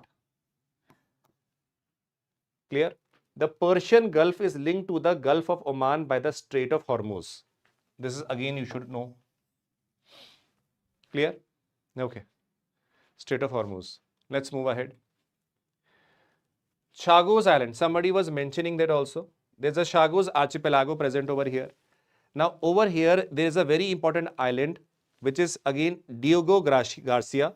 Now this is a very important site where US and UK from long period of time have their bases over here. Why is this place very important? Through this particular place in the Indian Ocean, US basically and along with UK used to actually have their presence in the Indian Ocean. Clear? Have their presence in the Indian Ocean. Clear? ठीक है, चलिए. UK Prime Minister has transferred the sovereignty of the Chagos Island to Mauritius, including the key Diego Garcia military base. You would realize that in one of the statements that was mentioned by President Trump, he said that the UK has done one of the most stupid act that they could ever do. What was that? What was that? That stupid act was that they said they have given their, let us say, the sovereignty which they were holding to Mauritius. He said, what a stupid act they has done. So that is why this is India over here. Below Maldives, you have this particular Chagos Archipelago where this Diego Garcia basically is present. Now the Chagos Island are a group of 7 atolls with greater than 60 islands in the Indian Ocean and about 500 kilometers south of the Maldives Archipelago. Clear? Now, Diego Garcia hosts a major US-UK military base and is of strategic importance to the Indian Ocean. Now, what UK has done, it has said, we are giving over the control to Mauritius. We don't want it. This is why it was concerning for US that when you have been with us for such a long time, since the time of independence and having command over this particular place, why to give it up? One of the reasons is that UK is in not the same state as it used to be. Recent reports have come that UK's economy is trembling badly. Along with it, UK's military system is also at one of the worst phases during this time. Their military infrastructure is also rotten to a great extent. That is why they are giving up on things. Right now, UK is in a very bad state from every angle if you see. That is why one of the measures was to give up on this control. Why to spend so much money here? That was their mindset. Clear? Okay. Now comes one of the things, Zangezur Corridor. This is one of the statements which can come in exam, that Zangezur Corridor is associated with what? See, it is basically a corridor that is linking Azerbaijan to this particular southern part of Armenia. There are certain, let us say, the existing infrastructure, rail project infrastructure, road infrastructure is already present. Some are going to be built. So what is Zangezur Corridor? Just to understand, Zangezur Corridor refers to the proposed transport route that would connect Azerbaijan to Nakhchivan through the southern Armenia. Right? So basically linking Azerbaijan and Armenia. This will be very useful for what? Trade, commerce, interaction between people and tourism also. So you need to remember two words, Azerbaijan and Armenia. Both of them are connecting themselves through a proper mechanism, that is Zangezur Corridor.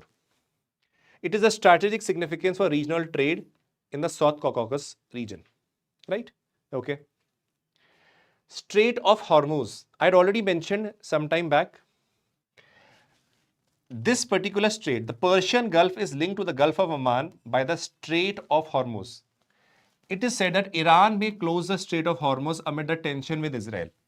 Now, you know that it is one of the major sites where through trade also takes place. Now, if Iran closes it, then it will be a lot of crisis situation for a lot of countries. So that was like a diplomatic game that Iran was playing. So that is why it was in the news also. Now, it is a narrow waterway that connects the Persian Gulf with the Gulf of Oman and the Arabian Sea.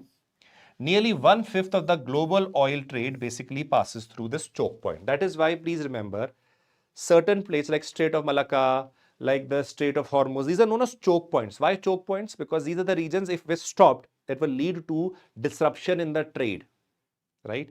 And a lot of economic losses. That is why these are choke points. Okay. Let us complete these stuff and then we'll create some questions also. Mount Etna. This has been asked in the examination also. Do you see this? Mount Etna is located on this island of Sicily, which is a part of Italy. Mount Etna volcano is located in the Sicily island of Italy, erupted recently. It is one of the most continuously active stratovolcano in the world. It is located in the boundary of the African and the Eurasian plate. Now, if it is asked that Mount Etna is located where? Mount Etna is located where? So you should know that it is basically a part of Italy, obviously, but there's an island is Sicily. This has been asked in UPSC, where Mount Etna is located. Okay, one of the most active volcanoes across the world. Clear? Okay. Next comes Helgoland. Please understand. Helgoland. Please write it down. If you see this Germany, this part is what? North Sea. This particular small island, this small island is Helgoland to be more precise. What? Helgoland. Now see here, more than 300 top quantum physicists gathered in Helgoland in June 2025 for the conference that was built to highlight the International Year of Quantum Science and Technology. First of all, that is why quantum science became very important for the year 2025, because it was the International Year for Quantum Science and Technology. Along with it, there was a conference that was held here. Now, Helgoland can basically be asked in the exam also. It is a small German island where in the North Sea, known for its red sandstone cliff and historical scientific importance. Helgoland. Okay. Let's see. Now, these are small places which I am covering right now. Small places that I am covering right now. Quickly, let us cover these. Then we will do what? The questions. Tanimbar Island. If you see, if you just move in the north of Australia, over here are the Tanimbar Island. Recently, 6.7 magnitude earthquake struck the Tanimbar Island. They are a group of about 65 islands in the Maluku province of Indonesia. So again, you should know that Tanimbar Island is basically a part of what? The Indonesian islands. Clear? Okay. Then comes your Socotra Island. It is basically present over here. See here, Socotra Island. Recently, UN and WHO have jointly launched 2-year humanitarian program for the severe children and malnutrition issues. So why it is important is, Socotra is an island in the Arabian Sea. It is part of Yemen. It is known for unique biodiversity and lot of endemic species. It can be asked in your paper that Socotra is basically associated with which country? Now let me ask you or create a question here. Let us see a question and let's see how many of you can answer it.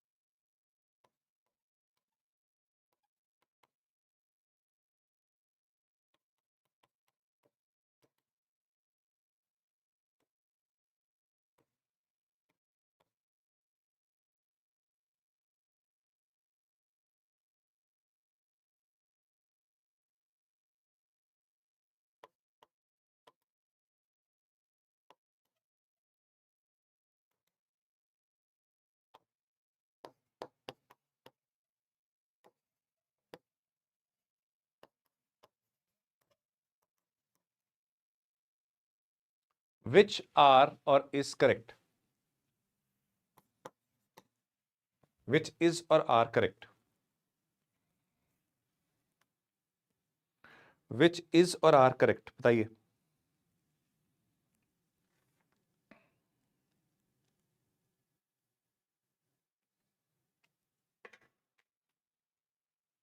Use your common sense and tell me which is or are correctly matched. So you have to give me the number. What? You have to give me the count. You have to give me the count. You understand count? Give me the count, right? Count.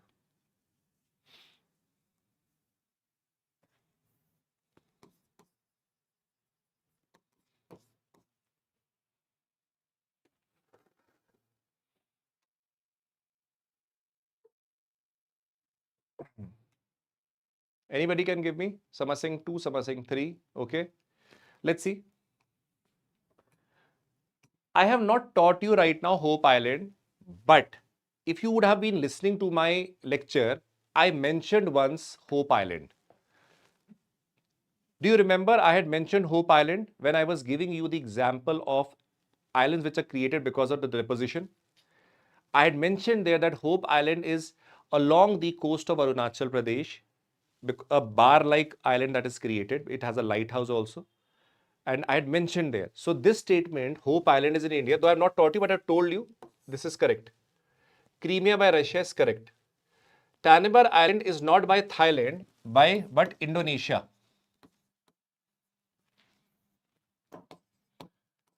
Indonesia. So this is wrong.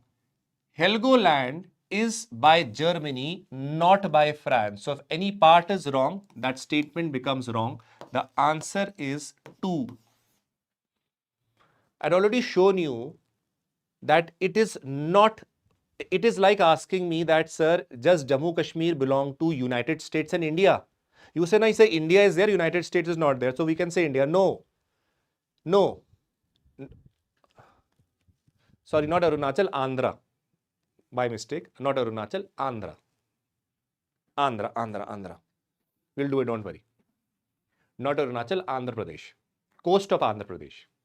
So, whenever we talk about Helgoland, it is only Germany, not France. I had just done this question. So, you should know that. How many of you got it wrong? How many of you got it wrong? Please remember that whenever you are talking about a particular territory or property or region, you should know who has the command or authority over that. It is not German, it is wrong. So this statement is wrong. Answer is 2. Okay, let's move ahead.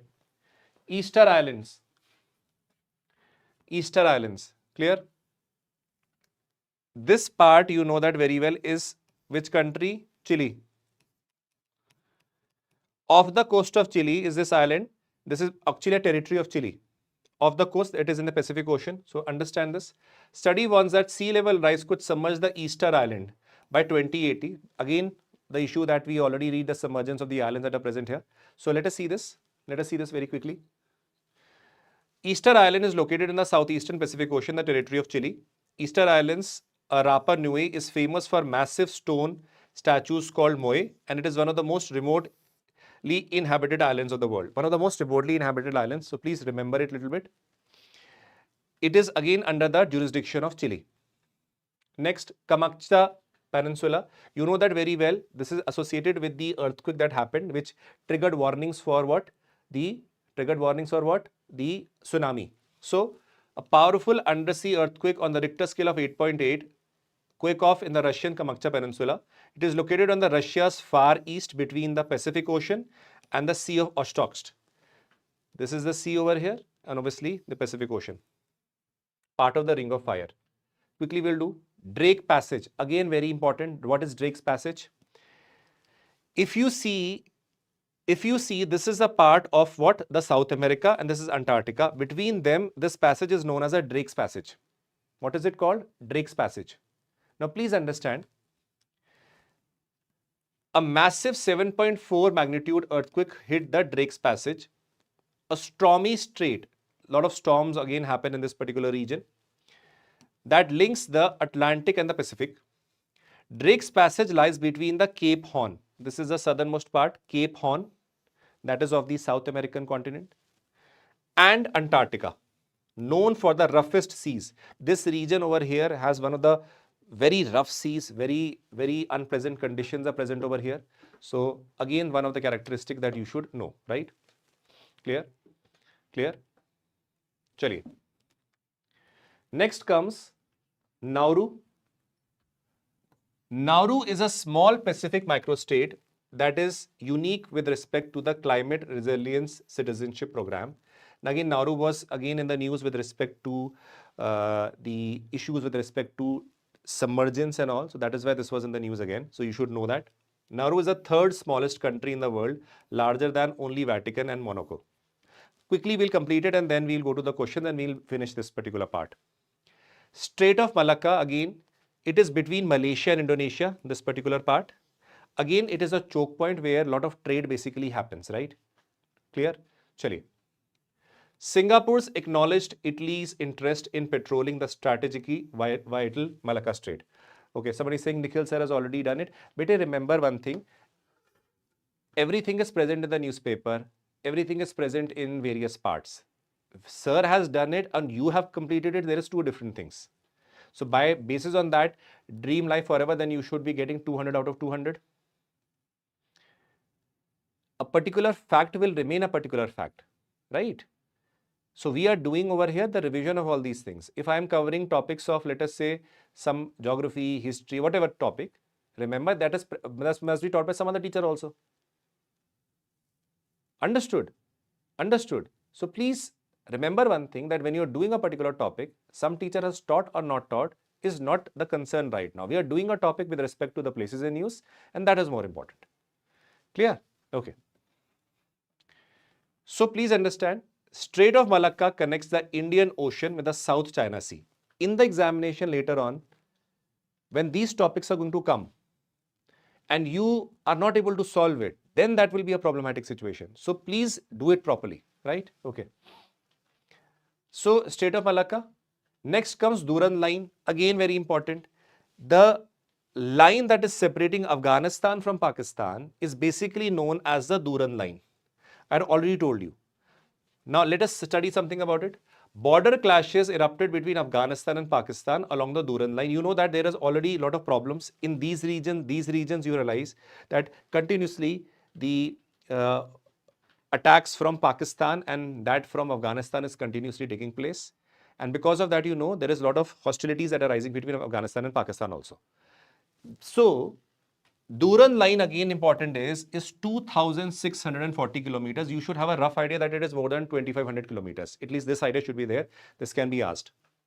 It was established in 1893 by an agreement between Sir Mortimer Durand, the then Foreign Secretary of British India, and the Amir Abdur Rahman Khan, the ruler of Afghanistan.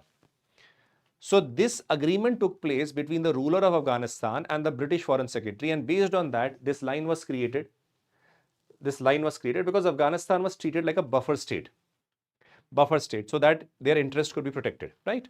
So next, now comes the Pasni Port. Very interestingly, see here. This Pasni Port is located again in Pakistan. Why it is in news is that Pakistan wants to give this port to United States for, let us say, with respect to the mining activities that are going to take place in Pakistan. See here, Pakistan port on the Arabian Sea reportedly offered to USA as a terminal for shipping critical minerals. Now this is like again selling your own port to USA so that it can be benefiting, it can benefit the United States, because you remember that recently the Prime Minister of Pakistan had gone to US and there was a box that was opened showing a lot of minerals. That you come here, take charge of our port so that we can also earn money and you can also benefit. So that was like selling of their port to United States. Now, Pasni Port is located in Balochistan. Now, again, the problem arises that if it is located in Balochistan, the Baloch people will never allow it. That is why the strategic interest, again, the interest of Pakistan are also in a turmoil, because these coastal region where all these things are located is basically again in the region of Sindh and Balochistan. And Balochistan, the Balochi people are again anti-Pakistani authorities. So that is why the problem arises. Now see. Now, let me create a question. Arrange from east to west.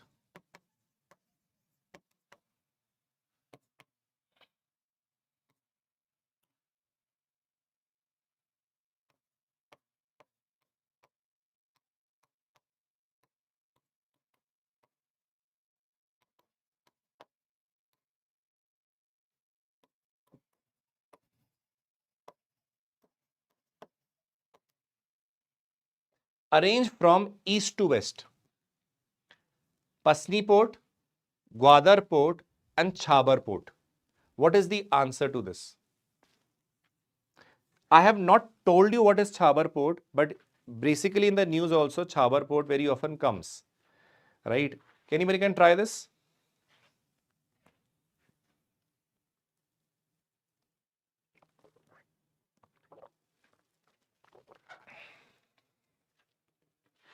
Can anybody try this?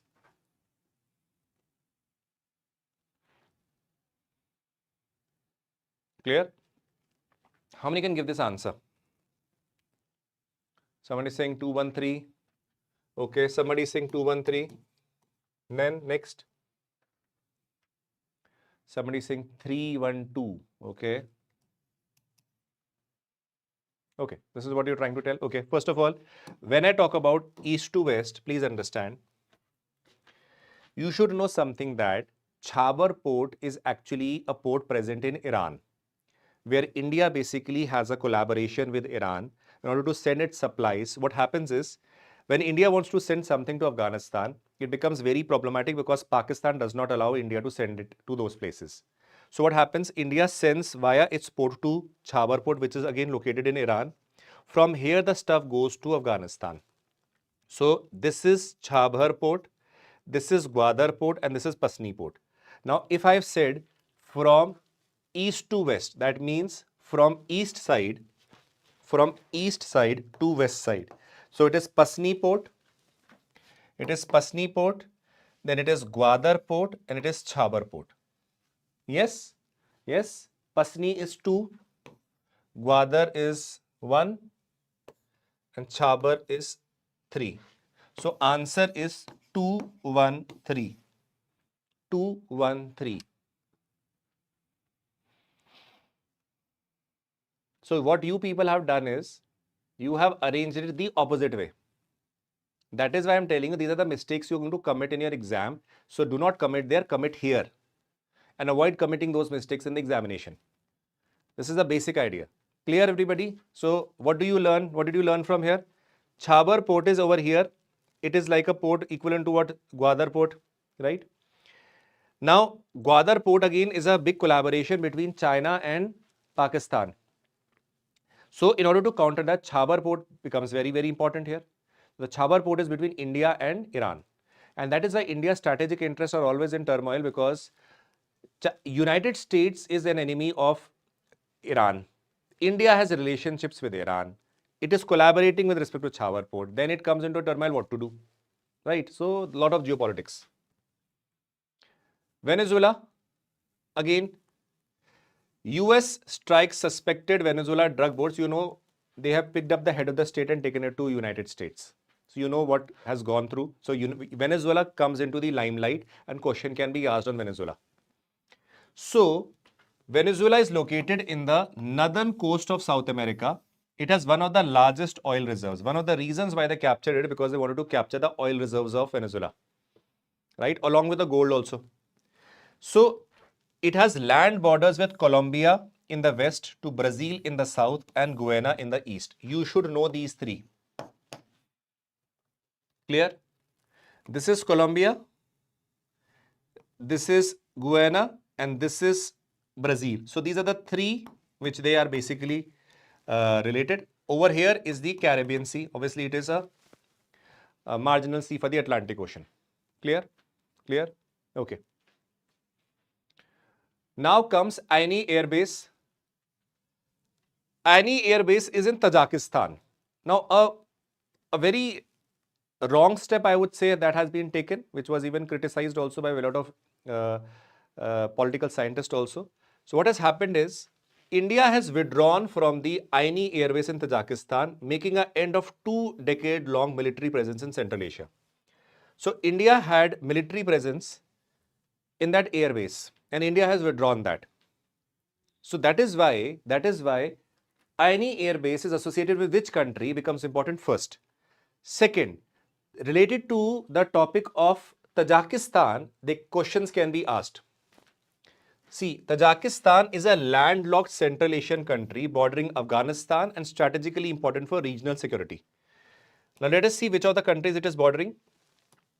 It is bordered by 4 nations: Afghanistan in the south, China in the east, Kyrgyzstan to the north, and Uzbekistan in the west.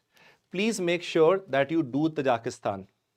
You will be asked, most of the cases you will be asked questions from this. Great probability. Angola. Now why Angola becomes important over here? Again, African country. President Draupadi Murmu attended Angola's 50th Independence Day, 11th November 2025. Now it is surrounded by Namibia, surrounded by Zambia, surrounded by Democratic Republic of Congo, right, till here, and obviously then the Atlantic Ocean. So this is the spread. So you should have an idea about this also. Clear? Okay. Next comes Lake Turkana. See here very clearly. Lake Turkana.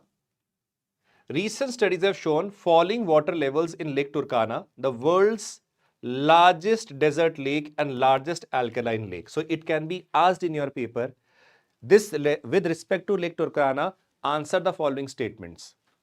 It is the world's largest desert lake. It is the largest alkaline lake. Now, why is the level falling? Because of the climatic changes and earthquake activities that are taking place. It is a UNESCO World Heritage Site. World Heritage Site. Clear? One more thing. It can be asked that Lake Turkana is located only in Kenya. It is a wrong statement. It is primarily located in Kenya. The northern tip has an extension to Ethiopia also. This is where UPSC will pick it up. UPSC will pick up from here. Lake Turkana lies only in Kenya? No. The northern part, northern edge is basically lying with respect to Ethiopia also. Clear? Okay. Somaliland. Now, this question again becomes important. Please remember. There are 2 things that you should know. One is Horn of Africa. Horn of Africa basically includes, please see how you will remember. See here. Leave Somaliland for 2 minutes. See here. SEED, seed. S for Somalia. E for Eritrea. E for Ethiopia. And D for Djibouti. This is known as, these 4 countries combined to known as the Horn of Africa. What? Horn of Africa. Now the interesting thing is, you will ask, sir, when this is complete Somalia, this complete region is Somalia, then what is the problem going on? See, within Somalia also, there are a lot of problems, lot of regional ethnic violence that are keep on taking place, going on continuously. So there are certain regions which have subdivided themselves. Like this particular region has called itself Somaliland. This is also calling itself as Puntland. Though it is, again, right now it is Somalia only, this particular part is Somalia. But then there are certain further divisions that have taken place, or let us say there is protest in order to get this as a separate country. Now what has happened is, Israel became the first country to formally recognize Somaliland as an independent state. Israel has recognized this. Other countries have not recognized this. Israel said that we recognize them as a separate country. It is fine, no problem. In the exam, what you need to remember is, if in the exam they ask you, what is Horn of Africa? You should know Ethiopia, Eritrea, Djibouti, and this complete Somalia is a part of Horn of Africa. Within Somalia only, there are again disputes going on with respect to Somaliland, Puntland and all, but again it is part of Somalia with respect to the United Nations. Only Israel recognizing it does not make it a separate independent state with respect to the whole world, because the United Nations have not recognized it. Clear? Okay. So this Horn of Africa, remember by seed, Somalia, Ethiopia, Eritrea and Djibouti, right? Okay. Senkaku Island. very, very important, please understand. Very, very important. This is an island over here, Senkaku Island. It is a dispute between, again, continuous dispute that keeps on happening in the China Sea over here, because China always has its claim over the various islands that are present in this region. Now see here. Now Japan protested the Chinese Coast Guard's intrusion into the Senkaku Island. Now what happens is, this island is named Senkaku according to Japan. And it is, Japan says that it is our island and its name is Senkaku. China says no, it is our and it is its Diaoyu. China calls it Diaoyu Islands. So both of them are claiming that it is their island. So there is continuous dispute between them. Senkaku according to Japan, Diaoyu according to China. So both of them are claiming their own claims. So that is an important thing. Next comes Pratas or Dongsha Island. If you see this particular region is Dongsha Pratas. Recently, Chinese reconnaissance drone, that means reconnaissance drone means that they had sent their drone in order to survey a particular region. So China had sent its drone, entered the airspace of a Taiwan-controlled Pratas Island. Now Taiwan is the one which is basically controlling this island, and they said, how come China has sent its drone to this region? And we do not agree to this, and we will consider it as an intrusion into our territory. So the Pratas or Dongsha Island are located in the North and South China Sea, administered by Taiwan. This also you should know. They can ask you like the word, let's see this. Let's create a question. Match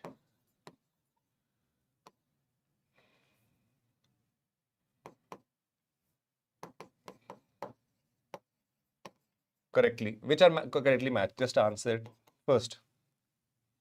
Let's take this.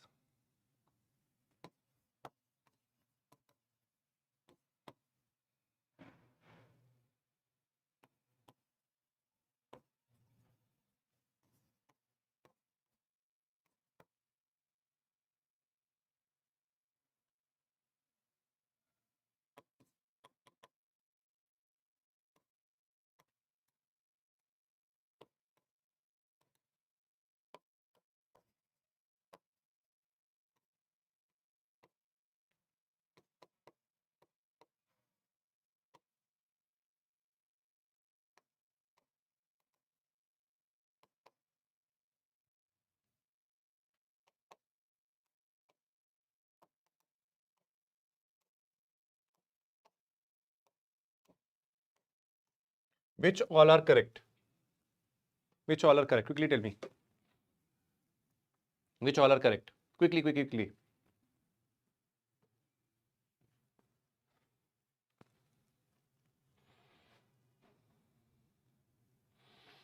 After this is little bit of Indian part, few slides, and then we'll go to questions and we'll finish this thing, right? See here. Which among them are correct?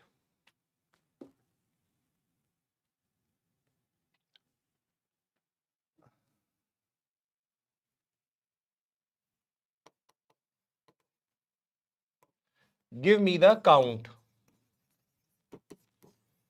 Give me the count. Okay, let's see the answer.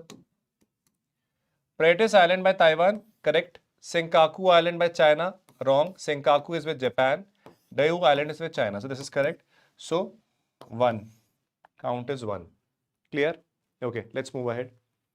Now coming to this Indian part, if you see, Siliguri Corridor or Chicken Corridor. If you see this particular part, this is known as the Siliguri Corridor or the Chicken Neck.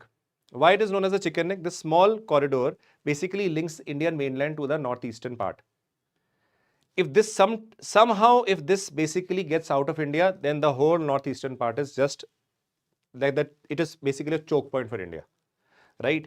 So the 61st raising day of the Sestra Sima Bal was celebrated at the Rani Danga Siliguri. So that is why the Siliguri word came into important focus. The Siliguri corridor is 20 to 22 kilometers. This is just 22 kilometers wide. Can you imagine this? 20 to 22 kilometers wide. And this is like a linking point for the Indian mainland with the northeastern part, right? So this is again very important. Next comes Pangong So. Do you realize this Pangong So? Right? Now see, the Indian army installed the statue of Shivaji Maharaj, Chhatrapati Shivaji Maharaj, on the bank of Pangong Lake. This was again in the news. You would have seen that. Now, I have given you this map over here does not mean you simply should know Pangong Lake. All these things that are present here are equally important for you. Okay? Equally important for you. Now, see over here. This is Daulat Beg Oldie. You know that very well. India had landed their Super Hercules aeroplane over here. This is the Galwan where the conflict between India and China took place. This is again a hot spring over here. This is Pangong Lake. Now, if I ask you something, just see, arrange the following from north to south. Please arrange it.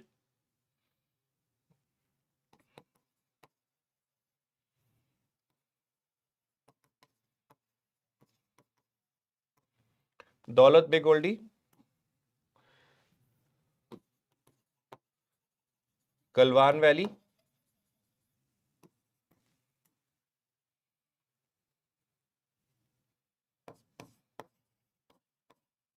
Dipsang Plain. Fourth, Pangong Lake. Do you realize this? This was a question that was asked in your civil services, a more simplified form. I have made it a little complicated. This was asked in your examination. The 2-3 of them were asked and this question was created. That is why most of you, when you are seeing this lesson, many of you will be thinking, Arey, why are we doing this? What is the need for this? But you will realize this in the examination when you will be giving your paper. You realize things what are taught in the class have come in your examination, and then you will possibly imagine, oh, had we studied it properly. Arrange them in order from north to south. Quickly. Arrange them in order.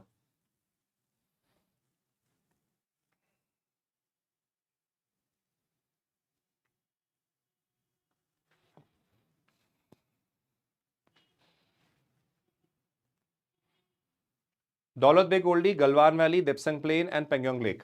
Arrange them in order. If you see, let us see what is the answer. Out of these, you know it very well. Something that is very clear to you is Pangong Lake is again the southernmost. So that will be again south. Now the game over here comes is C. Daulat Beg Oldie, after Daulat Beg Oldie, Dipsang Plain and then Galwan. See here. First is Daulat Beg Oldie, then Dipsang, then Galwan, and then comes your Pangong. This is from north to south. 1, 3, 1, 3, 2, 4. 1, 3, 2, 4. Many of you have got it wrong. This is Daulat Beg Oldie, this is Dipsang Plain. So it's a little south, then Galwan, and then you have the Pangong Lake over here. Clear? Clear? This was the arrangement that you had to basically mention. This has come in the UPSC paper, which we are doing normally. That is why these maps which I have mentioned here, the maps that I have mentioned here, whenever I am teaching you this particular part does not mean that you leave all this, right? It can also be asked, Demchok can be asked. Demchok is located over here. So you should know it. I could have put Demchok, see here, 5th. In that particular case, you would add Demchok over here. Clear? Clear? Okay. Next, Pangong So over, just to recall this.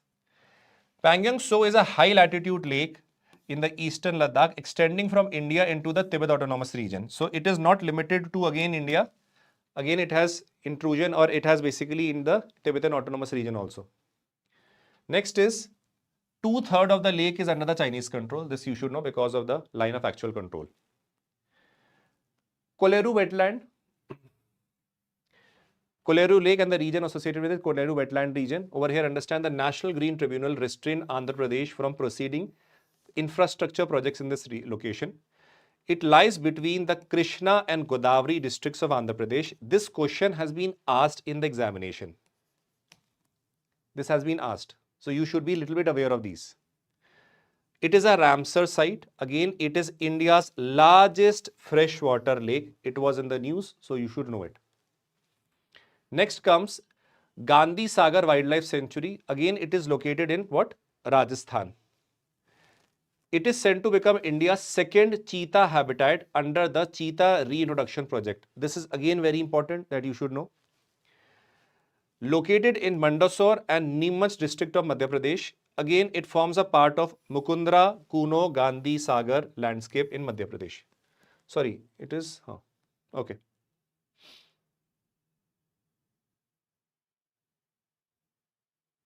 Sorry, just a minute.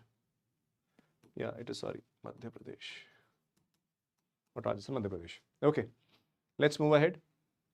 Ramakrishnan Beach, RK Beach. Over here, this is the RK Beach. What is in the news? Sand turned black over here. The sand in this region basically turned black. Why turned black is because a lot of sewage and waste was basically being contaminated, and that is why it led to what? Turning it black. That is why it was in the news also. Located in the Visakhapatnam, Andhra Pradesh, along with the Bay of Bengal, falls under the coastal regulation norms and lies near the Eastern Naval Command. So RK Beach, again, you should be knowing it is important with respect to the point where beach has turned black because of the pollution. This is one of the examples that you can use. Simlipai Tiger Reserve. This is again this particular part. Again, you know that very well. It is located in Odisha, and you know that Simlipal is one of the very, very important places with respect to biodiversity. Over here, Munda tribals have protested denied access to sacred groves. So certain regions have been, again, tiger reserves have been created, and there were sacred groves. Sacred groves are the regions where the linkage between tribals or the humans with respect to the nature is there, where they worship in the form of natural worship, or let us say some deities are present. So when the tiger enclosure were made, basically their entry was restricted. Once the entry was restricted, they started protesting that you have, without our consent, created certain regions, and restrictions have been created over there. And that is why it creates a problem. So when we talk about this region of Simlipal, you know this particular state is the region of what? Odisha. Now in this region, Simlipal lies over here. So if you see, it is in the Mayurbhanj, Odisha in the Eastern Ghats. It is a UNESCO Biosphere Reserve and a source of river like Bundabhalanga and Kheri. Very, very important place. Very, very important place. But you should remember one thing. It is not a wetland. It is not a wetland. Bangu Valley. Now, Bangu Valley again is very, very important over here. It is located, if you see the Jammu Kashmir map, it is located here. Jammu Kashmir government has introduced to promote Bangu Valley as eco-tourism destination, located in the Kupwara in the North Kashmir region.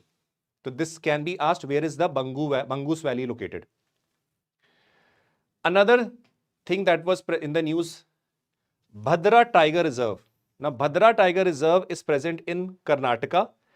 River Bhadra flows through it, right? Bhadra flows through it. Karnataka has proposed a soft release strategy for the captured elephants into the Bhadra Wildlife Sanctuary to manage conflicts with respect to human beings. So, certain elephants which were creating a conflict between man and human, they were captured and they were being released into this region so that there is a balance between the conflicts, so that the conflicts basically decrease. Located in the Chikmagaluru and Shivamogga district of Karnataka. Again, very, very important with respect to your biodiversity. Clear? Just a minute. Just change this. This is Bhadra Tiger Reserve. Bhadra Tiger Reserve.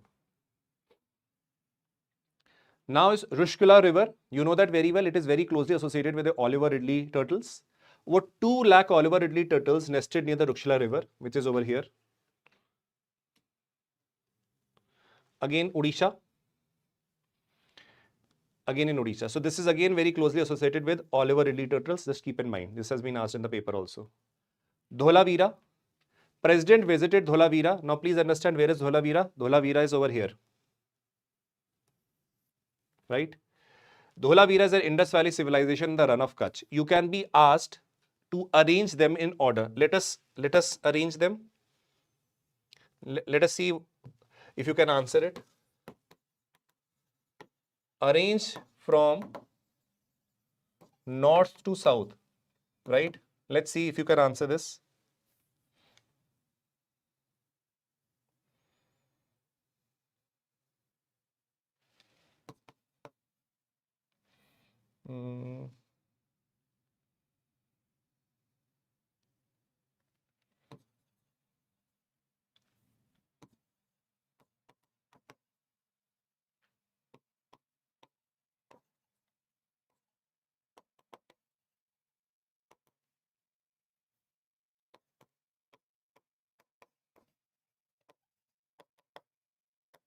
If you have studied ancient India, you should know this, right? Little bit.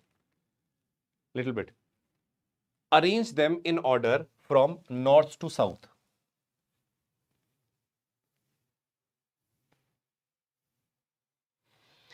Beta, sirf only 15 minutes is left. 15 minutes after that, the session will be, this particular places in use will be over. 15 minutes are left.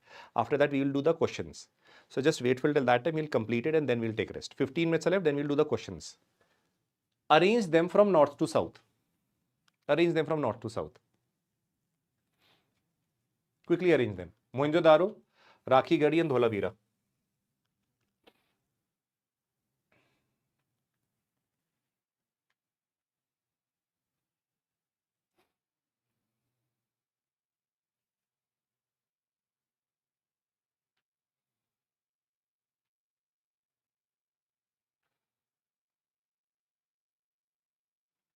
If you see,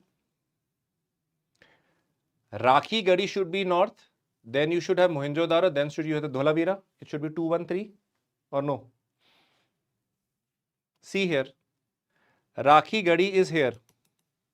Then you have Mohenjo-daro.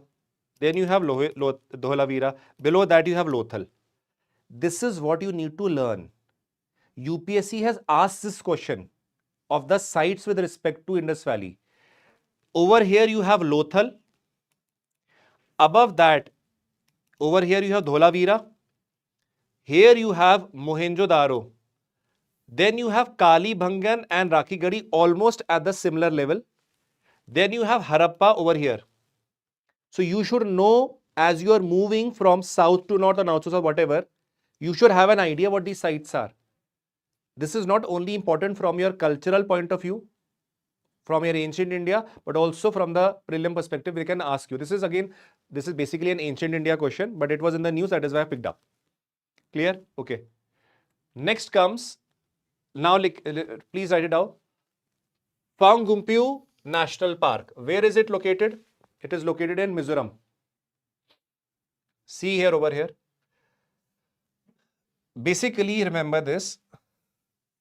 If this is a map of Mizoram, this is again Blue Mountain.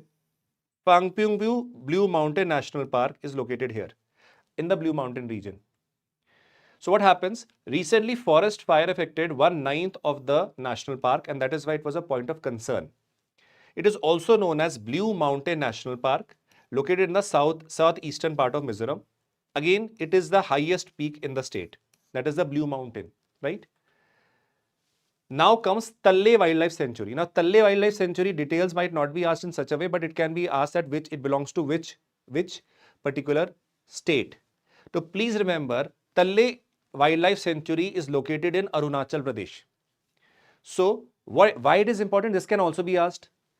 Zoological Survey of India has basically discovered new beetle species, Clinidium lilitae, in Talle Wildlife Sanctuary. So they can ask you that there is a new beetle that has been basically found. It is in which state? Then that is Arunachal Pradesh. Which wildlife sanctuary? Then you know Talle Wildlife Sanctuary.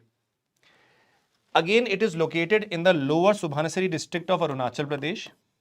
It again has its own temperate and subtropical forest. So because it is again in this region, various types of forests have been found. So it is a mix of those forests that are found. So this is again important. More important is the beetle has been found, and more important is which state it is there. That is it. Thoothukudi. Now this is also an alternative name for Tuticorin. Why it is important? See, 3 years after the launch of India's first international furniture park, you should know where the international furniture park was launched. It was launched where? Tuticorin, or the alternative name is Thoothukudi. Both are same. Both are same. First international furniture park was launched over here.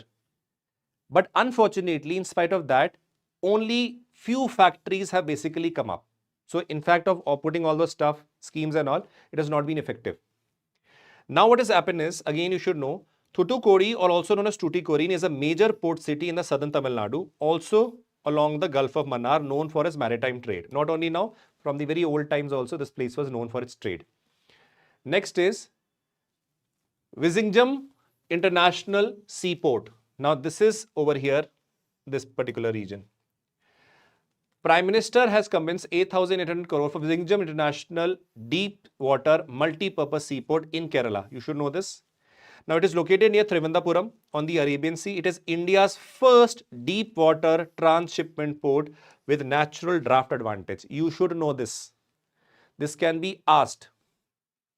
Okay. Next is Deeg. This is in again what? This is in a part of Rajasthan. It has its boundary with Uttar Pradesh. So what it is? Archaeological Survey of India has basically found a paleo channel buried 23 meters underground. Paleo channel means that long ago, possibly a river used to flow. Now it has been covered with sediments and all. So only the remains are left. Otherwise, what? A previously channel or river used to flow here. So they have found a paleo channel there in Deeg District of Rajasthan. Now Deeg is located on the eastern Rajasthan, where it has border with Uttar Pradesh. So just you should know what is Deeg, where it is located. Next comes Bitra Island. Now Bitra Island, again, if you see over here, is present in the Lakshadweep group of islands. Bitra is the smallest inhabited islands in Lakshadweep, because again, see, this is being developed for defense purposes. In case it can be used for defense purposes, that is why it is being developed, right? Next, Apatani Tribe. You should have a brief idea. Apatani Tribe basically again is located in Arunachal Pradesh. It has its characteristic feature. We study this in anthropology also. They have these like small fillings or blocks of, let us say, wood sometimes and various substances. They put it in their nose. Now you will ask me, sir, why they put it? Please remember, earlier on, this is not a new practice. This is a practice of thousands of years old, where what used to happen, the women used to be attractive. So they used to fear that if the enemies come, they might basically capture their women and take them away. So what they did was they tried to do something that makes them lesser attractive. So they started putting these entrances on the nostrils, like wooden small put things in their nostrils so that they make them less attractive. These were the means in order to prevent the women being captured, right? These are generally made up of wood. Again, those woods are also such which are made up of soft wood. Soft wood basically allows them to even insert it properly, and little bit small pores are also there, right? So let's understand. Apatani tribal women of the Zero Valley are traditionally known for facial tattoos and wooden nose plugs. Now please remember, these are again known for their wet rice cultivation of their own practice. They are famous for that also. Okay. Loktak Lake, again, these are types of like vegetation that is found here, that a floating vegetation. This has been asked in civil services also. It is basically in the Loktak Lake in the Manipur region, right? Let's see. Nagaland University had studied basically, warned that land use changes are basically degrading the Loktak Lake and deteriorating their condition. Basically, it is located in the Bishnupur region of the Manipur, where you basically find freshwater lake, which floating fumdis are formed. These fumdis are again floating vegetation that is found there. So this is again characteristic feature that you should know. Okay, Koleru Lake, we have already done this, so I'll not go into this.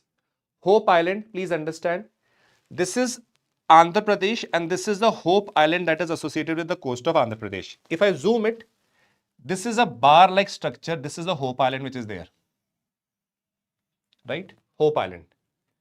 This is on the coast of what? Coast of Andhra Pradesh.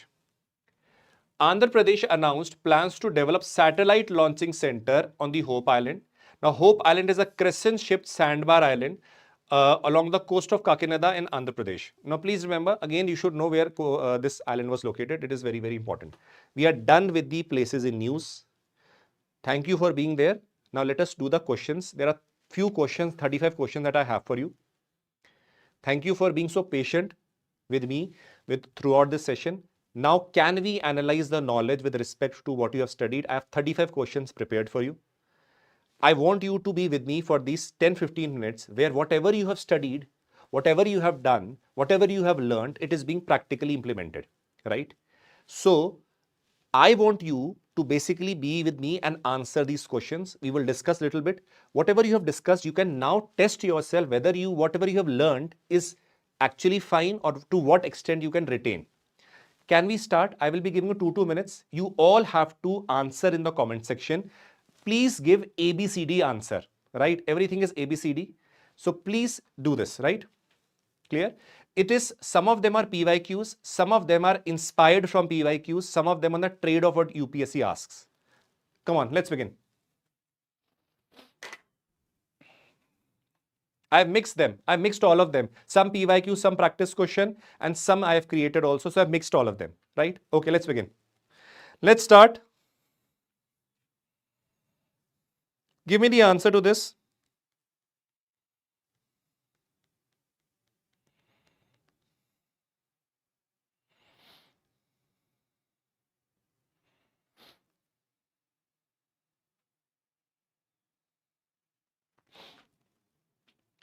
With respect to Cabo Verde, consider the following statements, right? Consider the following statements.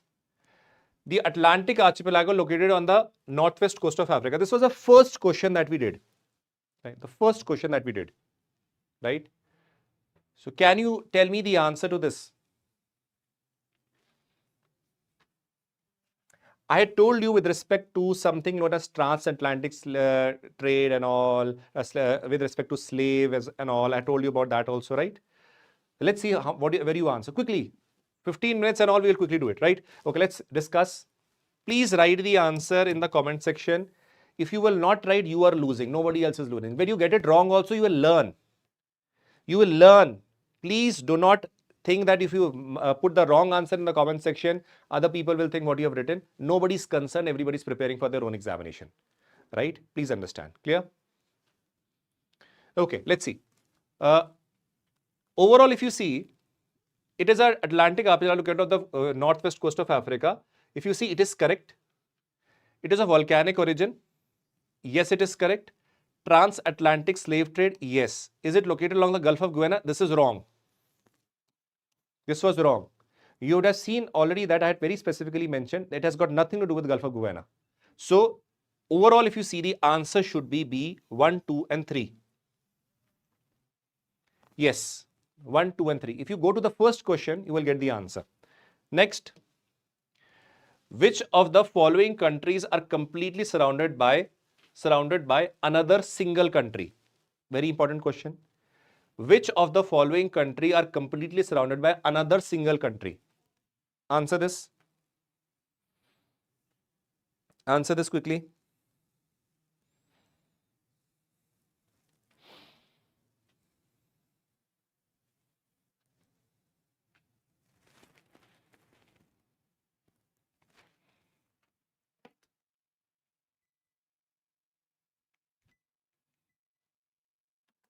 Okay.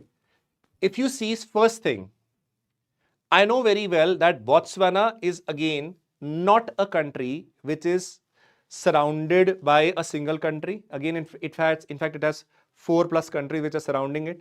So this statement is completely wrong, which I know. If I cut this, I very well know that I can cut this.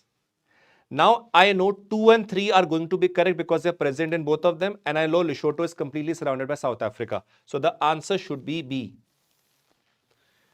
Yes, answer should be B. Clear? Okay. This question we had already done. Next. Which of the following water bodies connect the Black Sea to the Mediterranean Sea? Now answer this.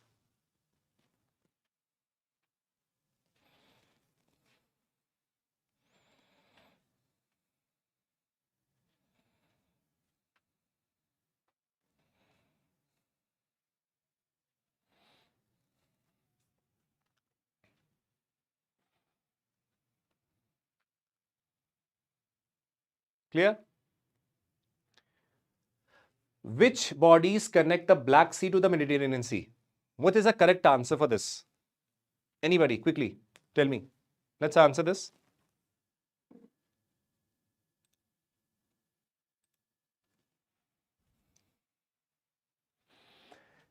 If you know that, I very well told about Bosphorus. I had told you Sea of Marmara and also told you Dardanelles Strait. These are the three which basically link them. Suez Canal has got nothing to do with this. Right?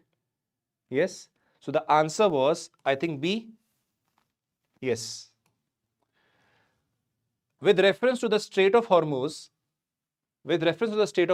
consider the following. This was asked in the civil services also. Little alteration have been made. This was asked in civil services also. Answer this.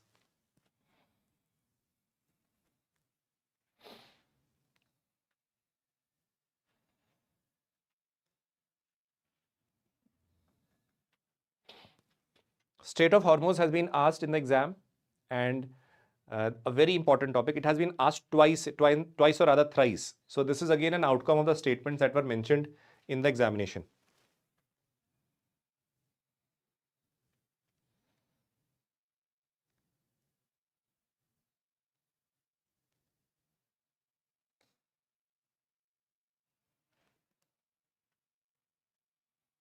Clear?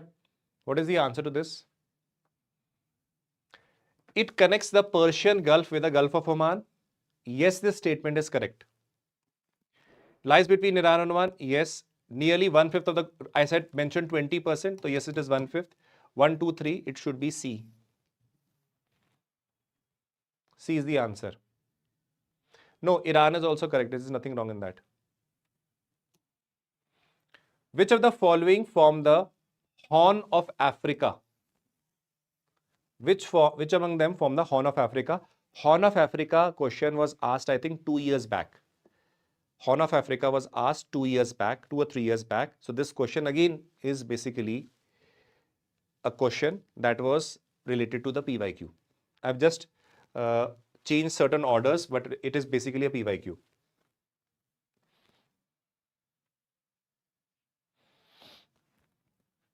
What is the answer here? What is the answer here? Quickly.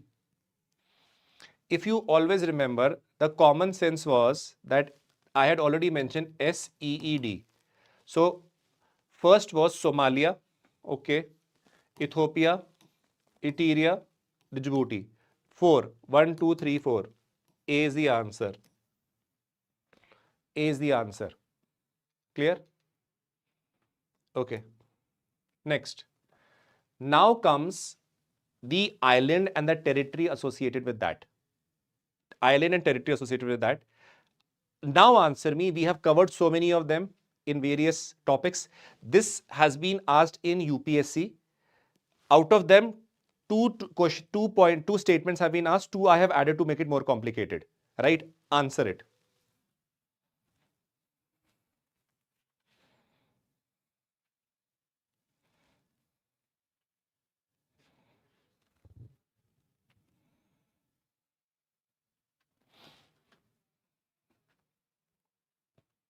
Answer it quickly.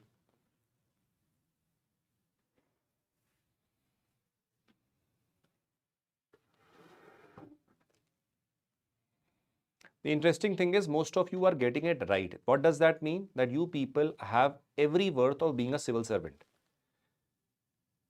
And that is very interesting also, and that is good also.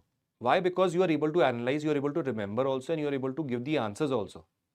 And I'm really proud of the people who are attending this session. Very proud. And it feels very proud from the perspective that you listen to the lecture and most of you are getting it right. And that is actually really nice. If you see broadly over here, you will realize something that supposingly you do not know New Caledonia and all.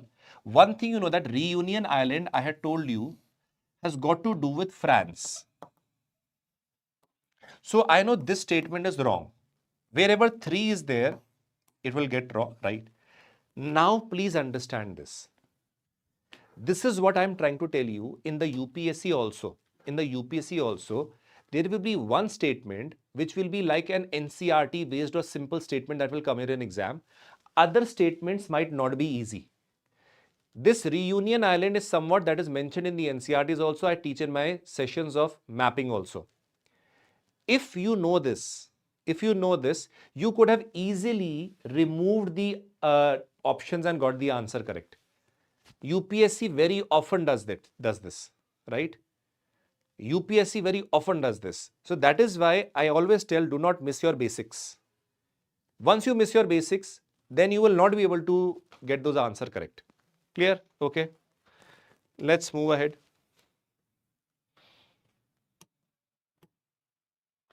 Which of the following lakes are located in the East African Rift Valley?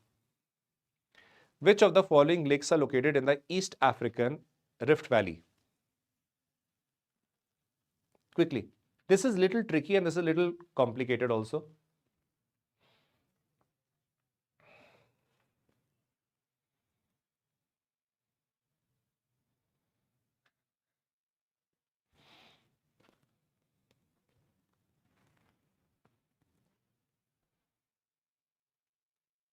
Quickly answer this.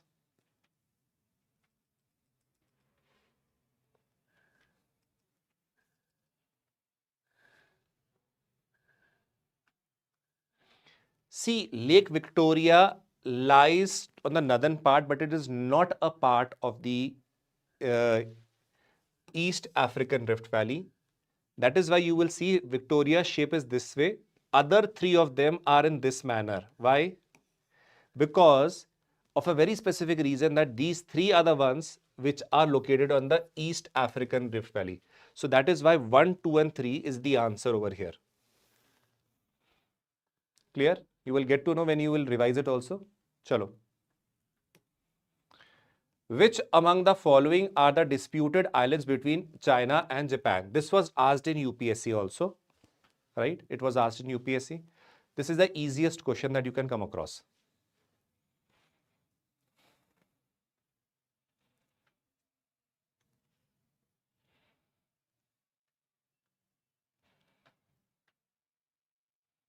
The island, the answer is Senkaku Island. Even you know that Senkaku is a word that is associated with with the Japanese claim, right? Japanese use the word Senkaku. Answer this. Answer this.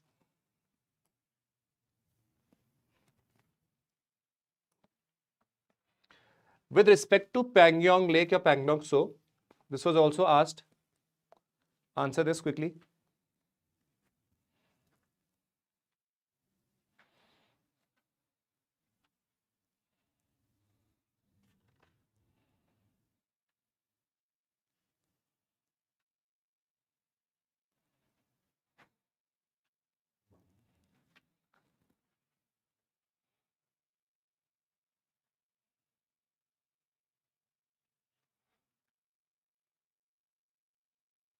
Let's see this.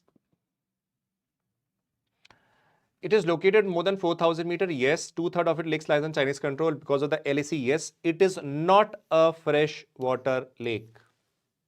It is brackish in nature. It is not a freshwater lake. Remember that very well. This is the biggest error that you people commit. C, a third statement is wrong. The answer is 1 and 2. This is again a very, very important feature with respect to Pangong Lake. It is not a freshwater lake. Okay, it is brackish in nature. Do this. Which among the following are Ramsar sites? Again, a part of your environment. I know that you would read in your environment when the lessons will be done, but I have just asked it because just to create a fun out of it. Let's see if you can answer that, right? Okay.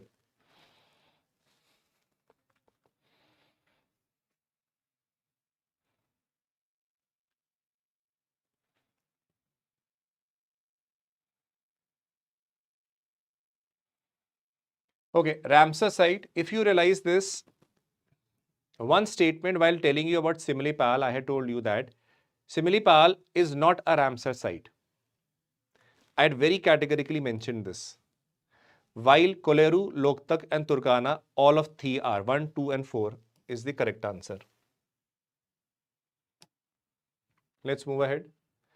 Siliguri Corridor connects. Again, nothing can be more easy than that. The easiest question that you can come across. UPSC also has these questions.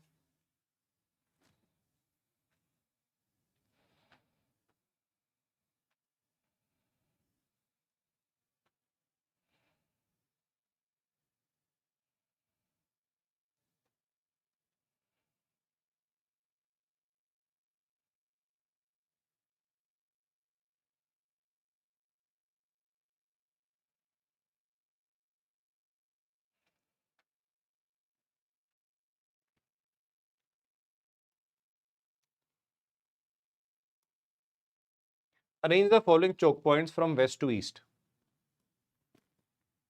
From west to east. Arrange these choke points from west to east. Let's see how many of you can answer this.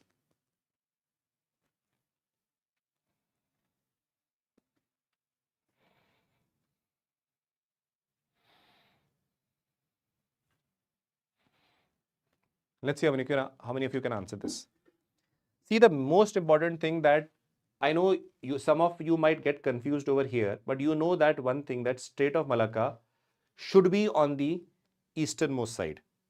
One thing that should be clear to everybody, right? We have already done that. So if I see the last should be 3, so I know that there will be, let us say, among them you have to arrange. So you know that these 2 can be cut.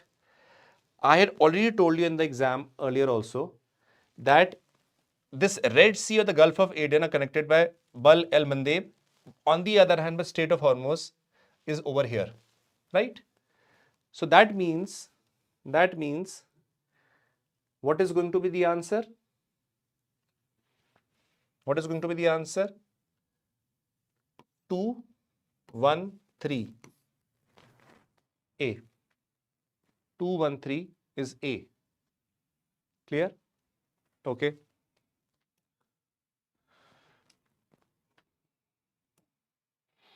Which among the following is correctly describes the Zangezur Corridor? This is how UPSC also asks you.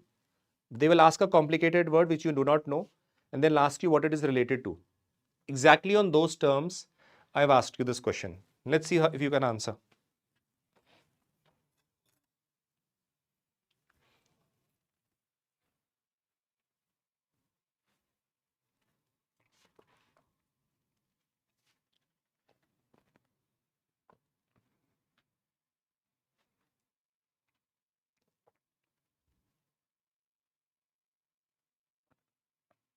I'd already told you Azerbaijan to Nakhchivan is in over here. This was the connecting route.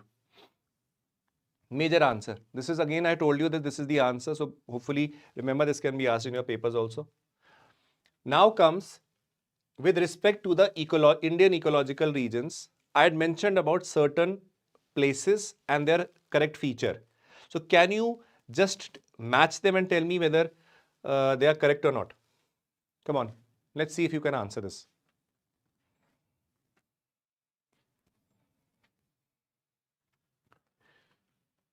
You just need to know certain thing, one thing, and you can answer this. This is how UPSC takes it. Just see and identify and you can answer it.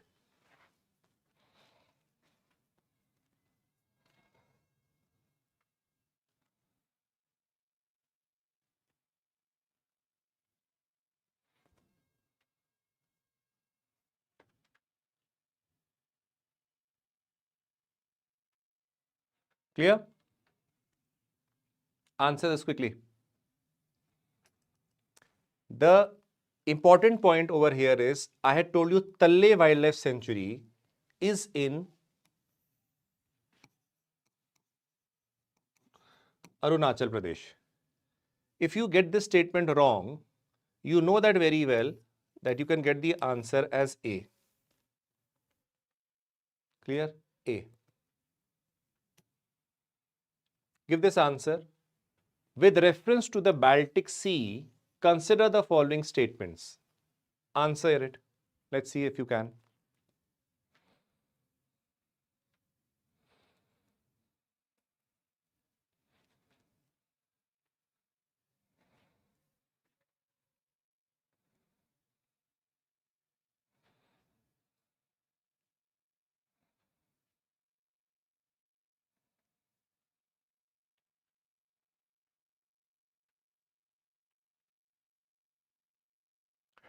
It is a semi-enclosed sea, correct. Brackish in nature, limited, correct. It has got nothing to do with Strait of Gibraltar.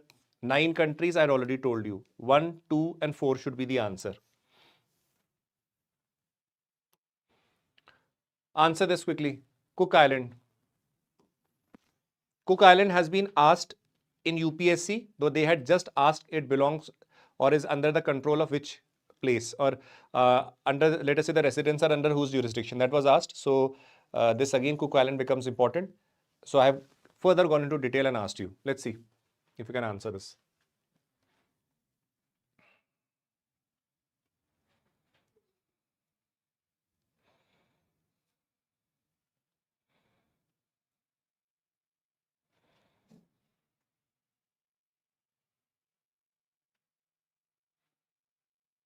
What is the answer here? Exactly, good. If you see here, one thing is it has free association with New Zealand, correct. Residents are New Zealand citizens, correct. They are a fully sovereign unit, no. Fully sovereign, if it is again a free association, citizens are there, it cannot be a fully sovereign state. This statement is wrong. If 3 is wrong, by default you could have come to this conclusion and 1 to 4 could be the answer. Straight away you could have given the answer. So it is what? It is what? A. Let's move ahead. Consider the following with respect to the Democratic Republic of Congo. Question on DRC, Democratic Republic of Congo, has come twice or thrice in the examination over last 15 years. So Democratic Republic of Congo, that is why I put. Again, it is modified, but statements have been asked in UPSC. So please answer this.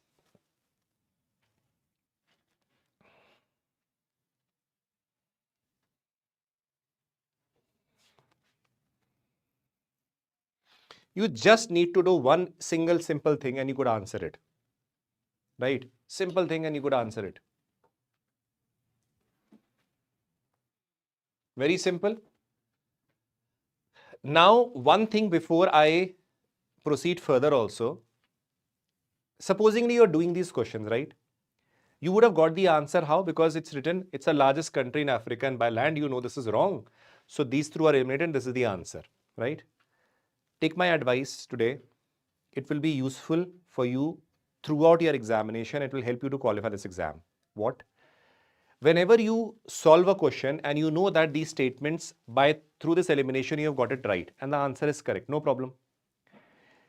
Once you are done with the mocks also, when you do a questions you do, later on, sit down and analyze the statements which are given also. While this is known as analysis of the paper.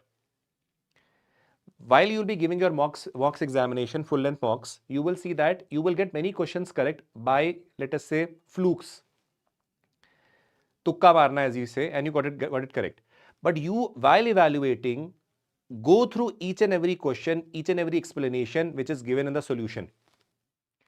Out of that also you will get knowledge. It is not necessary that you have got an answer to this. For you, it is knowledge point of view. Possibly these points you would have not known. You will get to know about them. So take the question papers as a means of knowledge gaining. You not only appear in the mocks of PW, appear everywhere you can get. You can get these mock papers through those photostats and all in the market. You can just get them. You practice. Nobody is saying no to that. Practice as many mocks you can. But while you have solved it, when you solve a question, after that you have solved a complete mock, check them. After checking, spend 2 hours to evaluate that. And that is how you will gain out of the mocks, not simply by getting marks. That is of no use, right? Okay. Let's move ahead. This is the answer. Let me check if it is correct. Yeah, it is correct. With respect to the following, with respect to the Taiwan Strait, what is the answer to this quickly? With respect to Taiwan Strait, answer this.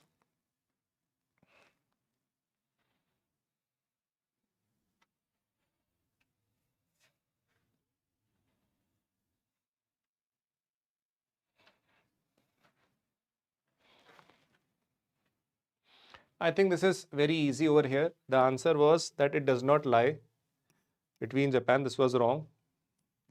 This is eliminated. 1 and 3 is here, so 1 and 3 should be correct. It connects East China Sea with Southern. This is also correct. This should be B. Yes. Right? Okay. With reference to Lake Turkana, Consider the following statements. Consider the following statements. What are the statements here? Quickly tell me.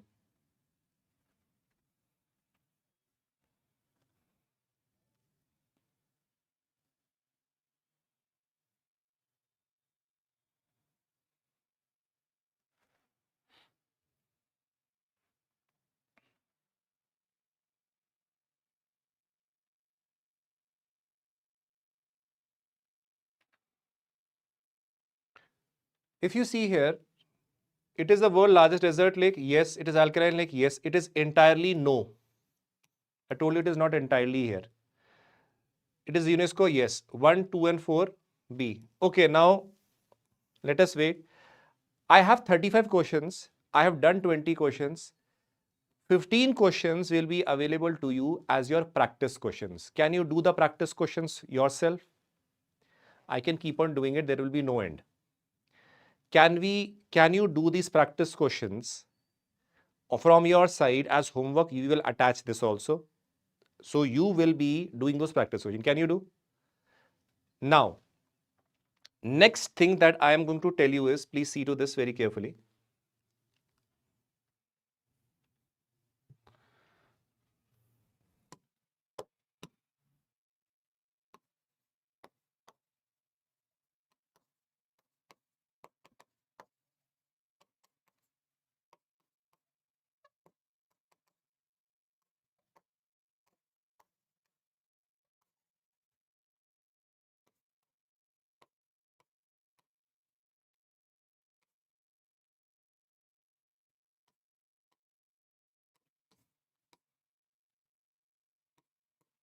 What is the time right now?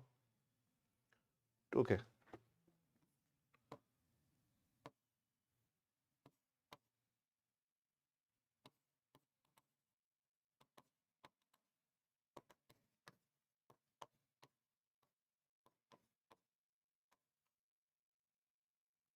What I am going to cover here, please listen to this very carefully. I am going to cover the one part of geomorphology that was erosional landforms that was left. After that, oceanography and climatology. So, landforms,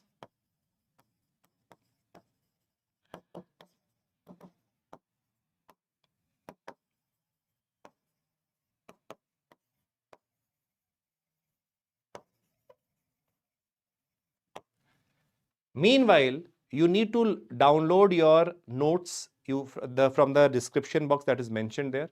We will be meeting you exactly at, right? We will be meeting you at 3:45. Meanwhile, you have your lunch. Please remember, again, the questions which I'm going to go there is again like a marathon session which we had done in the first marathon. Very important from the climate part, oceanography part. This part I had to finish. Why? Because this is important, but we will be meeting at 3:45. Clear?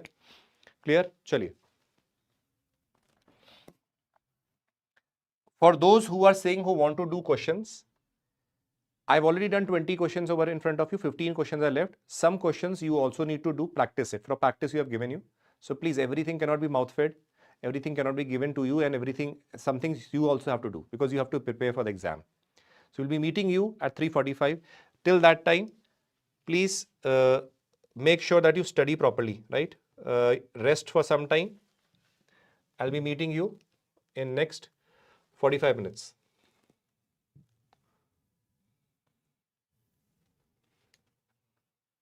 Okay.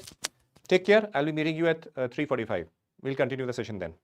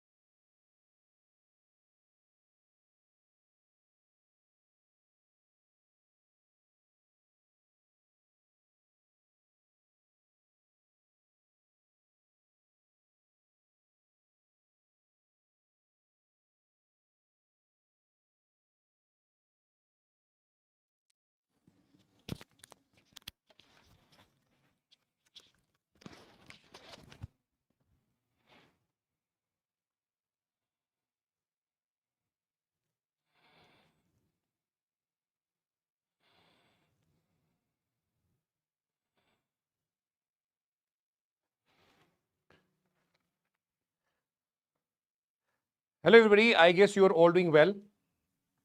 Now please listen to me very, very carefully. See, I had promised you that, see, we are going to complete the geography part also, right? Places in news we have done.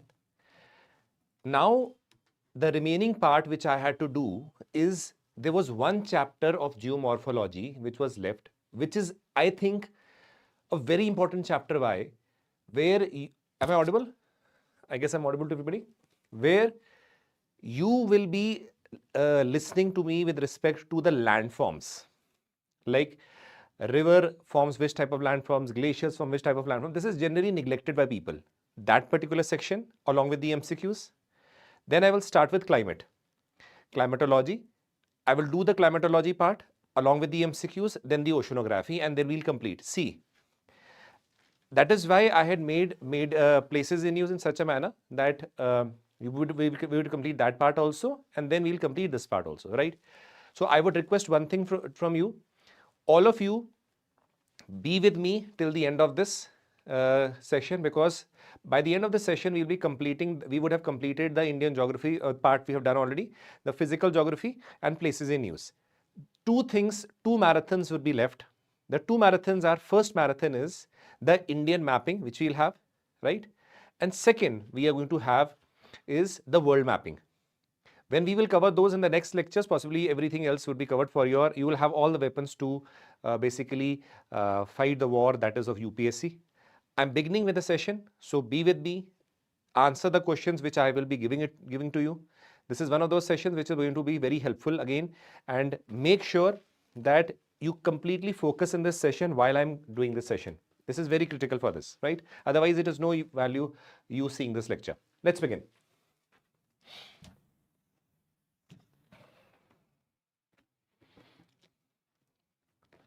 Let's have a look here, everybody, right?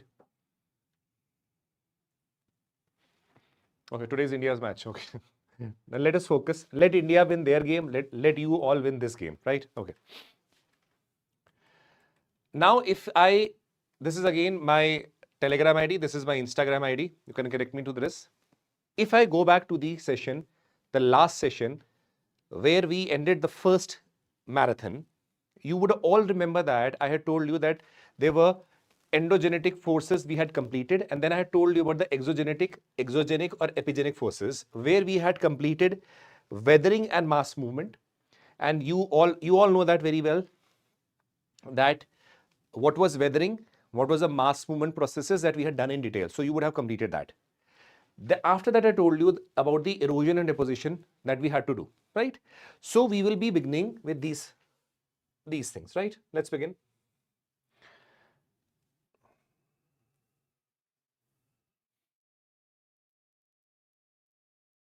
In fact, we had done the erosion and deposition. So briefly, I'll revise it again and then we can move ahead. Let's see now. When we're talking about erosion, you know that very well. In the last session also, I told you that erosion basically refers to destruction plus transportation. That means when we're talking about erosion, what does it mean? It refers to the process of wearing away, detachment and removal of soil, rock and regolith from the earth's surface by natural agents. Please remember, under the topic when we were doing mass movement, we over there had focused on the movement that happened because under the impact of gravity, right? We had under mass movement. When I was talking about weathering, I had told you about the physical, biological and chemical weathering. I very well and very categorically mentioned that when we are going to do erosion, in that case, erosion and deposition, we are going to do these agents. Agents of weathering and deposition are same. Why they are same? Please understand this. Something that is eroding, something that is going to erode is also going to deposit it. So what is going to be eroded will form a landform, which is an outcome of erosional landform, and something which you are depositing will be a depositional landform. Let us take an example. If a river is basically eroding something, it can form river terraces, it can form gorges. Later on, that sediments deposited at the end can form deltas also. So every single agent is whichever is an erosional agent is also depositional work, doing a depositional work also. So it is basically like running water, wind, glacier, sea waves and groundwater. So we will be focusing on all these. This is under the syllabus of UPSC also, where you are doing destruction plus transportation under the erosion concept. Clear? How erosion is being done? It involves three interlinked stages. First is detachment. There will be loosening of the particles, that is detachment. Second, transport. That means there will be movement of the movement by the agents, and along with that there will be abrasion. Now, scraping of the surfaces during the movement. Like if a wind is moving, it picks up certain what? Particles of sand. Now that wind again, let us say, encounters a rock. Those particles are going to again rub against that also and also cause erosion, right? So this is basically abrasion. Now let us move ahead. Deposition. When I am talking about deposition, the major thing about deposition is what? Construction and accumulation. Something that was transported is going to accumulate somewhere. That is known as deposition. Process by which the transported material are laid down when their carrying capacity of an agent decreases. See, whenever a river, for example, is eroding something, right? Erosion is taking place. In the initial phases, the river also might be having a lot of energy. That is why it is moving at a fast pace and it has a power to erode also. When it is eroding, it is carrying the sediments also. After some time, you know that the energy will decrease and then it cannot carry so much sediment, so it is going to deposit it. Then deposition happens. That is why we say carrying capacity decreases. Let's move ahead. I had told you a very important word, landform, right? Whenever we study about landforms are natural physical features on the earth surface such as mountains, plateaus and plains. Whenever you see the surface, you see certain mountains are present, some, let us say, plateaus are present, some plains are present. It is basically an outcome of the endogenic and exogenic forces that are taking place. Some will be eroding it, some endogenic process will be taking place that will be changing it also. So it is an outcome, it is a function of the endogenic and exogenic processes.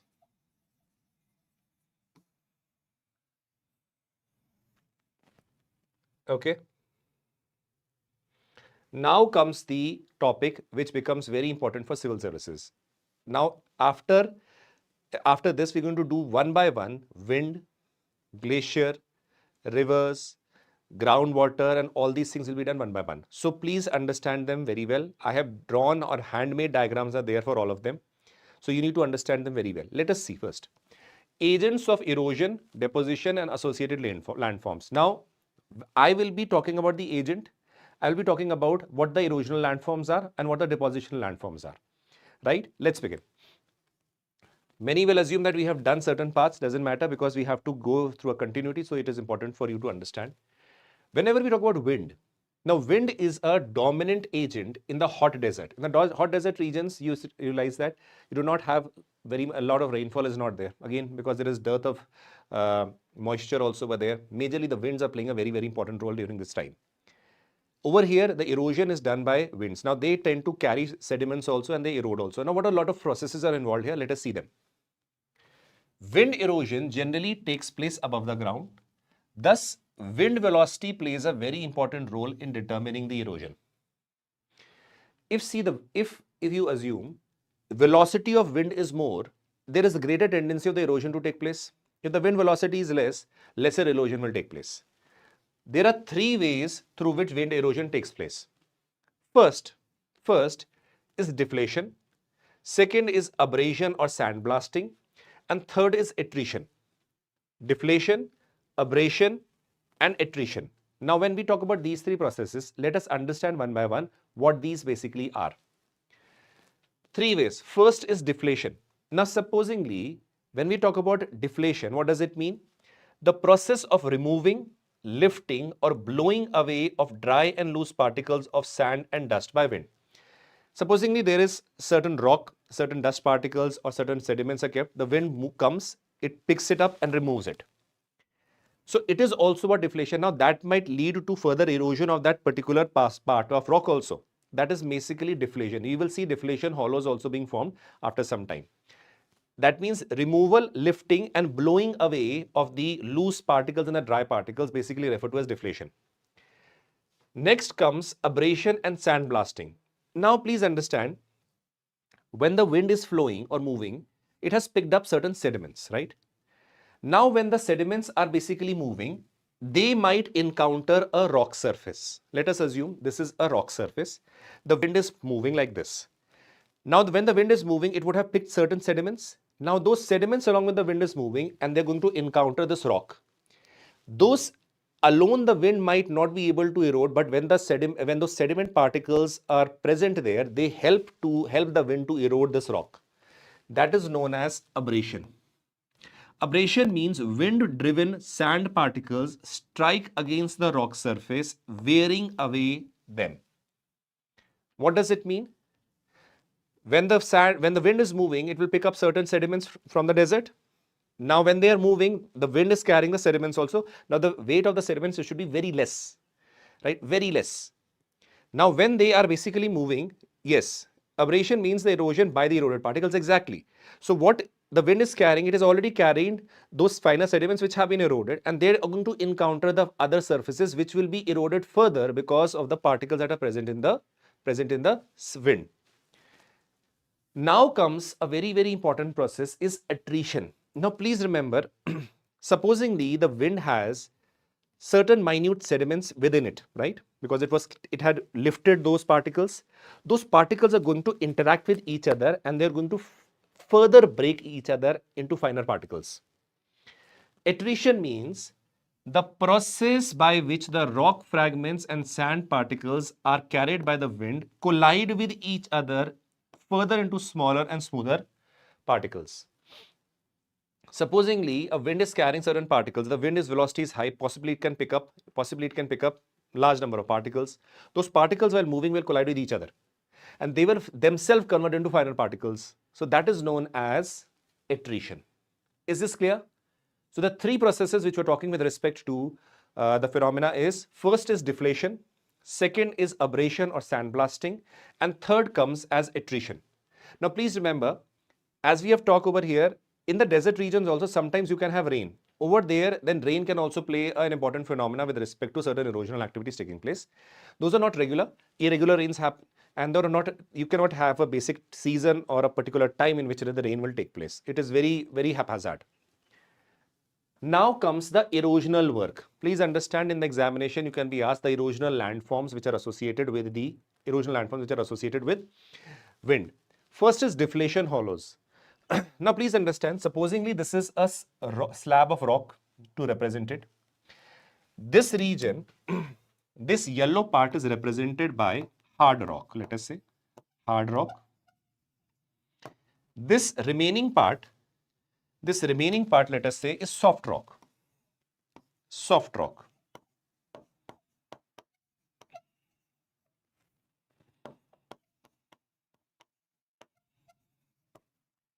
Now when the wind is moving, you know that very well the tendency of the wind to erode softer rock is much more than to erode the harder rock, right? Supposingly the wind is moving, now it might carry certain particles also. While it is moving, please understand this, it is going to collide with them. Now the harder rock is more resistant to erosion, the softer rock is more prone to erosion. So it is quite possible that it might basically remove certain layers on the top of this part, right? So what will happen? Slowly you will rise, a hollow will be created. Now see, you will see certain erosion of the hard rock is also taking place. It is because, again, the tendency to erode harder rock is difficult, but it does not mean that it will not erode. It will erode, but lesser tendency. Similarly, this process will continue and will further increase the hollow that is present there. This is basically known as deflation hollow. Depressions form on the desert due to the removal of sand by deflation, by the process of deflation. So these leads to the erosional landform, which is represented here. This is known as now, what is this? This is known as a deflation hollow.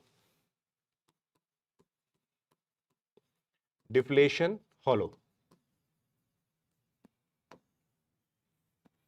Clear, everybody? What I'm doing is very, very important, right? Clear? Clear? Okay. Next, mushroom rocks. Now please understand, now what happens is, when we talk about mushroom rocks, it is generally a landform as an outcome of erosion that is created because there were certain differences in the hardness and softness of the rock that is present. Let us assume initially, supposingly, let us take an example here. Let's see here, supposingly there is a rock-like structure in this form that is present, in whatever form it might be present. But what the actual aspect is, supposingly this layer that is present here, supposingly is hard rock. What is it? Hard rock. It can happen because of the layers that are present. Supposingly this is also relatively harder rock. Now, on the other hand, if you see, supposingly this layer that is present is supposingly softer rock. Clear? Now, what happens is, now the winds are going to move, right? Winds are going to move. Now, they are going to carry finer sediments along with them. They're going to carry finer sediments along with them. When they are carrying finer sediments, again the same thing will happen.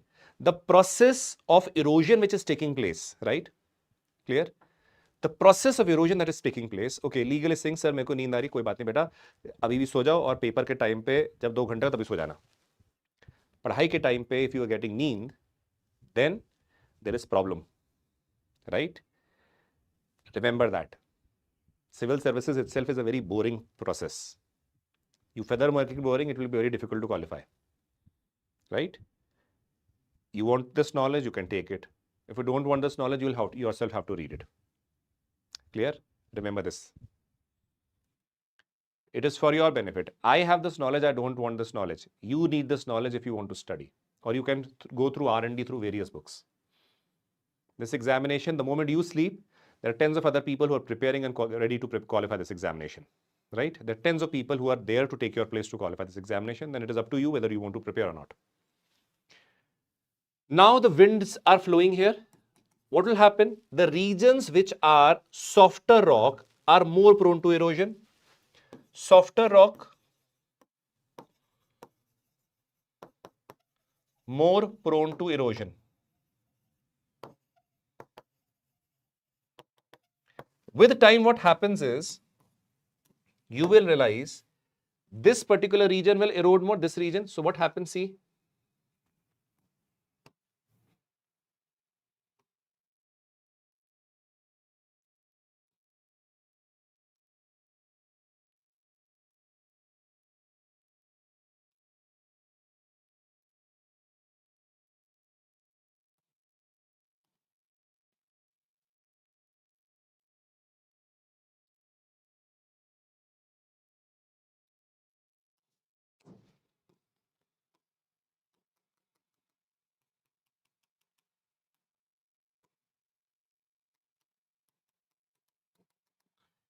A mushroom-like structure is formed, right? Clear? ठीक है? अब understand this very well. When the erosion is taking place, this part is eroded, this part is eroded, this part is eroded. The harder rock is more resistant. This is known as a mushroom rock. If you see rocks having broad upper part and narrow base, this is an umbrella-like shape, hard rock and soft rock. That is why it is formed. Did you understand why? Why? Why upper part of rock is not eroded? Now understand this very well. There are two things. When the winds are blowing, it also depends upon the erosion is more at the lower level because the sediments cannot be uplifted to a great extent. If the sediments have to be uplifted to a great extent by the winds, the velocity should be very high, the energy should be very high, which generally is not there. So at the lower level, the sediments that are carried by the winds is also more. So erosion at the lower level is also more. This I told you, it was written over here. What was written here? See, it generally takes place above the ground and it also depends upon the wind velocity. Yes, you understand that? This is again the reason. Good question, you should know that, right? Now understand, Next are Inselbergs. Now these are residual hills. Inselbergs are residual. Residual hills, what is the remaining part? Mounds of resistant rocks in an arid region. Supposingly there were a lot of hard and soft rocks that were present. Supposingly the region which was softer rock has been eroded, and what is remaining is that part which is harder rock. That part which is harder rock. That is why when you see a structure, you will see certain mounds that are close to each other and are present in this way. These are known as Inselbergs because these are basically hard rock structures that are formed here. What are these? Hard rock.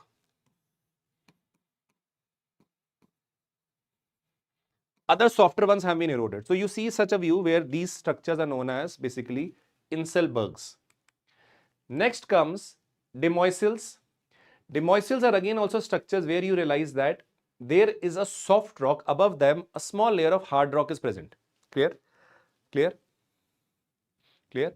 Now what happens is these types of formations are very easily available or very easily visible when you go to regions of Australia, or you go to the Colorado regions again, where the Colorado Valley, where the Grand Canyons are located. In those regions, you will realize that this is basically a representation of what? This is basically a representation of the demoiselles. Clear? Okay. Now see, Zeugin are basically ink pot-like structure that are created. Now if you see them, they're looking like ink pot. These structures are created because of the variation in the erosion activity that is taking place with respect to hard rock and soft rock. Sometimes there are hard rock are less resistant, soft rock are more resistant. So because of that variation in the erosion capacity that is taking place, some ink pot-like structures might be created. These are known as Zeugin. Zeugin. Clear? Okay. Okay. Next comes Yadangs. Yadangs, what happens is, please understand, supposingly there are layers of again hard and soft rock. Supposingly this layer is hard rock, right? This layer is soft. And there is erosion taking place. Supposingly the winds are moving in this direction. Supposingly, you will realize these layers are resistant to erosion because they are hard, but these ones are more softer, so erosion will take place more.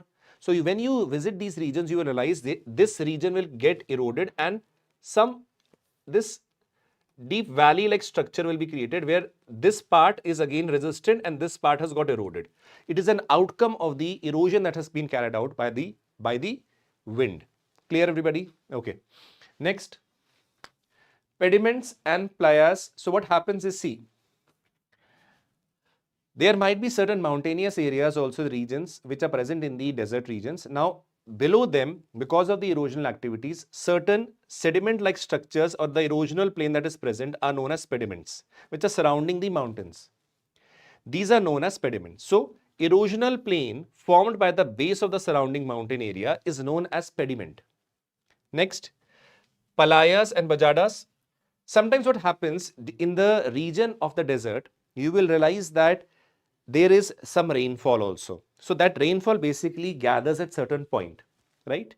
So normally there is some water, otherwise it will become like a sand pan, a pan of sand over there, a certain salt might be present there. That forms a palaya. See here, a flat bottomed low-lying desert basin that temporarily holds water after rainfall but usually remains dry for most of the year. So when rain happens, this water is collected in this region. When there is rainfall, there will be some water and water will be visible here. Once the water evaporates, then what happens? It is a dry region.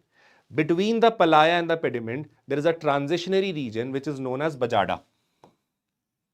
This is a transitionary region between palaya and the pediment.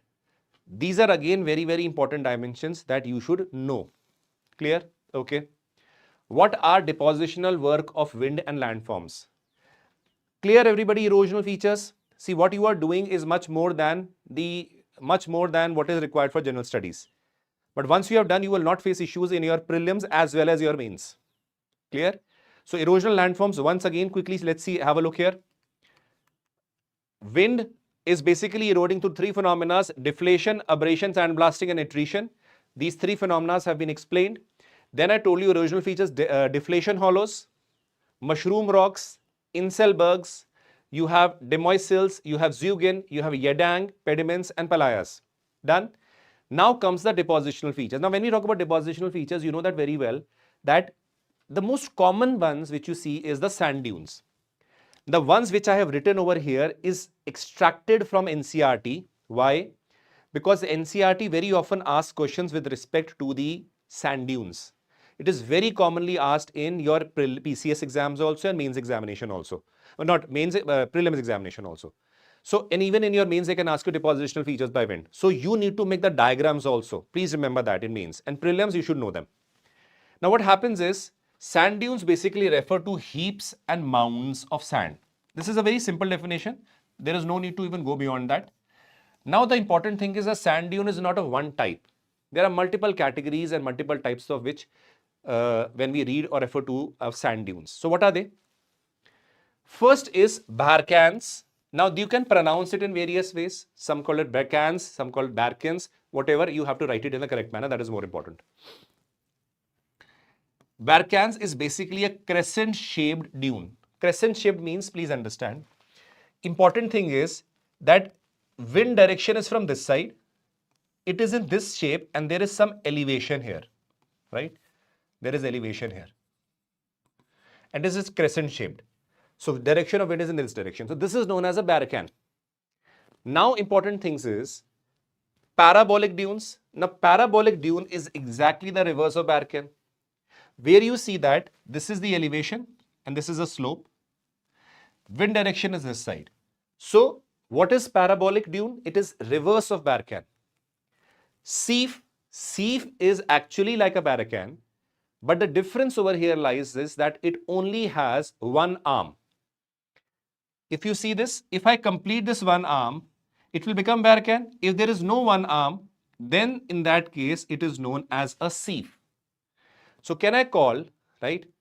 Can I call a barcan as a incomplete seef? Yes, I can call it. I can call it, right? So, that is why these statements should be very clear in your minds. Clear? Okay. Next comes longitudinal dunes. Now, if you see, direction of wind is in this direction and along with it, various long kilometers of dunes are created here. This can only happen if the direction of wind is constant for a very long period. You very well know that the winds keeps on moving from one direction to the other direction. If the direction varies, in that case, the longitudinal dunes cannot be created. Longitudinal dunes over here, remember, these are long, kilometers and kilometers long dunes that were created because the direction of wind had been in one particular direction. So, important thing is two things. First, when the supply of sand is poor, that means supply of sand is not to a great extent, right? Clear? All good? Okay. Next is wind direction is constant. They appear as long ridges of considerably length but lower in height because the because the supply of sand is less, so the height of the dune is not much. But that is a ridge is formed that is of a considerable length. Why? Because the direction of the wind was in one particular direction. Transverse dunes. Now, transverse dunes are again, these are perpendicular to the wind of direction. Like this is the, again the height, slope is in this direction. Slope is in this direction and one after another a sand dune, dunes are created in the direction of the wind, where that means the over here it is perpendicular to the direction of wind. That is known as transverse dunes, aligned perpendicular to the wind direction. And the wind direction again has to be constant. Next over here is loess. Now loess are again thick deposits of unstratified, well sorted and fine grained sediments overall. So these are the two major types of the depositional features which you see with respect to the winds. Clear? Clear? Okay. Now comes glaciers.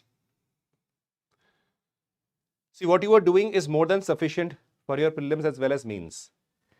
That is more than sufficient.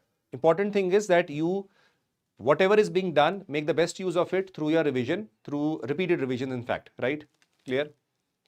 Okay. Clear? See here now. Glaciers. Now please remember, glaciers also are again one of the agents of erosion and deposition. Let's see this. Supposingly, if you see, have a look here, this is supposingly the surface, right? Some mountains slope. The glaciers are moving on top of it, right? On top of it. You will realize this will also lead to a lot of erosion. Erosional activities will happen, right? Overall, with respect to the mountain also, and also the underneath surface that is present, right? Underneath surface that is present. So it is also eroding. It will also deposit. So let us see what is going on over here. There are certain processes. Please remember that whatever is being presented over here with respect to the processes, you need to mention in them in the mains examination particularly. In the prelims, they can ask you, what do you understand by abrasion? What do you understand by attrition? What do you understand by deflation? These things can be asked. In one line, match the following. Are they correctly matched or not? So the processes should be very clear in your mind. If you do not know, then you will not be able to answer. So glaciers, the moving ice mass downslope under the impact of gravity is known as glacier. About 10% of the Earth's surface is now covered by glaciers. Obviously, majorly confined to the regions of, the mountain slopes and also in the regions of the polar regions. So over there you will see, right? Over there you will see the glaciers predominant, and that covers close to 10%. Now, what are the glaciers or how they are eroding basically, that you should understand. First of all, abrasion. Now, if you see, abrasion phenomena overall remains almost similar as you see in the winds also. The concept remains the same. What is it? The process in which the rock fragments, debris in the base of the moving glacier, scrapes and grinds and polish the underlying bedrock. Understand? Whenever we talk about abrasion with respect to wind, what did you hear or what did you understand by that? In winds, abrasion basically did was when they picked up certain sediments, they used to collide with certain landform and they used to help in eroding it. What will the glaciers do, abrasion? That means while the glacier is moving down, it is also going to pluck certain rock particles, certain sedimentary particles, and those particles will help the glacier to further erode the other underlying surfaces. So that means abrasion is also happening in glaciers also. Now let us define abrasion for 2 minutes independent of the agent of erosion. Supposingly, because abrasion is happening in winds also and abrasion is happening in glaciers also. So abrasion is a phenomena in which or during which you realize certain particles of sediments might be picked up, which further help the agent of erosion in further erosion. Clear? We understand that. Now, this is abrasion. Now, before abrasion also, there is one more process that takes place, that is plucking. The process whereby the moving glacier pulls away or plucks chunks of blocks of rocks from the bedrock. Now, supposingly, let's see this. Supposingly, there is this white color is supposingly a rock underlying, right? Supposingly the glacier is moving. Is it possible that it might pull this and make the glacier make it move forward? Has it plugged this particular rock fragment and forced it to move down? Why? Because there is tremendous force. There is tremendous force. Clear? Clear? Understood? चलिए, प्रशांत एक काम करिए, आप मत देखिए, आप बाद में देखिएगा. ठीक है? All those who want to see and understand, you are very welcome to watch this lecture.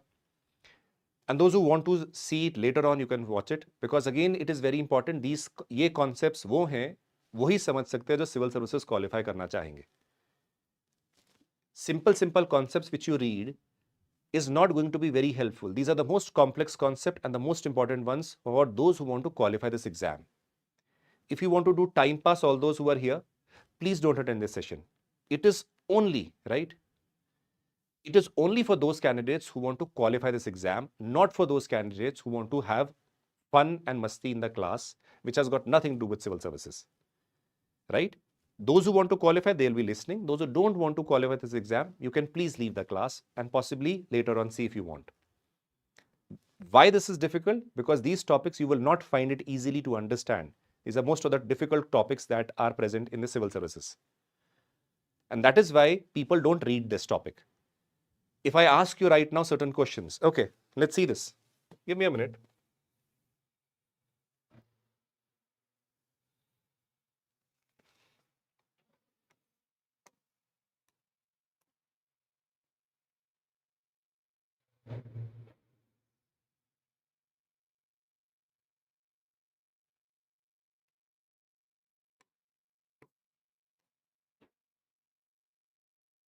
Consider the following coastal landforms: arch, sea cave, tombolo, wave cut platform. Which are the erosional features? This is the type of question that come in the exam, right? This is the type of questions come, and at that time you will be thinking, "Arey, what is tombolo? Arey, what is arch? What is sea cave?" Okay, let me show you some more that have come in the examination. This was also in the examination. Ereit, horn, moraine, ford. This particular question, ford, or you call it jod also, came as a 10 marker in your mains examination. At that time, possibly you will not have maza in the examination when you have to write the answer. This single word came as a 10 marker, right? This simple word came as a 10 marker, right? Or 10 marker may you need to have a diagrammatic representation and you need to have a proper understanding. Can you understand that? So please remember this very well. Whatever questions you are doing right now or understanding, if you are understanding, good, focus in the class, otherwise many can leave. मेरी request है आप लोगों से. This is only for those serious candidates who want to qualify this exam. जिनको qualify करना है, आप मेरे साथ पढ़िए आगे. I'm not worried about the others. साथ रहोगे, qualify करोगे अच्छी तरह से, इसी में से क्वेश्चन आएंगे. नहीं करना है तो आप छोड़ सकते हैं. I could have ended the session with places in news. कर सकता था ना बंद कि हो गया lecture. I am again starting with the session. दोबारा physical geography के लिए जो part बचा था, I could have left it there. Why I am doing? For you people, so that your doubts are cleared, so that you have a command over these topics, so that you are able to learn these topics. For you I am doing, not for myself, right? Okay.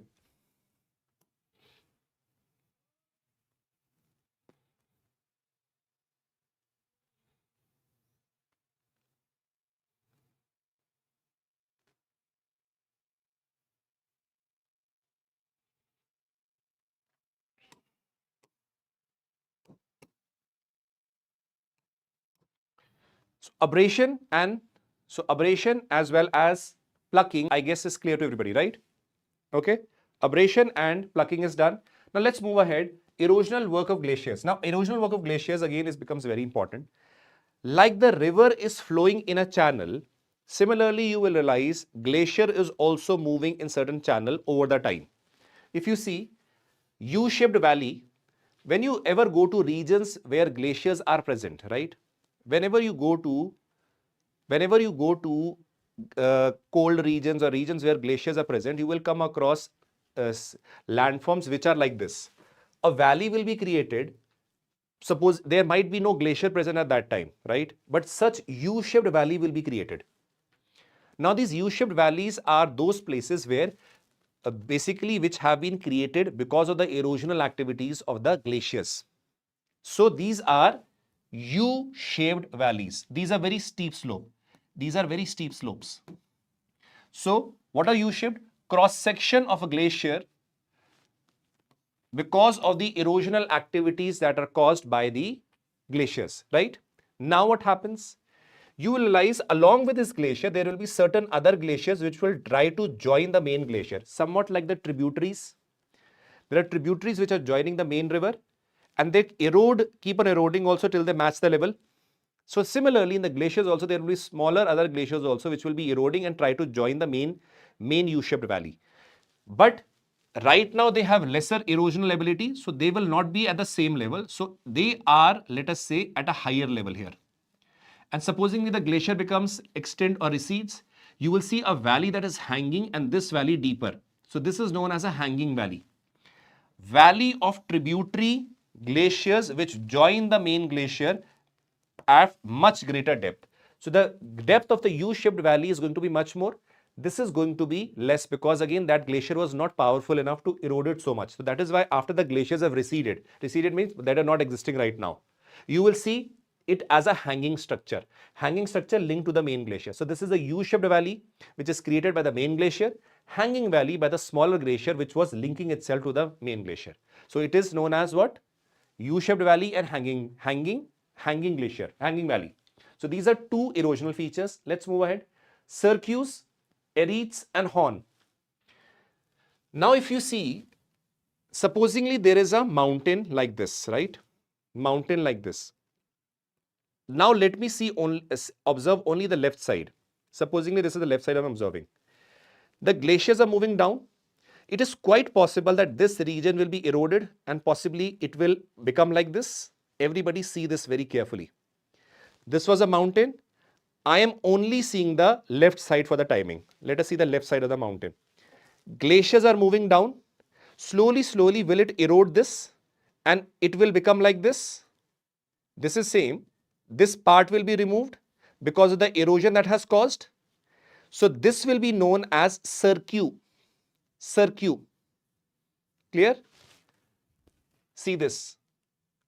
How has this been caused? Because of the erosion, backward erosion of the glacier that is taking place. A broad shaped hollow that is formed of the glacial valley. It is formed by glacial erosion where glacial originates and accumulates. So it will cause the erosion to take place and it will basically remove that. So this is known as what? Cirques. Now next comes Erete. Two cirques cut back from the opposite side of the mountain knife, forming Eretes. Now let us assume this was a peak like this. From both sides the glaciers are moving. Glacier is moving down, glacier is moving down. So both of them are eroding. So a ridge-like structure is formed. This is known as what? Erete. This is known as Erete. Next comes the horn. A pyramidal or triangular faceted peak formed due to the recession or intersection of two or more cirques. Now what happens? Supposingly this was a mountain peak like this. Erosion is taking place. So this horn that is formed now is known as a horn because of the two cirques coming close to each other. This is what? Cirque. This is a horn. Very sharp, narrow also relatively, and this is known as a horn.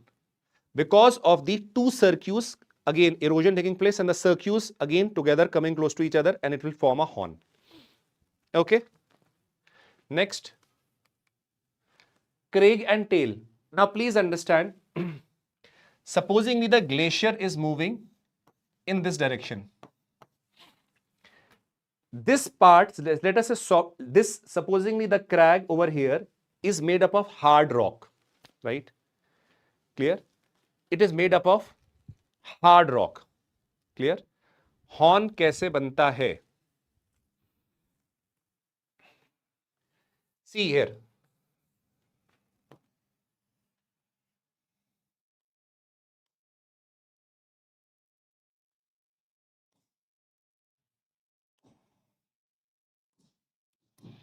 Glaciers are moving down.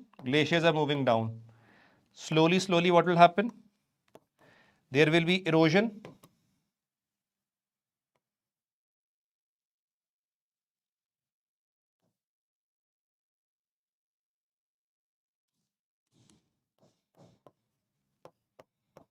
Cirque formation is taking place now. Slowly, what will happen? The erosion will further deepen. It will create, the cirques are further like this. It was going to bend like this. Now see here. Somebody is saying horn, how it is formed. So let's see here.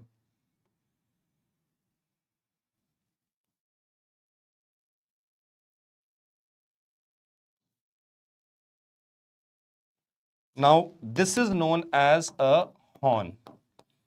This is known as a cirque. Where both glaciers are moving downwards. Right? And because of that, it is leading to the formation of horn. This is the initial mountain where the glacier is moving. This is the process of cirque formation. These are two cirques present over here, and what is the outcome because of the erosion is a horn. I hope it is clear to you now. At least you will be understanding and paying attention. Clear? Okay.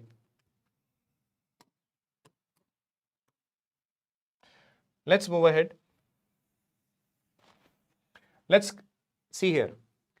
Crag over here, supposing the glacier is moving and it comes across a very hard rock that is known as a crag. See, whatever landform is created over here now, I can give you 4, 4, 5, 5 stages for each creation of landform right now. That is equivalent to the geography optional level also.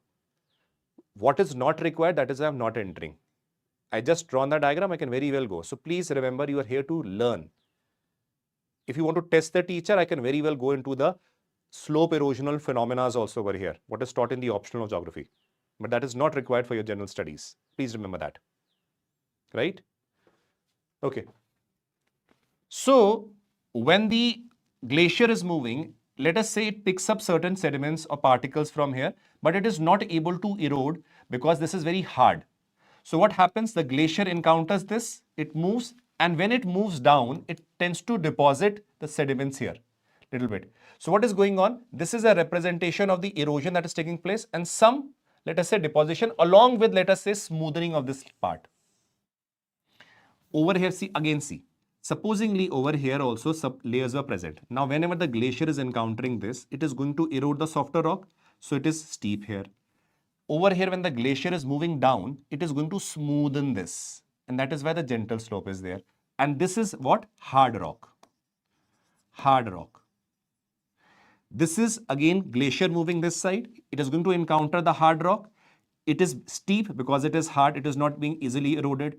While it is moving down, it is going to be gentle because it will make it more soothen or gentle. So this is known as crag and tail. Clear? So प्रारंभ में anthropology आप पढ़ाएंगे. Online anthropology only I teach. Clear? Okay. I only teach optional online, that is anthropology. I head the department, right? Okay, chalo. Now comes ford or forge. This was asked as 10 marker in your examination. Do you remember that this very year? This was asked in your examination this very year as a 10 marker question, right? Now please understand this. What are these? These are glacial troughs which have been occupied by sea. Fords are the arms of the sea which have occupied the U-shaped valleys, common in Norway, Alaska, and New Zealand. What happens is, let us understand that. What happens is, supposing the U-shaped valleys are present and they are present close to the sea, and the sea enters the U-shaped valley. Imagine this very well. I'll give you an example first of all. Let's see. Bache, supposingly there is sea over here and sea enters this U-shaped valley. The sea enters the U-shaped valley. What will it be? It will be known as a ford. Let us see the diagram. See here. This is again handmade. You would see various glaciers. This is what? This is U-shaped valley. These will be hanging valleys of the glaciers that are coming. Yes, glaciers. You know that very well. After some time, the glaciers are going to recede or not be present, right? So you realize that after a long time, only few rivers or melting of snow might create some rivers that are moving down. Supposingly the water enters or the sea water, ocean waters enter this region. So this is known as the ingress of water in the U-shaped valley. And now it is known as a ford. This is a representation of a ford. When a U-shaped valley has an ingress of the sea or ocean water, then it is known as what? Ford. Clear, everybody? Is it clear, everybody? Yes or no? Clear? This was what was asked for 10 marker. Now for here, in order to explain this, how would you have represented in the exam? In order to answer this, you need to explain a little bit about the abrasion and plucking. You need to explain what ford is. You need to explain what is U-shaped valley, how this happened, possibly how the water entered. Water would have entered through two phenomena. First, either there is a rise in the water level first, or there is submergence of the continental landmass. Only in that case the water can enter. Only in that case the water can enter. Then you need to explain those two things also, and then you will say this is how ford is formed. Let's see an example over here. If you want to write this answer also, you had to mention first in the introduction, you could have explained what it basically means, right? Body. You could have basically told the diagrammatic representation and shown it. Little bit one line explanation further. One line further explanation. Define it. One line further explanation. Then you draw that diagram in simple terms also and explain it. Now you could have defined what are the forces behind them. Forces are at two levels. First, when we are talking about the glacial forces, you could have talked about abrasion, you could have talked about plucking. Then if you wanted to talk about how this water has ingress, water ingress or water entry, how it could have taken place, it could have taken place two phenomena. Either there is land submergence,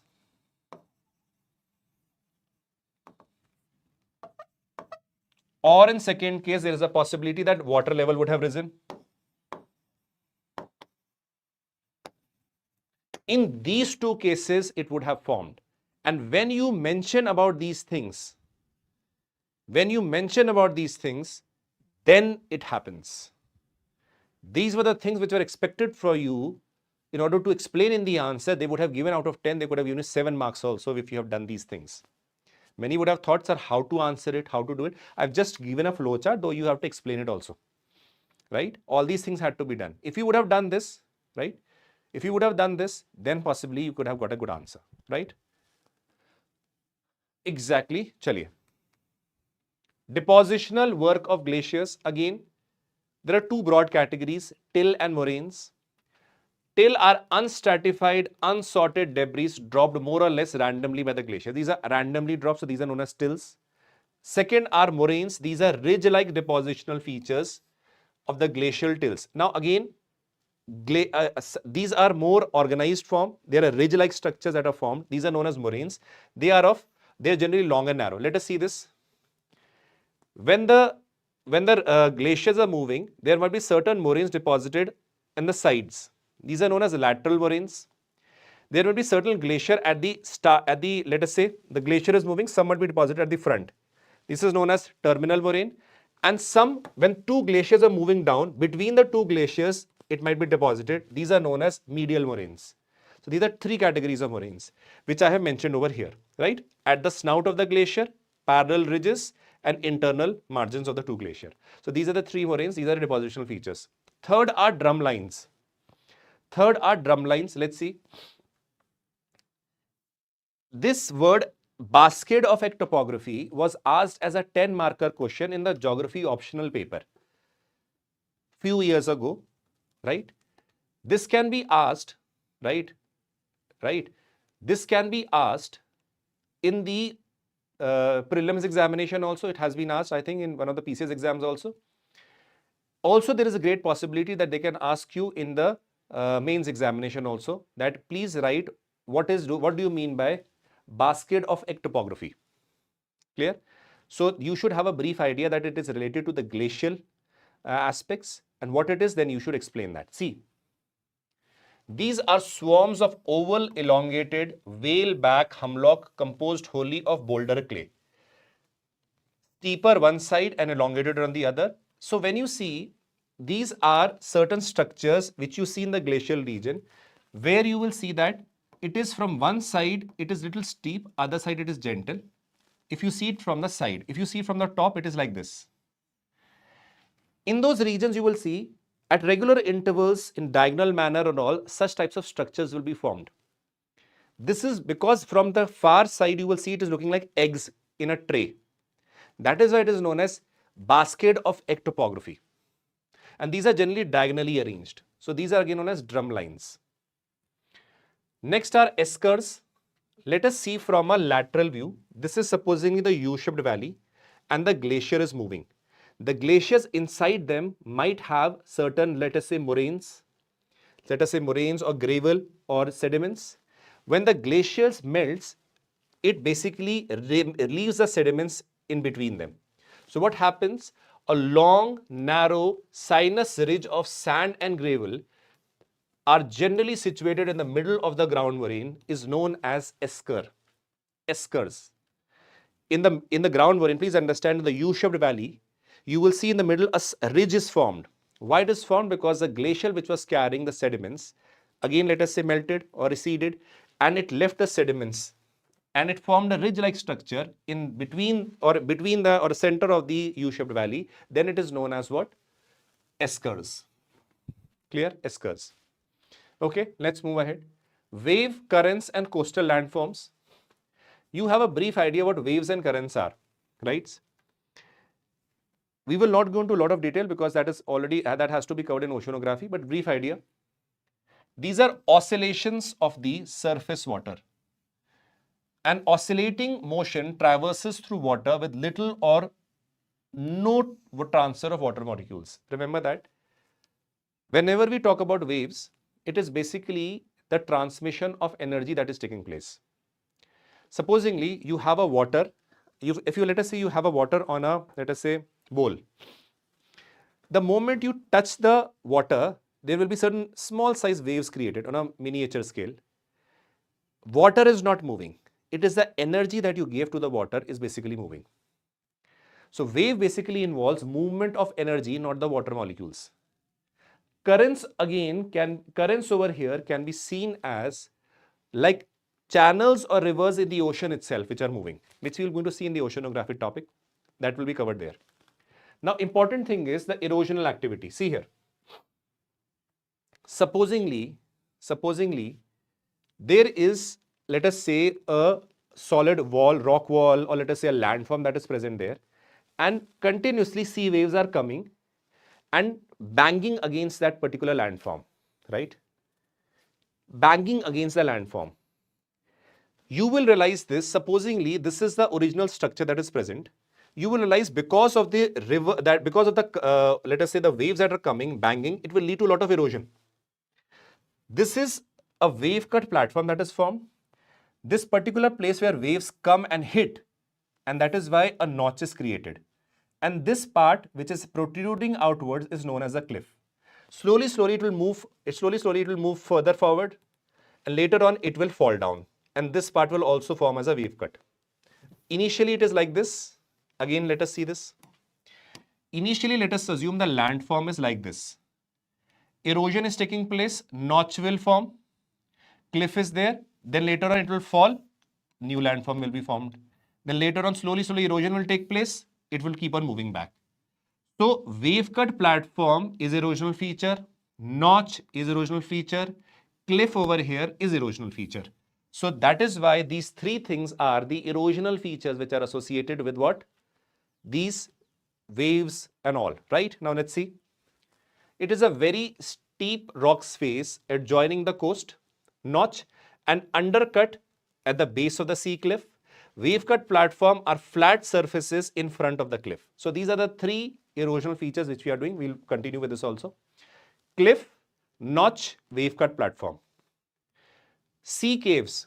Very often do you realize if you go to beach resorts, beach places, some good places, you will realize you will very often see such types of structures. Now see, supposingly, there are waves which are coming. Let us see this first of all. Supposingly this is a coastal region. Waves come and hit here. Waves will be coming from the opposite side. This will lead to erosion and a hollow will be created here. From that side also the wave will be hitting and will create a hollow. Sometimes what happens, the erosion takes place such a manner that it creates a cave. That means water can come from here, water can go from here. So sea caves and arch will be, see this is what sea cave. Arch is when the two hollows join together to each other and it creates a what? An arch. After some time, what happens? If this falls, this will remain like this. So this will become stack. So initially what happened? These were also what? These are also what? Proper landforms. Now, if this supposingly the arch is formed, after some time due to erosion, this particular thing will fall down. So what will remain? This part.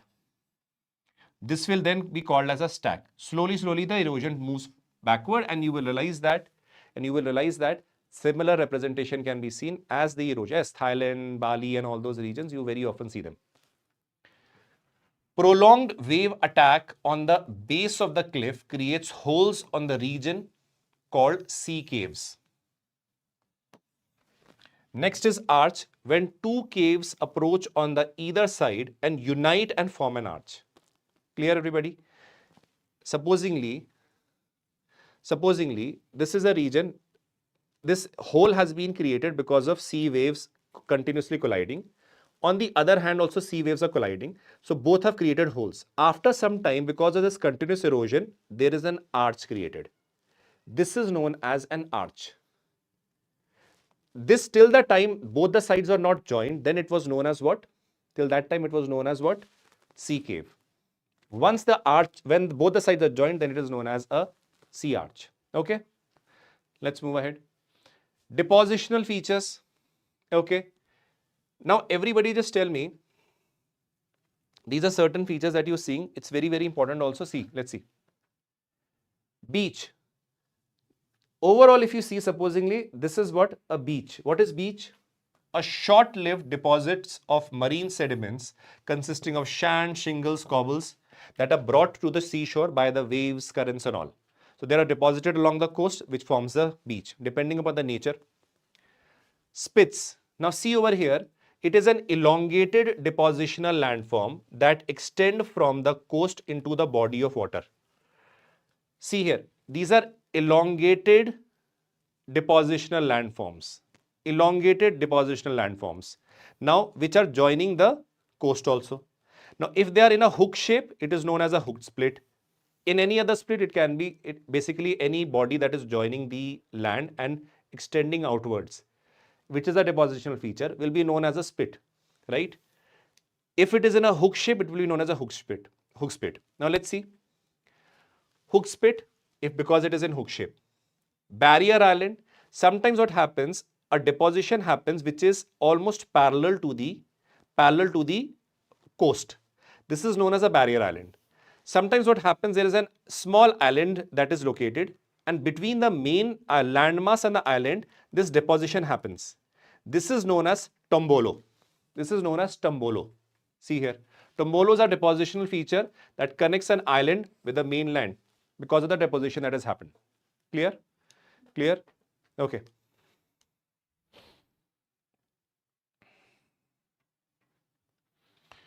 Let's move ahead. Karst topography. Now, karst topography again is something very important which has got to do with the work of ground. This just, what happened? Yes.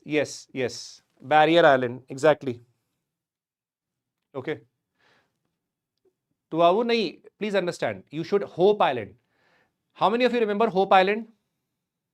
Hope Island in Andhra Pradesh, we had talked about these barrier island and all these stuff. We had talked about them. So that is again a representation of it. Clear? Where right now we had discussed in the places in use. Karst topography, it is a landform produced by chemical weathering or chemical erosion of carbonate rocks, mainly calcium carbonate and magnesium carbonate, by surface and subsurface water.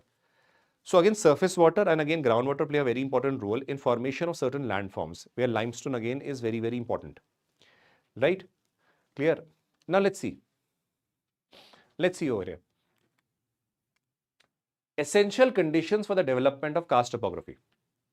Essential conditions for the formation of karst topography. There are certain features which are mentioned, standard features that are mentioned that should be there. This can be asked in your examination as 1, 2, 3, 4. Which among the following features is important for the formation of the karst topography? First, limestone must be massive, thickly bedded and hard and joined. Obviously, these the karst topography have an intrinsic relationship with the limestone. Obviously, when the water or chemical reactions take place, over there you will realize such types of landform are formed. When they are massive in size, again, there is possibility of such landforms being formed. If it is in very small size, then it was not appreciable. Position of limestone should be above the ground surface. If it is the ground surface, then possibly what happens? Again, it will below the water level. Automatically, dissolution processes will take place. So, such landforms are not easily formed. Limestone should be widely distributed and both aerial and vertical. That means large size. Carbonate rocks should be present very close to the ground surface so that the rainwater may quickly infiltrate. Again, limestone should be highly folded, fractured so that water can enter through that fold and create a lot of landforms. They should be enough rain. Because there is enough rain, there is supply of water that is present, and only then you will see better landforms being presented. Now let us see this.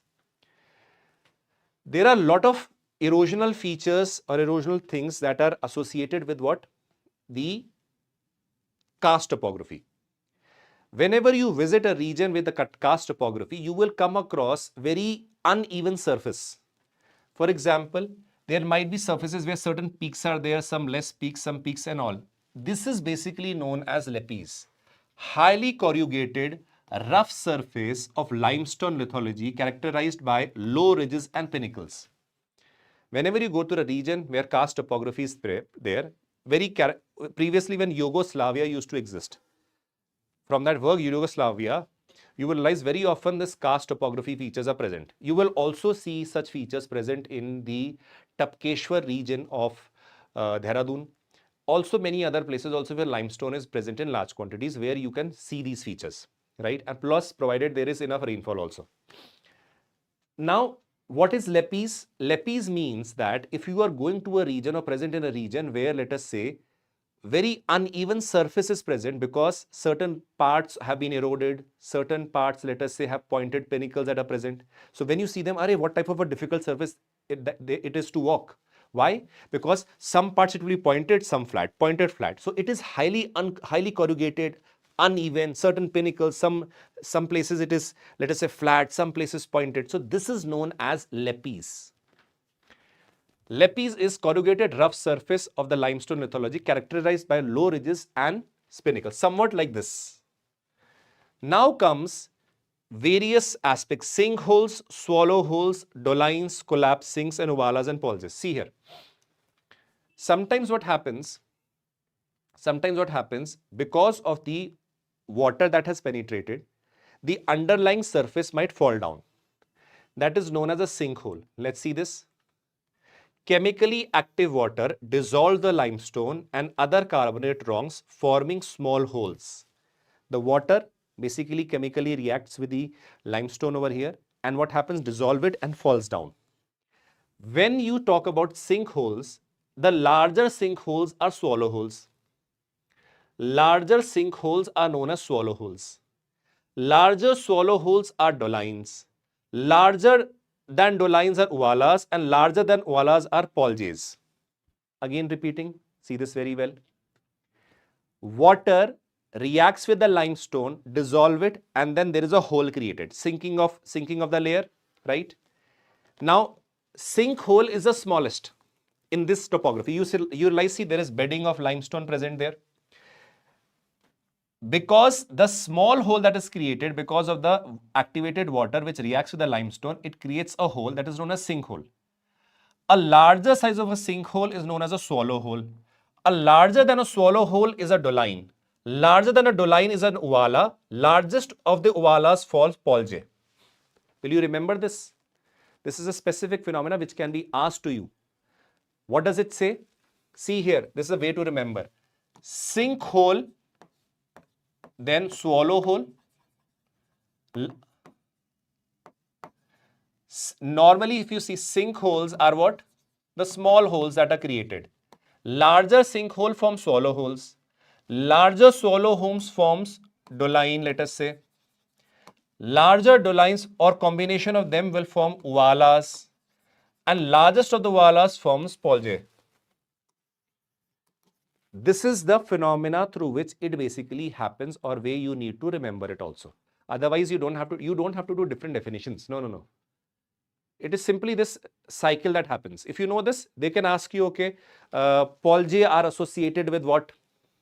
First, glacial topography, karst topography, erosional work of river, or let us say waves, somewhat like that. So you need to know these terms which I'm using are very, very important for your examination. Many will say that, sir, they might be mentioned in NCERT, not mentioned in NCERT. That doesn't matter. These are very important. They can ask you. And if you're doing this, this is more than sufficient. Okay, let's move ahead. Now comes caves. Now see very well. What often happens is, because you know that over here water is going to enter through the beds of the limestone. So by default, there will be a lot of cave-like structures will also be created. Now let's see. Caves. These are the voids of large dimension below the ground surface. If you move, there will be certain entrances, and this is what is a cave. How the cave is created? Because of the erosional activity of the water, because of the reaction with the limestone. Interesting thing, this part is known as the cave. But there is one more term which you need to know. That term is ponors, vertical pipe passage connecting the cave. From the surface, these are pipes, which connect to the cave is known as ponors, P-O-N-O-R-E-S, ponors. Ponors are the pipes which basically connect the surface to the cave. So these are known as ponors. Clear, everybody? Okay. Now let us see the depositional work. Everybody done with the erosional work, right?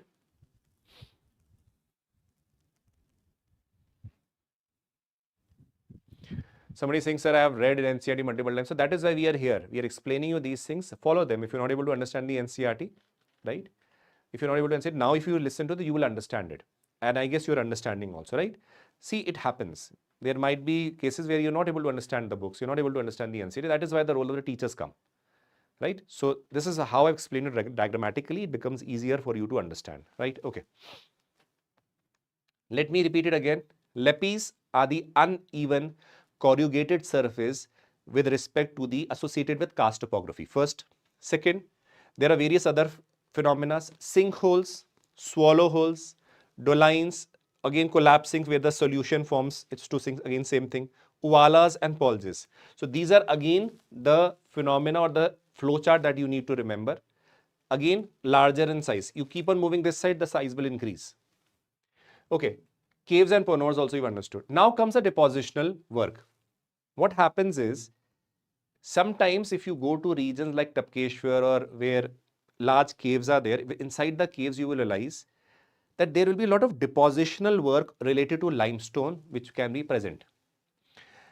If sometimes you go in United States, you realize there's a state known as Missouri, not Missouri which you go. Missouri is a state. Over there, there's a city known as St. Louis. St. Louis is known for one of the best of these depositional work of the limestone, the depositional work of limestone by the karst topography. Beautiful caves are present there, and they have been made open for, let us say, the tourist. Tourists go there, observe them, what beautifully those caves have been formed. So what happens is, inside them, this is a huge cave, right? Inside the caves, the water is again falling on the surface. Certain, let us say, erosional activities will be taking place. But when water is moving down, along with the limestone also, it will be depositing.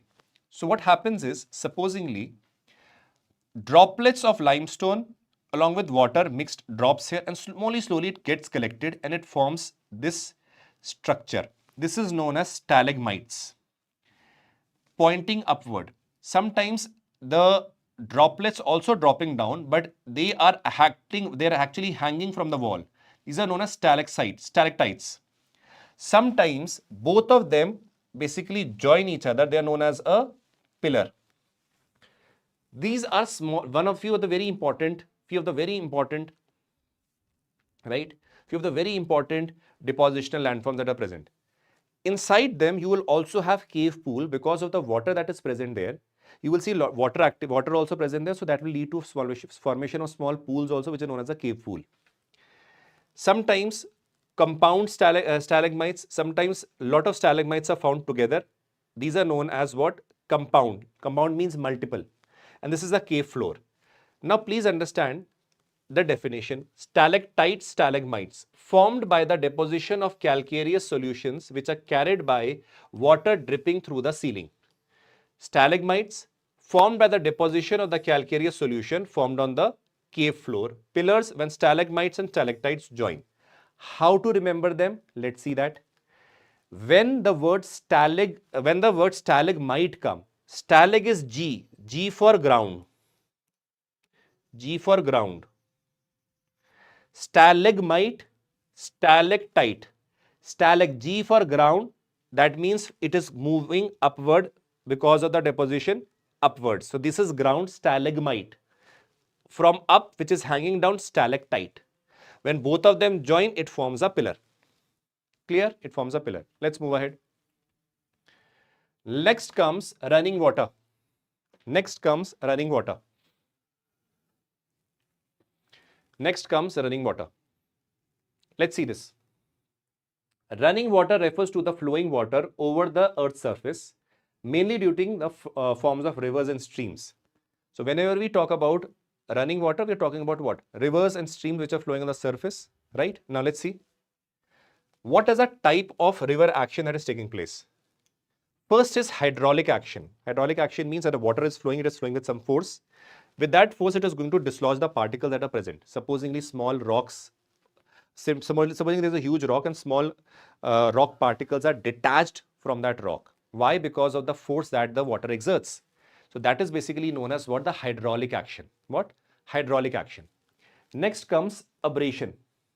Abrasion means rock fragments scrap the beds and the banks. You would yourself see that when the water is moving, right? What happened?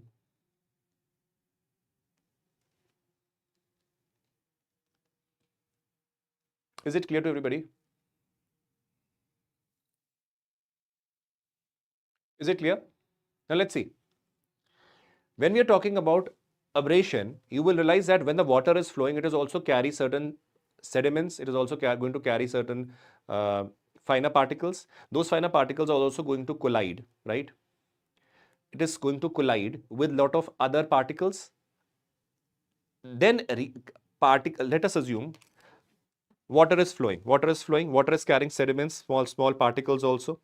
Those particles will again be, let us say, there's a rock. It is going to, let us say, dash against those rocks. Those particles which are present in the river will also help in the erosion of this particular rock.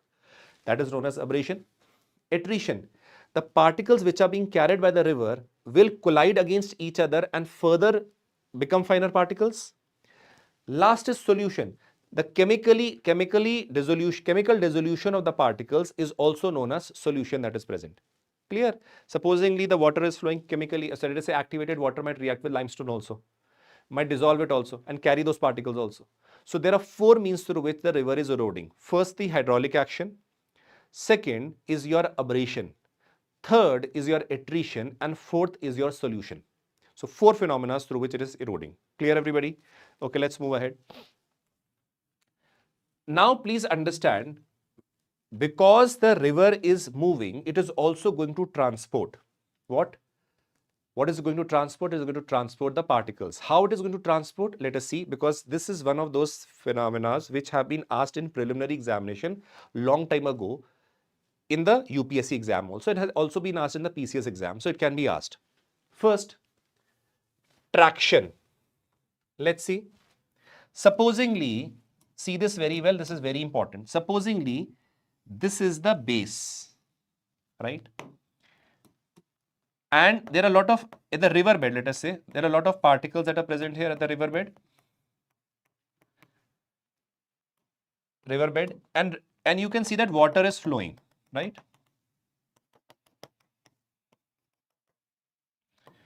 I am showing you from the side view, This is the surface layer of water. This is what? This is the surface layer of water, right? Of river. This is what? The river bed. Now, if you see over here, the water is flowing in this direction. I'm showing you the side view. There are a lot of particles that are lying on the base of the riverbed.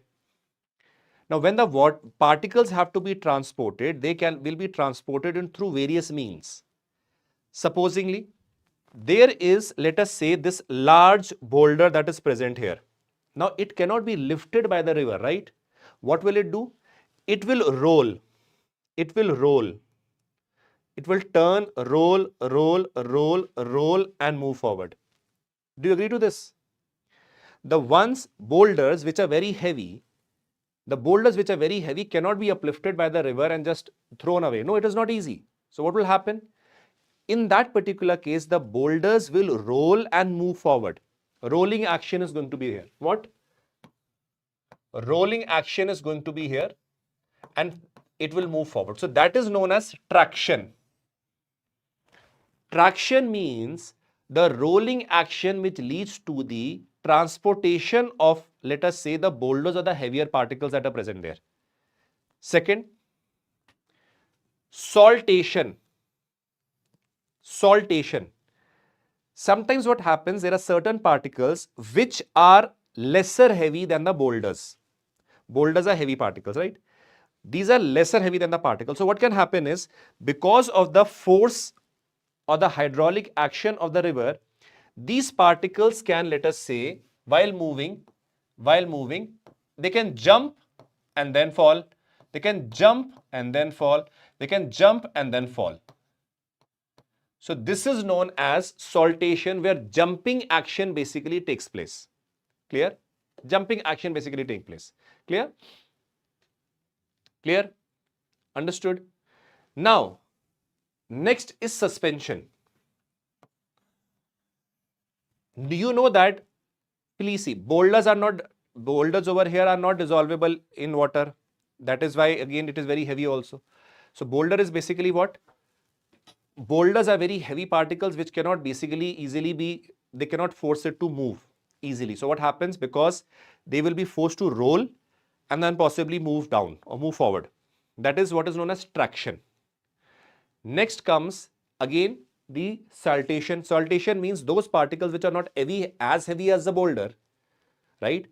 So they can be uplifted because of the force, but again they have to fall because they are not light also. They are not very heavy, or they are not very light also. They are less lighter than the boulder, but they are not very light. So what happens, if the particle is uplifted, they will again fall, then again fall, then again rise and again fall. This is known as saltation, that is jumping movement of pebbles. Now, bigger particles are known as boulders, relatively smaller are known as pebbles, which we'll see later on. Suspension. Now, these are those particles which are very light, very light. So they can be what? Suspended on the surface of the water. Suspended on the surface of the water, and they can still move down or transported. So that is known as suspension. Now there are certain particles or those minerals which can be dissolved in water. So that will be in the form of solution because they're dissolved and they're moving down. And then later on they will be deposited. So that is known as solution. So the transportation is taking place through 4 processes. One is traction, second is saltation, third is suspension, fourth is solution. Is it clear to everybody? Is it clear to everybody? These 4 phenomena again are not defined in your NCERT also. You should have a brief idea about it. Clear?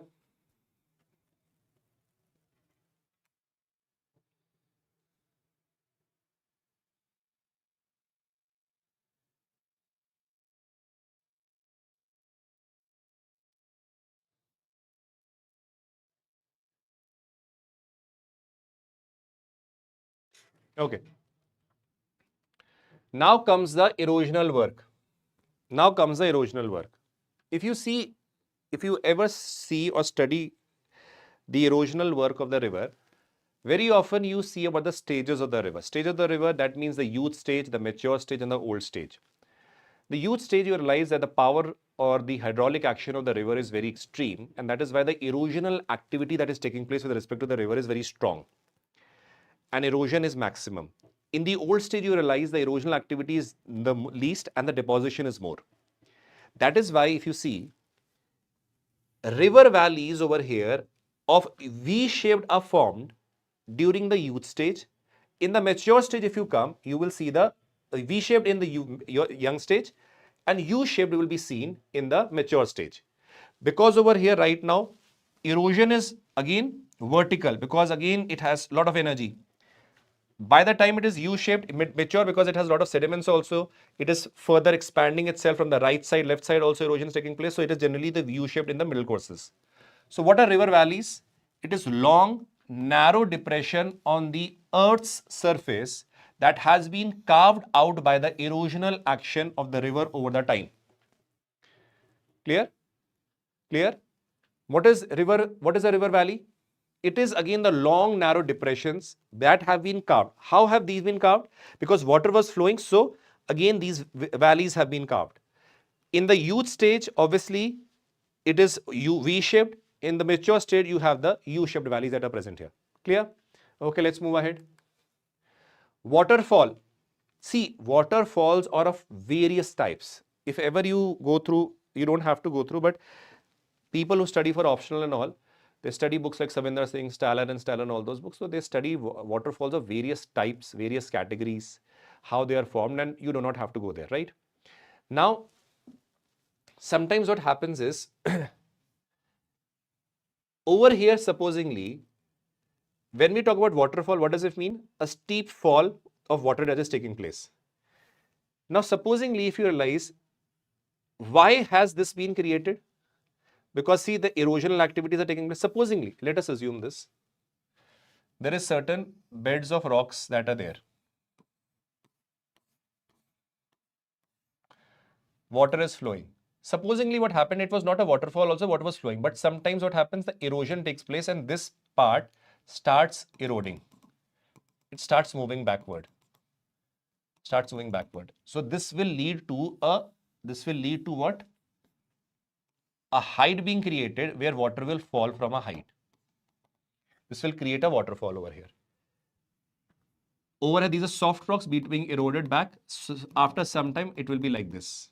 This will fall, it will be like this. So it is basically the erosional activity of the river also that might lead to the creation of what? Waterfall. First. Second, plunge pools. At the base of the waterfall, a depression is formed. Why? Because water is falling from a great height. It creates a lot of pressure over here, force that is there. It might lead to further erosion over here. So that leads to a pool being created that is known as a plunge pool. Plunge pool.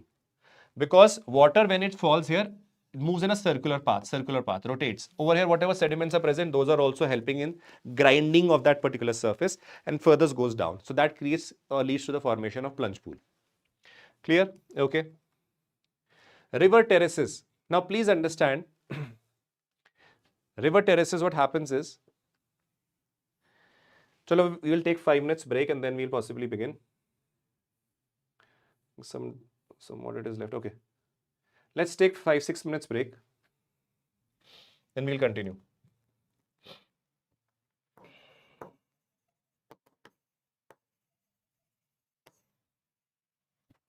Let's take 5 minutes break. Okay.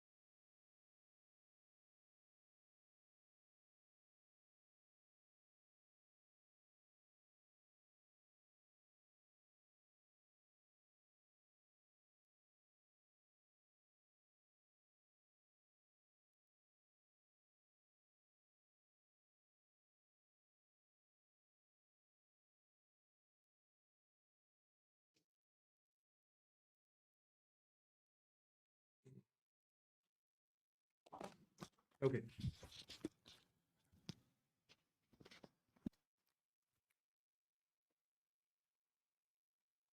Let's continue.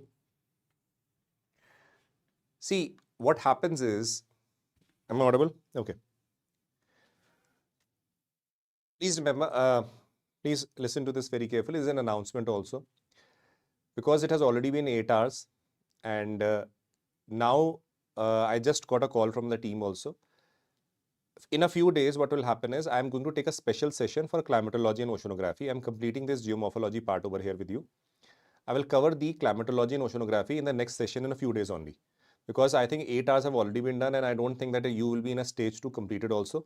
I will be completing it, but then again, you are not in the fresh, possibly not in the fresh stage to complete it. So what we will do in few days only, we will be having a fresh session for climatology and oceanography. I'll label that.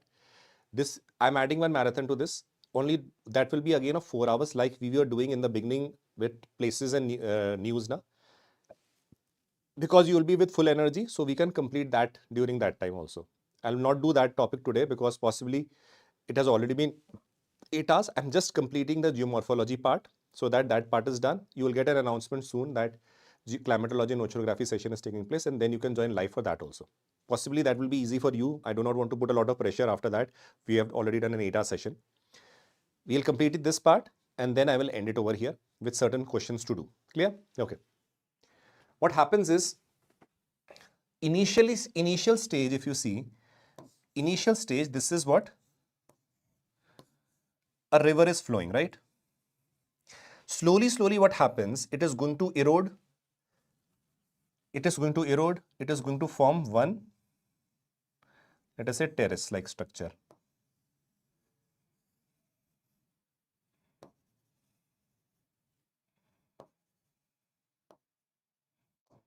And river will flow here.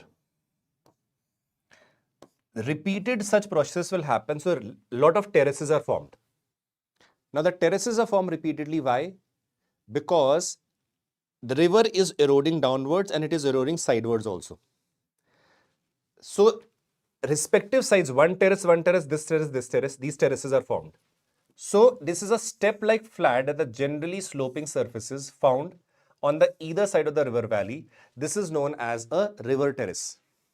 Important thing that happens is, right? Important thing that happens is to what extent the river will erode, right? What river will erode? See, there's a concept of base level. Base level means there are two base levels majorly. First is the ultimate base level, that is the sea level. Because the rivers join the sea, that is the ultimate base level. Now the local base level of the groundwater. When you see the rivers are eroding, till what limit or what extent is it going to erode? Till the time there is the groundwater or till they reach the groundwater level, the rivers will erode. The rivers will erode. Now see over here. Supposingly, I am saying that the river is moving down, right? This is currently, let us assume the river bed level, right? This is currently the river bed level. Now you will say, sir, will the river erode further? I said, yes, it will erode. You will say, sir, why will it erode? I will say because it has not reached the base level. So I am saying that it is going to erode further. This is the new level. More erosion is taking place. Why? Because I say this is the, let us say, the groundwater level. It will erode till the time it reaches this level. This is known as a base level. Ultimate base level is what? Ultimate base level is what? The sea level. This is one of the reasons when we ask you till what level the rivers are going to erode. It is going to erode till the time it reaches a base level. So over here when it is eroding, it is continuing this process because it has the energy also, plus it has not reached its base level. That is why it is eroding or keep on eroding. Because of that, the river terraces are formed. Clear? Okay. Incised meanders. Now what happens is sometimes this was asked in UPSC also. Sometimes what happens, the place where the river is flowing is of a different nature. Let us see how. Meandering a river bed has been deeply cut or entrenched into the bedrock or the valley floor.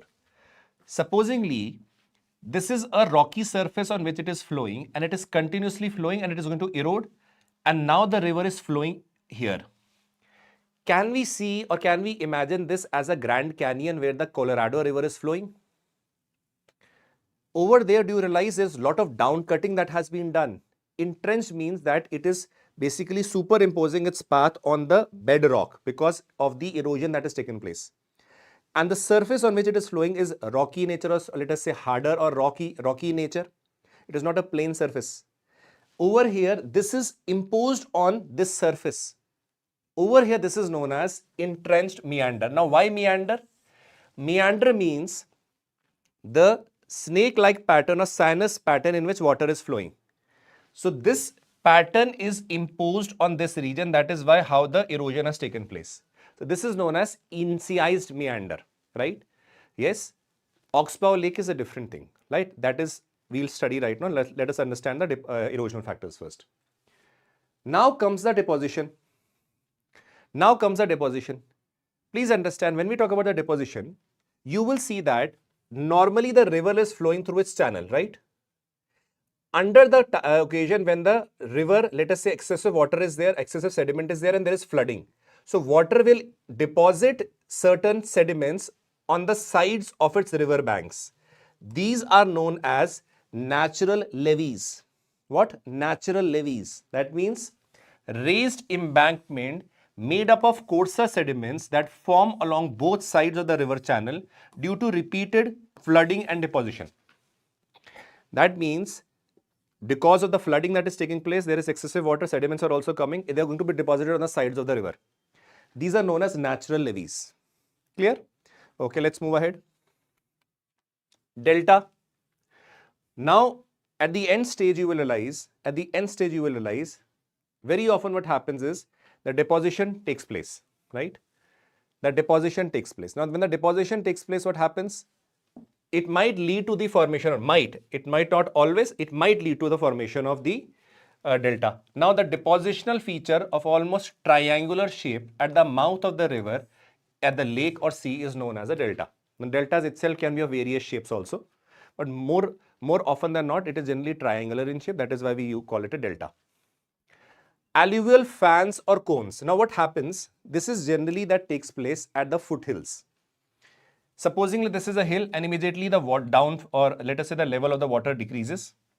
The accumulation of material at the base of the foothill due to drop in the channel gradient. Let us say immediately there is let us say fall in the slope. What will happen? The energy has gone. So there will be immediate deposition. So these deposition at the foothills are of two types. One is alluvial fan and other is alluvial cone. Alluvial fans are those which are gentler in slope. This deposition that has taken place,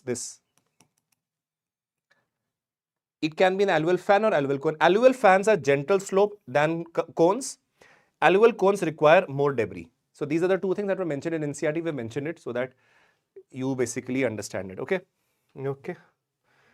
Done.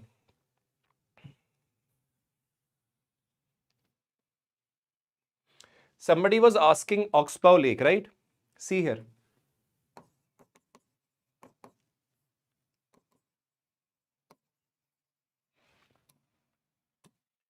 Supposingly the river is flowing, right? You realize that this sinus movement is known as meandering. This meandering can increase to a great degree also.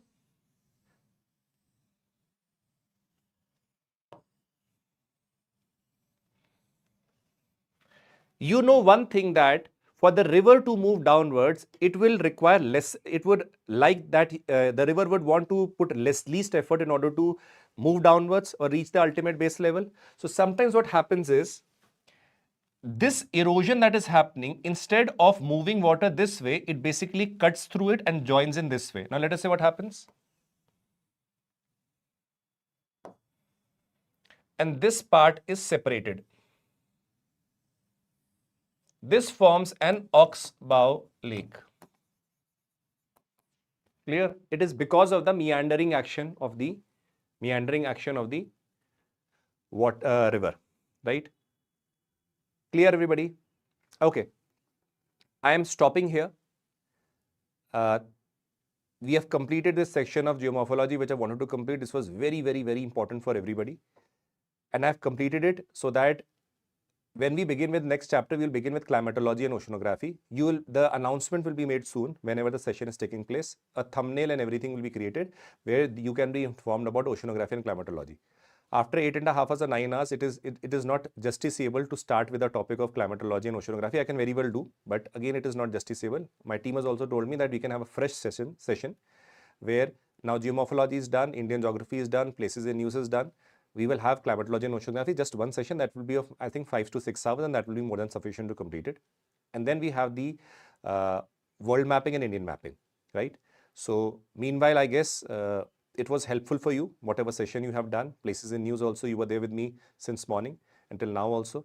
Make the best use of this session, and your notes will be available to you very soon, within few hours only. You can download them, and along with it, please make sure that you make the best use of the content. Merely listening to the lecture does not mean that you become or qualify civil services. Important is that you repeatedly revise it, right? And you should be fully assured that your climatology and oceanography will also be done with the best of the level and best of the understanding, with each and every concept explained to you in a very lucid, easy, and a very systematic manner, so that you have no problem in your understanding, right? Till now, if we have done so much stuff, so many things which you have understood, so the similar phenomena will continue further also. I am always there with you along with my team, so you don't need to worry about it at all, right? And we will cover that topics. Okay, question answers when? Okay, if you certain question and answers. See,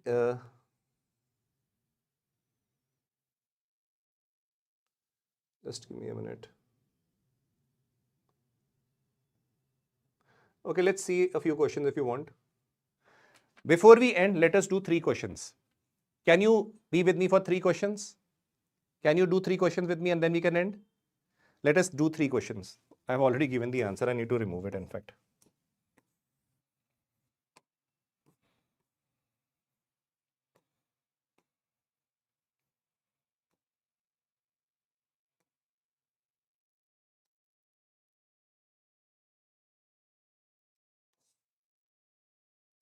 Okay, let us do 3 questions and then we'll end. Give me the answer to this. Give this answer.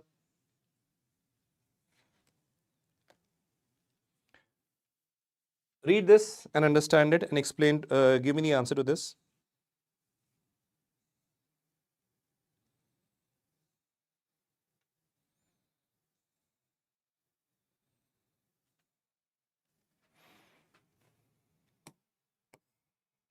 What is going to be the answer to this particular question? Quickly, 3-4 questions and then we are done.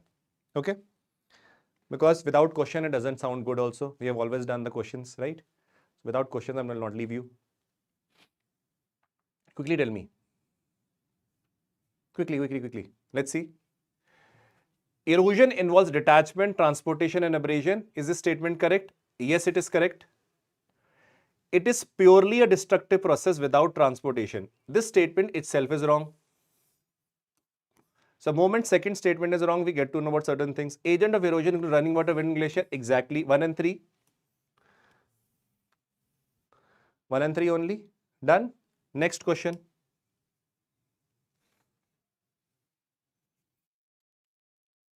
Do this question now. Now just tell me, because you have understood the landforms, you should be able to answer it. Answer this quickly.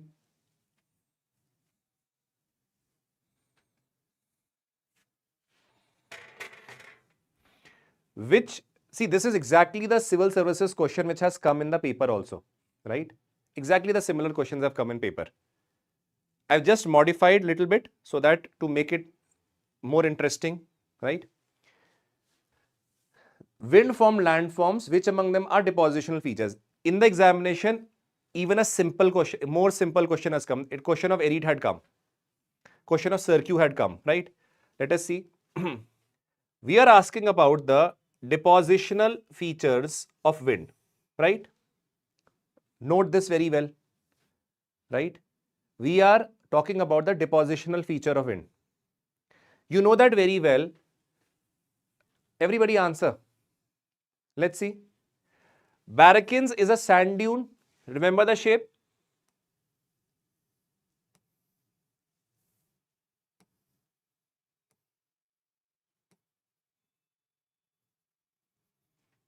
Seaf dune is, which is in fact incomplete Barrakin. Lewis is also what? Also what? Erosional or depositional? Tell me.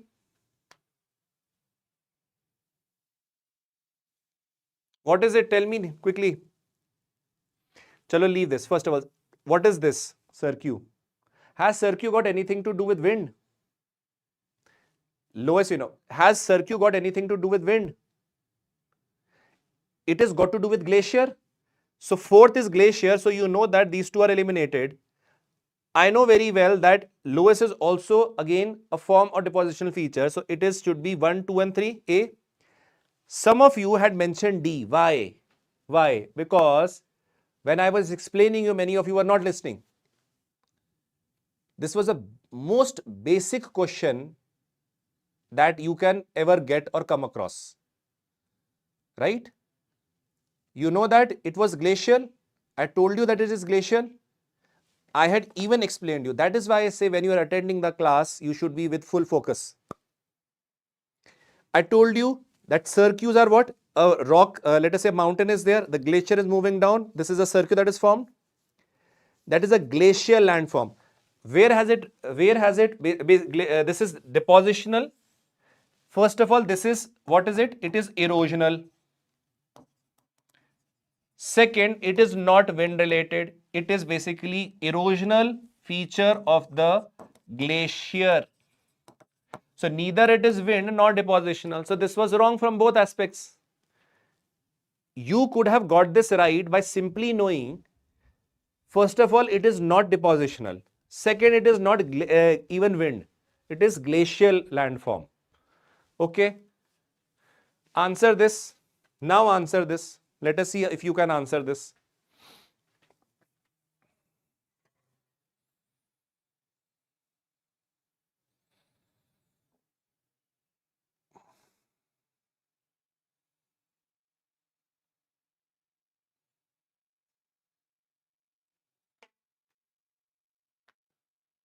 Read the question carefully, what the question is demanding and asking.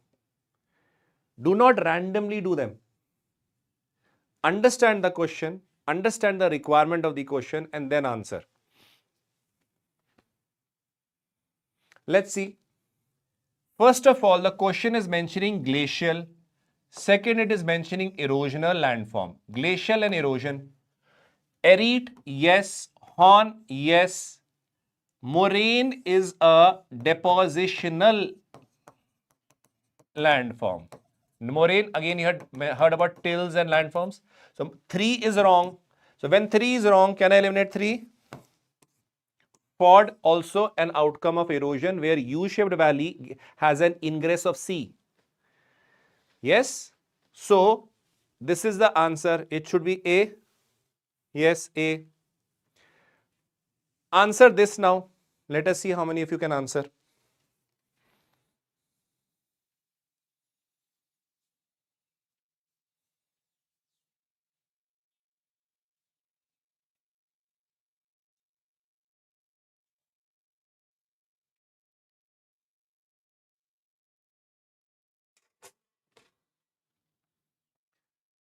Read the question carefully. Read the question carefully. Consider the following coastal landforms. Right? What is the answer to this? See, I could have very well done the climatology part also today. I'm not doing why? Because most of you are not in your senses now. Right? That is the reason. If many of you have got tired, that is why. Now see, sea caves, you remember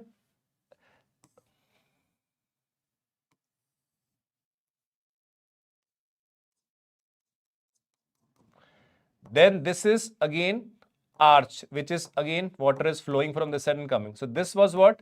Sea cave. This was arch. So this is correct. You know that very well that I had shown you a diagram where I showed you cliff, notch, wave cut platform.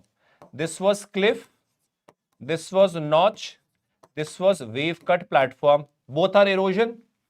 Tombolo, what did I say? In a region, let us say that there is an island here, and this island is connected with the mainland through certain deposition that have happened. This is known as Tombolo. So Tombolo is not a erosional feature, it is a depositional landform. So the answer is 1, 2 and 4. A. This is how you need to have a command over the subject. That is why I say listen to the class whenever a single thing I am explaining. Clear?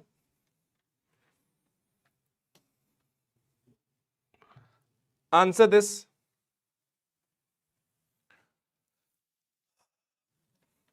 You have just now done this, so you should be able to answer it.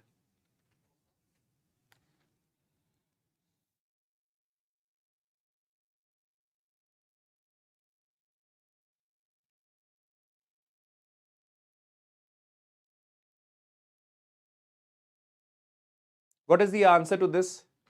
Natural levee, delta, alluvial fan, river terrace. This is the last question. Give me the ABCD. Do not give me 1, 2, 3, 4 and all. Give me ABCD.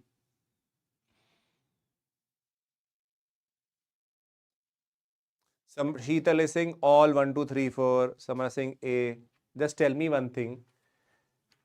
River terrace, this all. First of all, it is talking about river and depositional feature. Natural levee is deposition on the banks of the river. क्या बताया था? This is the river flowing. It is deposits on the sides. These are known as natural levees. Deposition. Delta. At the end of the river course, there are deposits done in a triangular shape roughly. Depositional. Alluvial fan. You know that very well. Let us say there is sudden fall in the gradient. In that case, there will be alluvial fans and cones created. River terrace are erosional features, not depositional features.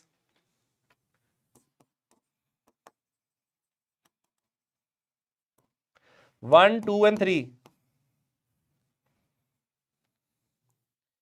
This is what I am trying to tell you. Did you realize this? Out of the questions which are framed, these are UPSC questions which came from these topics. Every year, 1 or 2 questions come from this. Right? At least 2 questions come, and they are much more easier than what I have put here. I have framed the questions a little difficult, but they were very easy. What they will ask you, Erite is associated with which let us say, agent of erosion. Horn is associated with which agent of erosion. Let us say they can ask you incel bugs are associated with which erosional or depositional feature, whatever. The PDF which you are getting, if you read it 3-4 times, your whole geography will be done in a very categorical and a very systematic manner. You download the PDF. Want to get it printed, get it printed. If you want to again see the lecture and you have the PDF in your hand, I am telling you nothing will come after beyond this. Why I am telling? Because see, every single topic you ask me, I can go into the theories of each and every landform that is there, Davis, Planck and all those theories also I can go. That is not required. Clearly, do the basics and understand them, and that is more than sufficient. Clear? Clear? Please understand, confusion is resolved through multiple revisions. If you imagine that you read it once and you think everything will be clear, that is not possible. I have read this close to 60, 70, 80 times. Possibly then everything is ingrained in my head. If you think you read it twice and you will get it, that will not happen. You're preparing for civil services where clarity of thought and remembering both of them equally are important. Clear, everybody? Clear? Okay.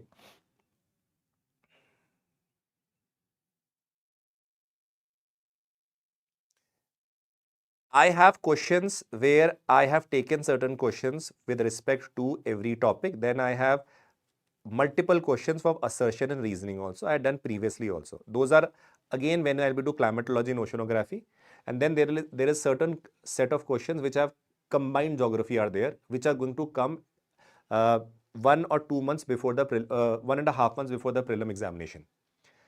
I have interacted with the team. I will come with close to 1000 questions, 500 to 1000 questions, where match the following, assertion, reason, difficulty questions, everything from first page of the NCERT standard book to the last page. I'll cover everything. If that is clear over there, if you've solved them, most of the topics will be clear. But before that, you need to revise all the concepts. I had promised you earlier also, I will be coming with such large marathon 1.5 months before the prelims. Why these questions are? These are questions have been asked in examination. This is important for you to realize what you have to read and understand. Once you have done this, at the last, I will bring a marathon 1.5 months before the prelims, where only questions marathon will be there. Right? Only questions marathon.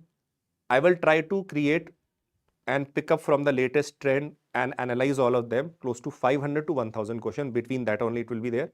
And it will be a 6-7 hours marathon only of questions. And I will have a polling also. When you put the comment, the answer, it will come over there. This we can do. Clear? So, thank you so much for being so patient and listening to me. Hopefully, it has helped you from various ways, various aspects. If it has helped, do let me know in the comment section that how you felt. If you enjoyed, good. If you did not, if you want some improvement, you can definitely mention that also in the comment section. And we will be coming with a lot of good initiatives for your preparation in this pure English medium. And obviously, with the best of our efforts, we are there to help you. Make sure that you also make the best use of it. This is, and at last, I was always say, thank you for being so patient. Thank you so much for being for participating in this marathon. We are nothing because we are there or everything. We are everything because of you people only, right? So lots of love from my side, and I always say at the end, as you always say, Jai Hind.